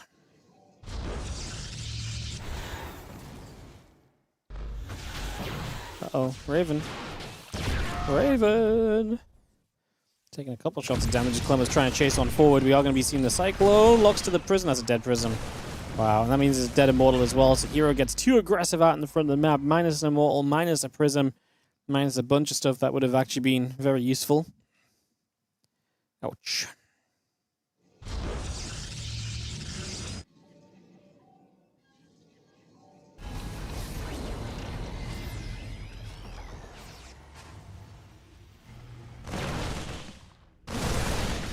Well, Stalker's still gathering and moving. We are going to be seeing the stint finish, so Clem can get a bit more aggressive, but it's into 2 Colossus, so it's going to be tough to really justify the chase. Gets the medevac pickup for the save here.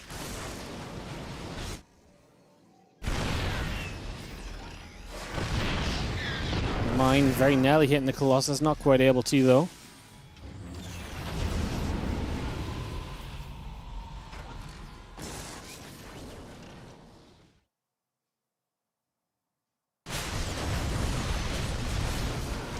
Tanks will siege. CV's gather, orbital on its way through.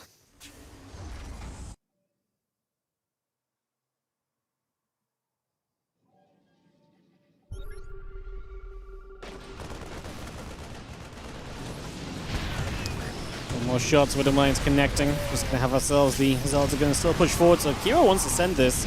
He's losing probes on the other side, which means that Clem does have a lack of units here, in theory. Nice pull back on that first Colossus, but if we can't break through, this is rough. He's minus 11 probes, he's gonna start losing production as the pylons go down. Oh, I was gonna say, this Colossus needs to live, but if we don't have the damage for the bunker, that's not exactly great. Now we're gonna recall home to try and clean up some units, but both these Colossus are super low, so 2 Colossus just disappear. Wow. It's funny because you kind of needed to recall, but that wasn't really a recall. Yeah.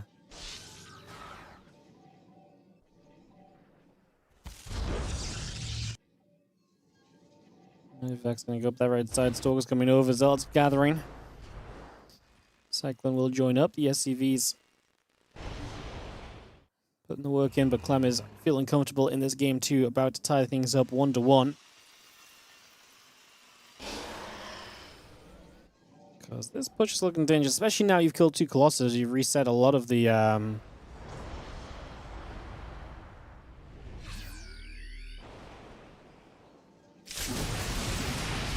Yeah, you've reset a lot of the tech units that might have actually made it somewhat difficult to kind of push through, but...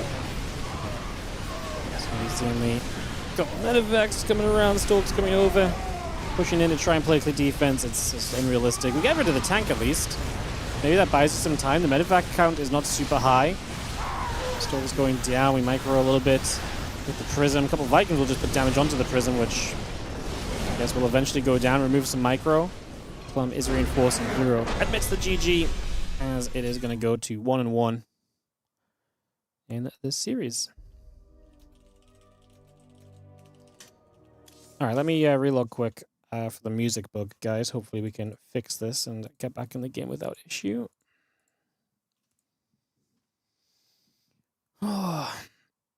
It's not that big of a deal to fix. You just have to restart the game. But obviously, if players, if there's a lot of people joining lobbies and they don't see that you're missing and you're not there straight away, you miss games. But it's so off-putting not having music in the background. So give it a sec. We'll try and get this going. Jump into the lobby. Looks as though we have made it back in time. Perfect. All right, at Eternity's Edge for game number 3. It's tied up 1-1 in this best of 5 final of the Kung Fu Cup. This event has been typically herO's stomping grounds in this this season of Kung Fu Cups. Wait, why can't I? Yeah, I have to go through it from this. herO. For the first 10 Cups, he won 6 of them and he got second place twice, which is pretty impressive. However, since Cup 10, he's only been in the semis twice, and this is his first finals since that Cup. He did miss one, and obviously the patch hit a little bit, and it's been a bit different. Clem picked up a little bit. He won 2 of the last 3. Second place last week as well. So quite a streak for Clem. He's actually had 5 finals in a row for Clem, which is pretty sick. He did lose one of those to SHIN. Actually lost that last week. We didn't cast last week. Yeah, I was away. I had to take the day to do some IRL stuff, unfortunately, so we missed last week, so I never got the replays to cover them.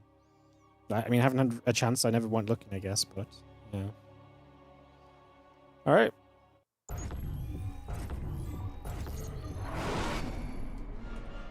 Let's dive in.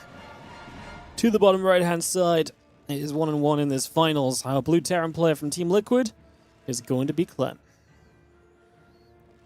with the top left red Protoss player being herO.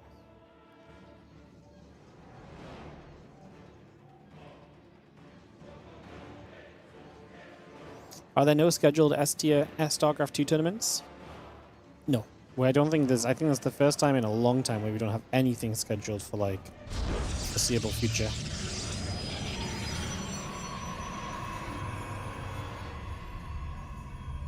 Like, before this, at least we had, like, Maestros and Home Story Cup coming up. Chinese are, like, right now we've got...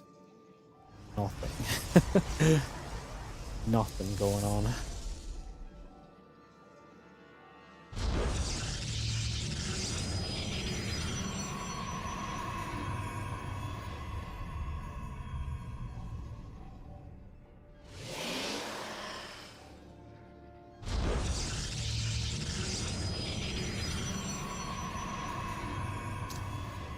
Game 3 at Eternity's Edge. It's been a feisty kind of series. Here with that big cheese in Game 1. Clem getting a good advantage Game 2 with the early catch.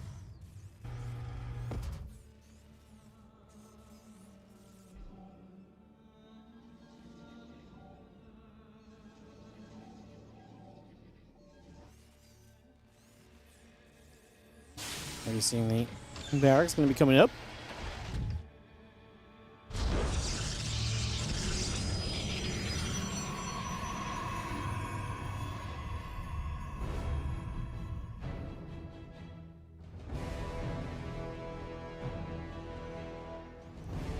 And Probe just checking. Come down, get the pylon placed.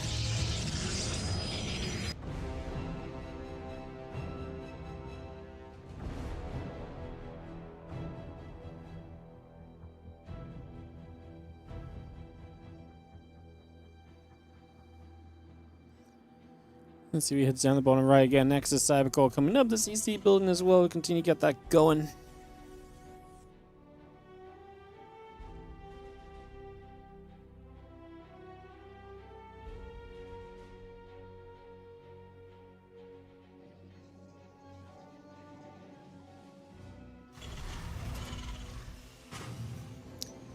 Factory coming about again. CC is on its way. And got the Reaper just trying to figure out a little bit of what's going on as well. Next few moments.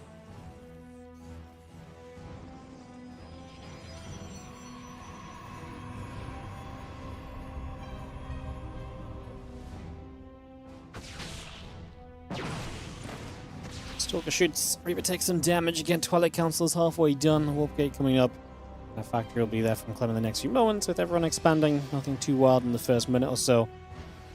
Well, first 3 minutes or so. But we'll start to see some of the tech choices. Obviously, like I said, the Twilight Council, we're expecting Blink, but maybe herO has some crazier things planned. It's still, you know, early on this patch, so still the possibility for surprises and shake-ups and excitement.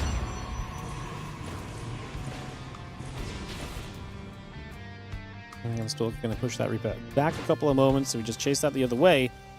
Taking that away for the moment. And then a couple of Marines, a couple of SCVs coming about. Blink, Warp Gate coming about as well. Robot Facility and the Gateway continue to produce. Widowmine is just going to get burrowed up on top of that ramp. Again, the medevac being over. Widowmine continue to build. SCVs will produce as well. Bunker also coming up at the moment.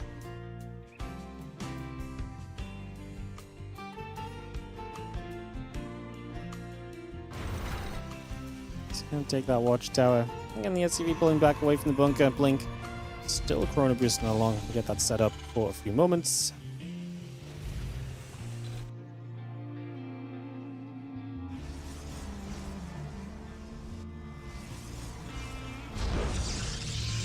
Just been slowing down. Sam is just taking that third base, getting that set up straight away. We'll have the Blink to try and put some work in.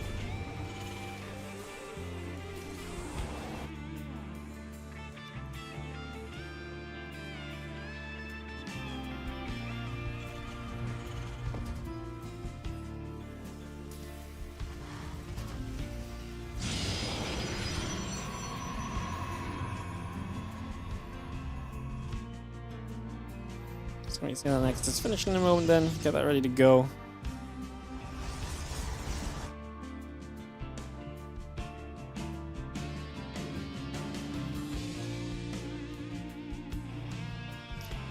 And then evacuating up to the top side, try and see what's going on. Starport going to land down for a couple of moments.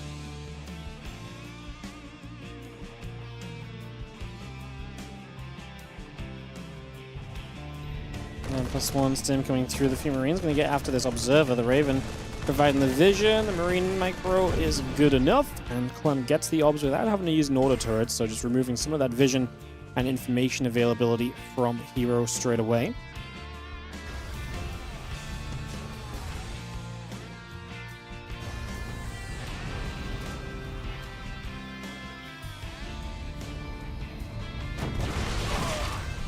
Try and push up. The Stalkers will try and drop a recall. Not going to get that. Stim pack combat shield +1. We are going to see the Widow Mine drop is fun. Clem does not unburrow the high ground Widow Mine, so that is going to go down. Here, blink to the high ground to get away. 2 probes killed. This Widow Mine on the run. There's a medevac still with. Does it have one more mine in it? No, it is empty. So there's medevac empty. That is going to be that. So going to threaten the mineral line. We're like, haha, what if I do have one more? But herO should know that this is everything. And now we're just going to try and get away with the medevac, which we do. The units from Clem didn't go that far forward, just a few Marines and tanks stepping to the center, holding that middle position for a little while, but like I say, not going too far at the moment.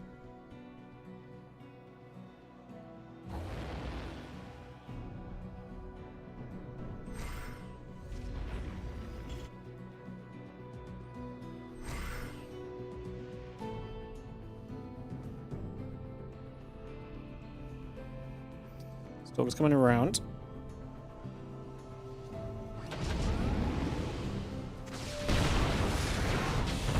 Some Bio coming over. Raven the medevac coming through as well.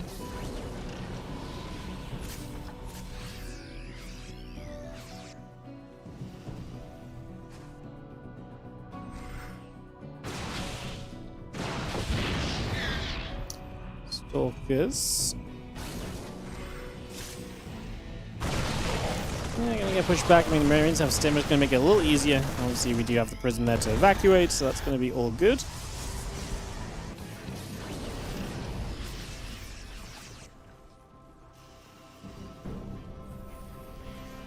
And Rogue is about to finish up from herO. He's already up to the 4 bases, so again, economy just booming right from the start of this one. As Clem puts his 3rd CC in position in the next few moments. And again, the +2 attack upgrade, chrono boosting on the Forge at the moment as well. So just bringing that straight along. Again, +2 thermal lands all on the way over.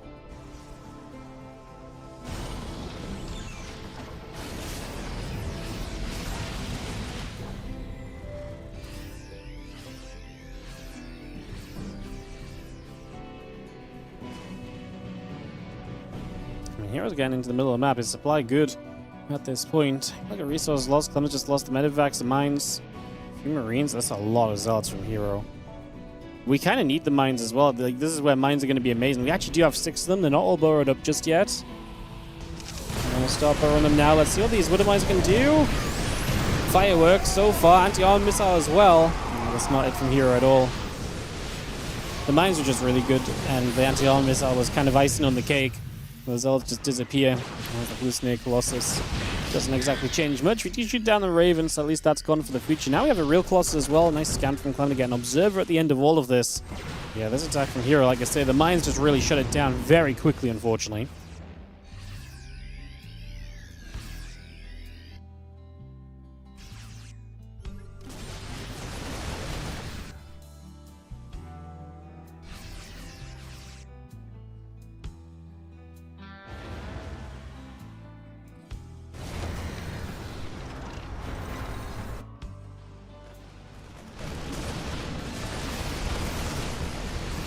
I'm just going to unload. Just going to see a couple of Vikings still putting some pressure in. It's going to be having the Vikings chasing those prisms out. They are the drops on Clem's side. He's going to pull back away with those and try and get away. The prism dies.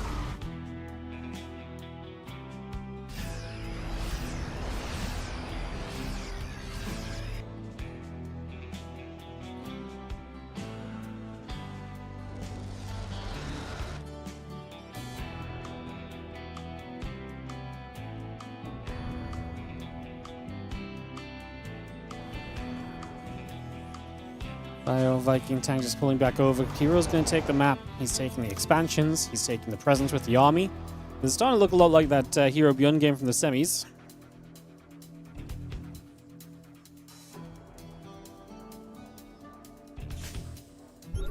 Results around that bottom side. Again, the bio is going to stem forward already.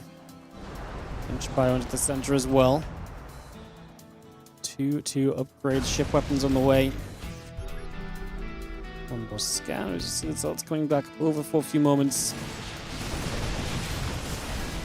You see the bio pulling back again. A couple of Zelds already starting to go down. Clem trying to come in from the pincer move. Or is he just trying to retreat back and be in position? Looks like he's just trying to be in position. They're both maxed. Clem is going to want to challenge for his 4th base. And that's what herO is obviously looking to deny, especially as he just takes the map, including the gold base in the bottom left. So herO is going to have a lot of income very soon if Clem can't do anything about it.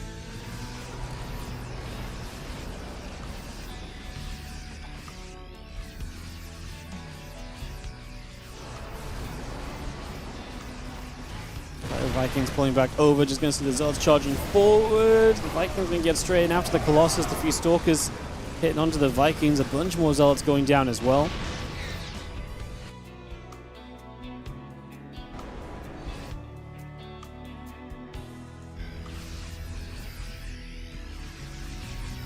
Oh, we're still sitting tight. Extra gates coming up. A couple of Nexus on the way through. +3 attack, +2 armor still building. That Prism speed coming up as well currently.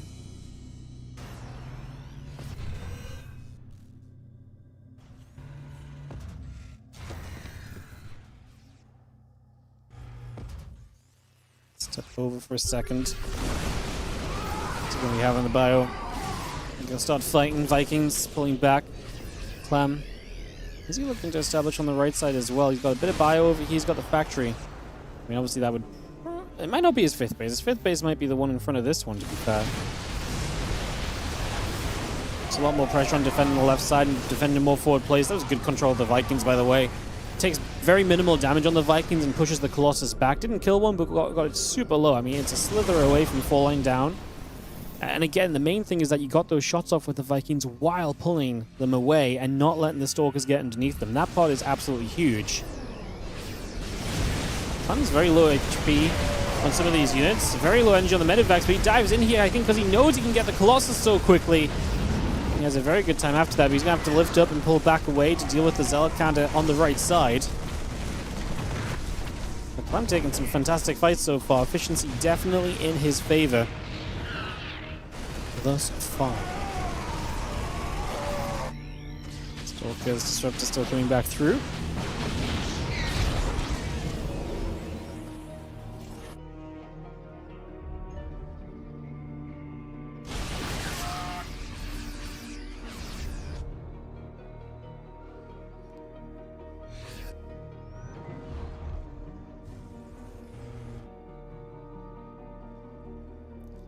+3 armor coming up on the engineering bay, +2 ship weapons, +3 attack upgrade as well.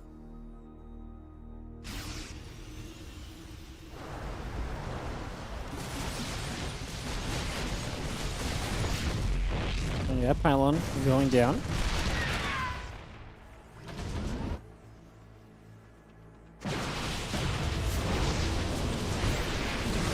EMP just on one Stalker or so. The units also coming back in from the top side. Medivac going to do some healing, put some more pressure in.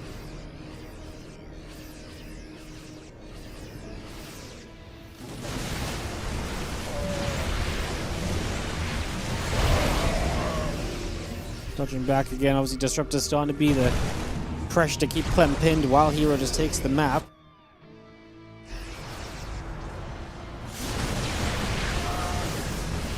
Disruptors firing through. Bio going to be there. Zealot's going to charge on forward since Tower Tank goes down. Zealot's going to try and make their way toward the natural expansion, which is going to be a success. They're going to get there, but how much will we kill? Clem is hot on his tail, or hot on the Zealot's tail. A bunch of Bio showing up immediately. Zealot's charging again. EMP comes down. Bio Ghost stepping out of here.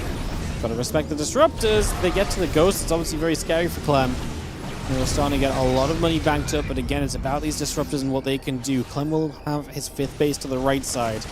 Now, I think that forward base would have been just a little bit too tough to hold with how far forward it is. It's obviously towards herO's base as well. herO is the one with map control here, so you kind of want herO to more so kind of go left and right and split his army, and you want to be able to defend that split very well and effectively yourself.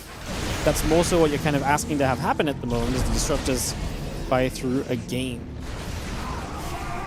Liberator shots coming out. The Zealot's going to try and make this mineral line.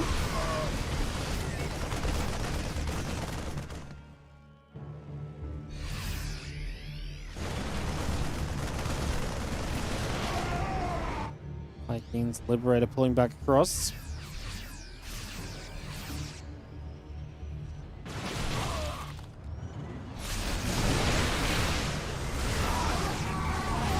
Disruptor, I'm going to be there. Bio still holding out again. herO keeping on poking. herO has a ton of minerals, not a lot of gas. He is only on, I think he's on 4. Okay, I think he's actually on 6 gas total, but a couple of them in the main that may be close to mining out at this stage. He's very mineral heavy, as you are going to see Clem finding an opportunity there to chase forward quite heavily.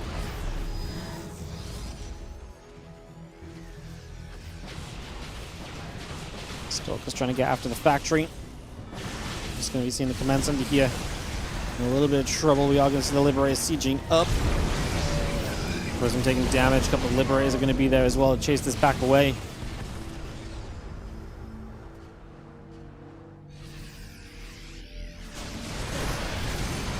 So it's going to get turned around again. A couple of Liberators continue to siege themselves.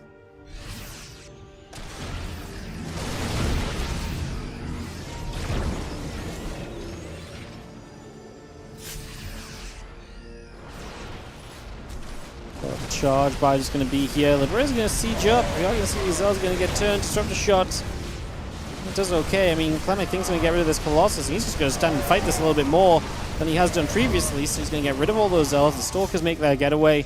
hero's supply is plummeting. And again, he doesn't have the gas to replace a lot of these kind of better units. Losing Colossus, losing Disruptors is extremely punishing. This Colossus right here, Clem doesn't see it right now. It doesn't matter. It's still going to keep wandering forward. It's going to die. And the Zealots show up on the right side. Clem with the AFK Colossus kill. Because Clem didn't see it either. It's not Clem being like, oh, I got it. The mistake was made. No, he didn't realize it either, to be fair.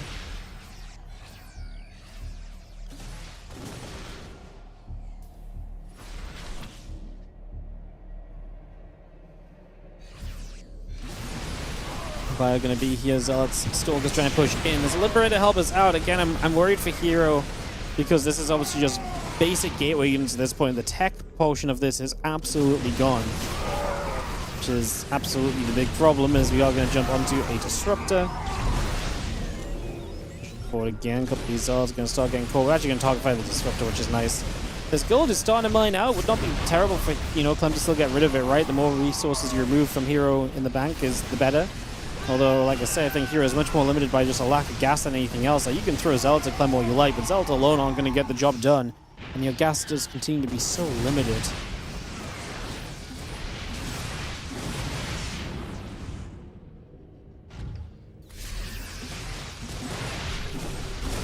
By chasing, a couple of Zealots are going to get hunted.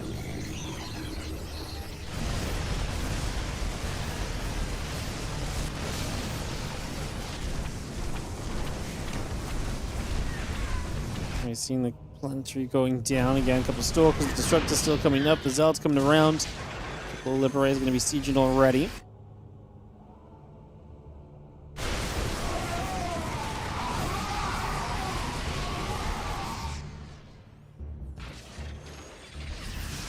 The Bio still trying to chase him. Clem has a bunch of low HP Bio units.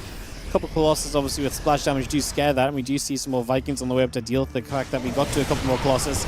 Clem doesn't seem to care, though. He's just pushing forward already. Is this too soon? The Liberators are putting some work in mind. Taking a long time to deal with that, as Clem has to pull back, though, against these Zealots. The final Liberator goes down. We are going to get rid of the Colossus. I just don't think we have enough to keep chewing through Zealots right here, so we have to pull back, get some more Bio in tow. I don't think that's terrible for herO, though. Is it terrible for herO? Hard to say. Because it's kind of a weird one, right? Because you lose the Colossus, but then you actually do push Clem back. You reset the Liberators as well, which is nice. Don't forget, Clem is, 5 bases, so it's not like Clem is anywhere near losing out of money at the moment as well. Like, that could have been a problem, but not the case right now.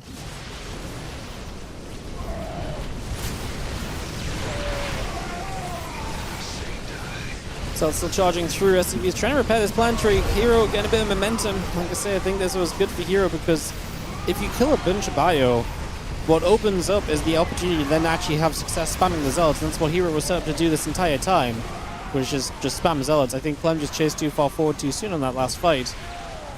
He's been very patient. Obviously, it is about kind of finding your moments, and Clem obviously felt like he had a moment, but you see here the counterattack on this one was pretty devastating. Clem losing out big time. Fortunate to keep that Ghost alive.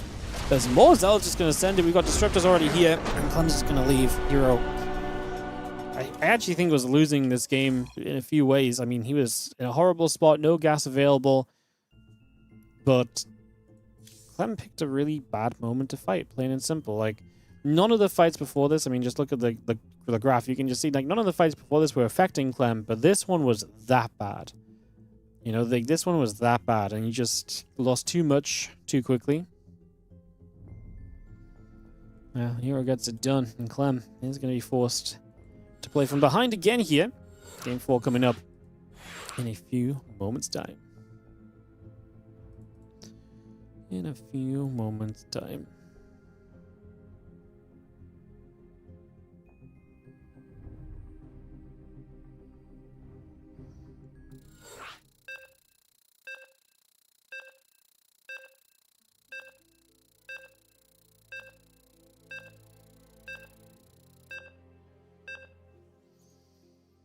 All right. Let me get ready to go.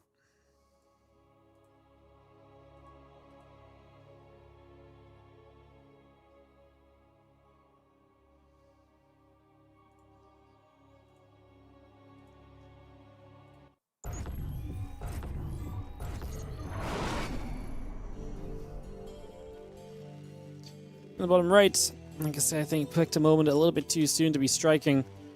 Our blue Terran player is Clem looking to fight his way back into this finals. Up against the red Protoss in the top left side of the map. We've got ourselves herO.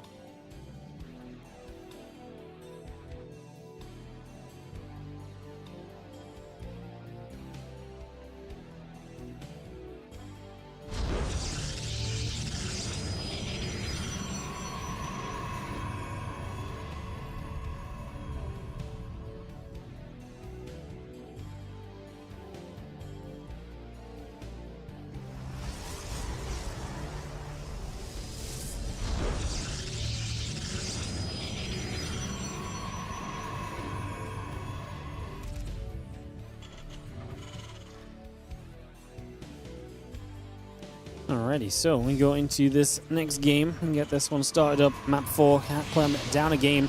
Finals time in this Kung Fu Cup.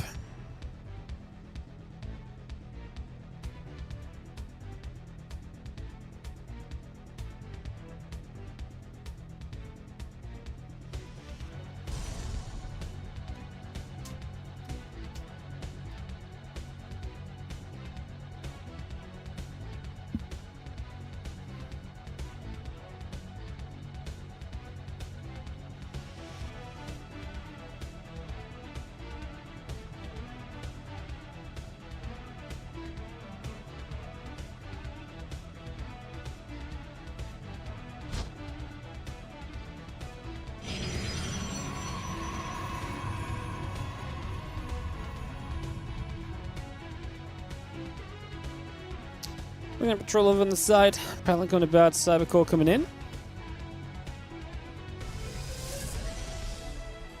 So what are we going to proxy? herO here on Ulsan Temple. Knows it can only be a spawn from Clem on the right side of the map. You can't get vertical spawns here.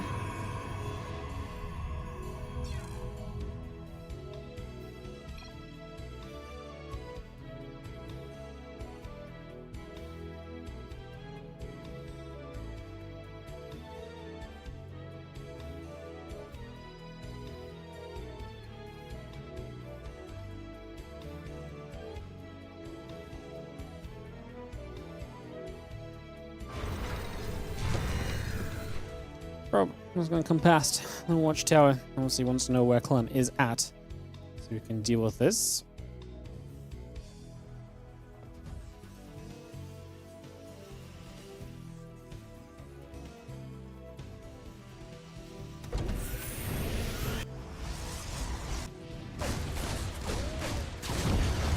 We're going to catch probe. This is not good for Clem, by the way. Well,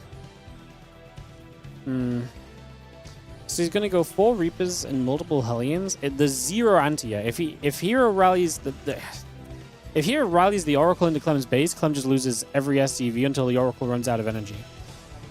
On the other side, herO is going to struggle to defend this. He's going to build a battery. I mean, Clem, as soon as he sees the Oracle, just has to run. And build, what, 2 Marines and a Widowmine, probably. Oracle flies into the main base. There is 0 anti-air here. It's going to be a tech lab on the factory. So Oracle will activate. herO, just going to say, we should activate. The sooner we start killing SCVs, the better, no? Like I say, there is the problem of across the map, the Reaper Hellion will get in and will be able to do some serious damage. And that Oracle doesn't have endless energy, right? So you are going to take damage here as herO, which is why it's important to do as much as you can ASAP. Adept, Stalker going to start fighting. Second Stalker spawns. We are going to get the Adept towards the battery. It stays alive. That's absolutely huge. Clem turns around, goes for this Stalker instead. 8 SCVs down. Couple Marines chasing this Oracle away. He has not broken through for damage. Second Oracle needs to activate right now. Go after these Marines. I don't even think we need the Marines. I think we can just go for SCVs. Clem's done a great job of minimizing Oracle damage simply through the movement of the units at times has been great.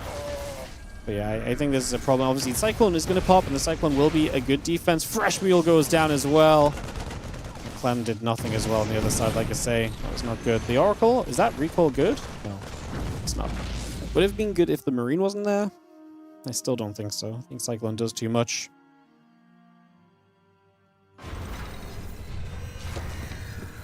The Hellion comes back around. A couple more SCVs coming into place. And back down the bottom right again. Cyclone on its way, figuring out what we want to do. Cyclone's just like the only unit that's really useful right now, though. We have another Oracle. I actually love the next Oracle because I think anything you can do that can potentially kill this Cyclone is massive. The anti-air is so limited still. Second Cyclone took forever to build because we lost so much mining time. Clem's on 14 workers. Yeah, this is not good. herO takes it 3-1. And it is going to take us through to victory screens. And he is the champion of the Kung Fu Cup. Yeah. Coin flip build orders. Guys, this is the StarCraft we wanted with 4-player maps and lower worker starts. That's what you get. Coin flip games. This is quite literally just a... I mean, it's not a coin flip from herO because obviously he can go either side, but it's a coin flip from Clem because if herO is bottom left, Clem knows about it sooner and he can deal damage way sooner as well, and herO's defense is a lot more difficult. Right? So, like, there's that possibility of if you hit the bottom left-hand side first and your opponent's there, amazing. You actually just do a bunch of damage, right? So, yeah. Yeah, rough game. Rough game. Rough series for Clem. PvT still the problem. We knew it was. Alright guys, thanks for watching today. I'm going to run some ads, and when we're done, I'll rate up the 24/7 channel, as I mentioned. We have that running now, so if you want to check out some more games, if you want to just have some StarCraft background noise and stuff, we have the 24/7 channel, twitch.tv/WardiTV2. You can check it out. Just go give it a follow. We're getting towards 100 followers on it already, which is amazing. I'll host this up in a few moments' time. You can watch the games that are happening over there, so you guys can go check that out. I'm gonna appreciate you all. Oh, this is so funny. I forgot that in 2018 the Zerg games with the creep spread actually lagged the game a bunch. Oh, that's funny. All right, so yeah, you guys can go check that out. It'll come up after the. I'll raise you guys over there after the ads are played. Otherwise, hope you guys have a great rest of your day, and I'll see you guys tomorrow for WardiTV Summer Cup qualifiers.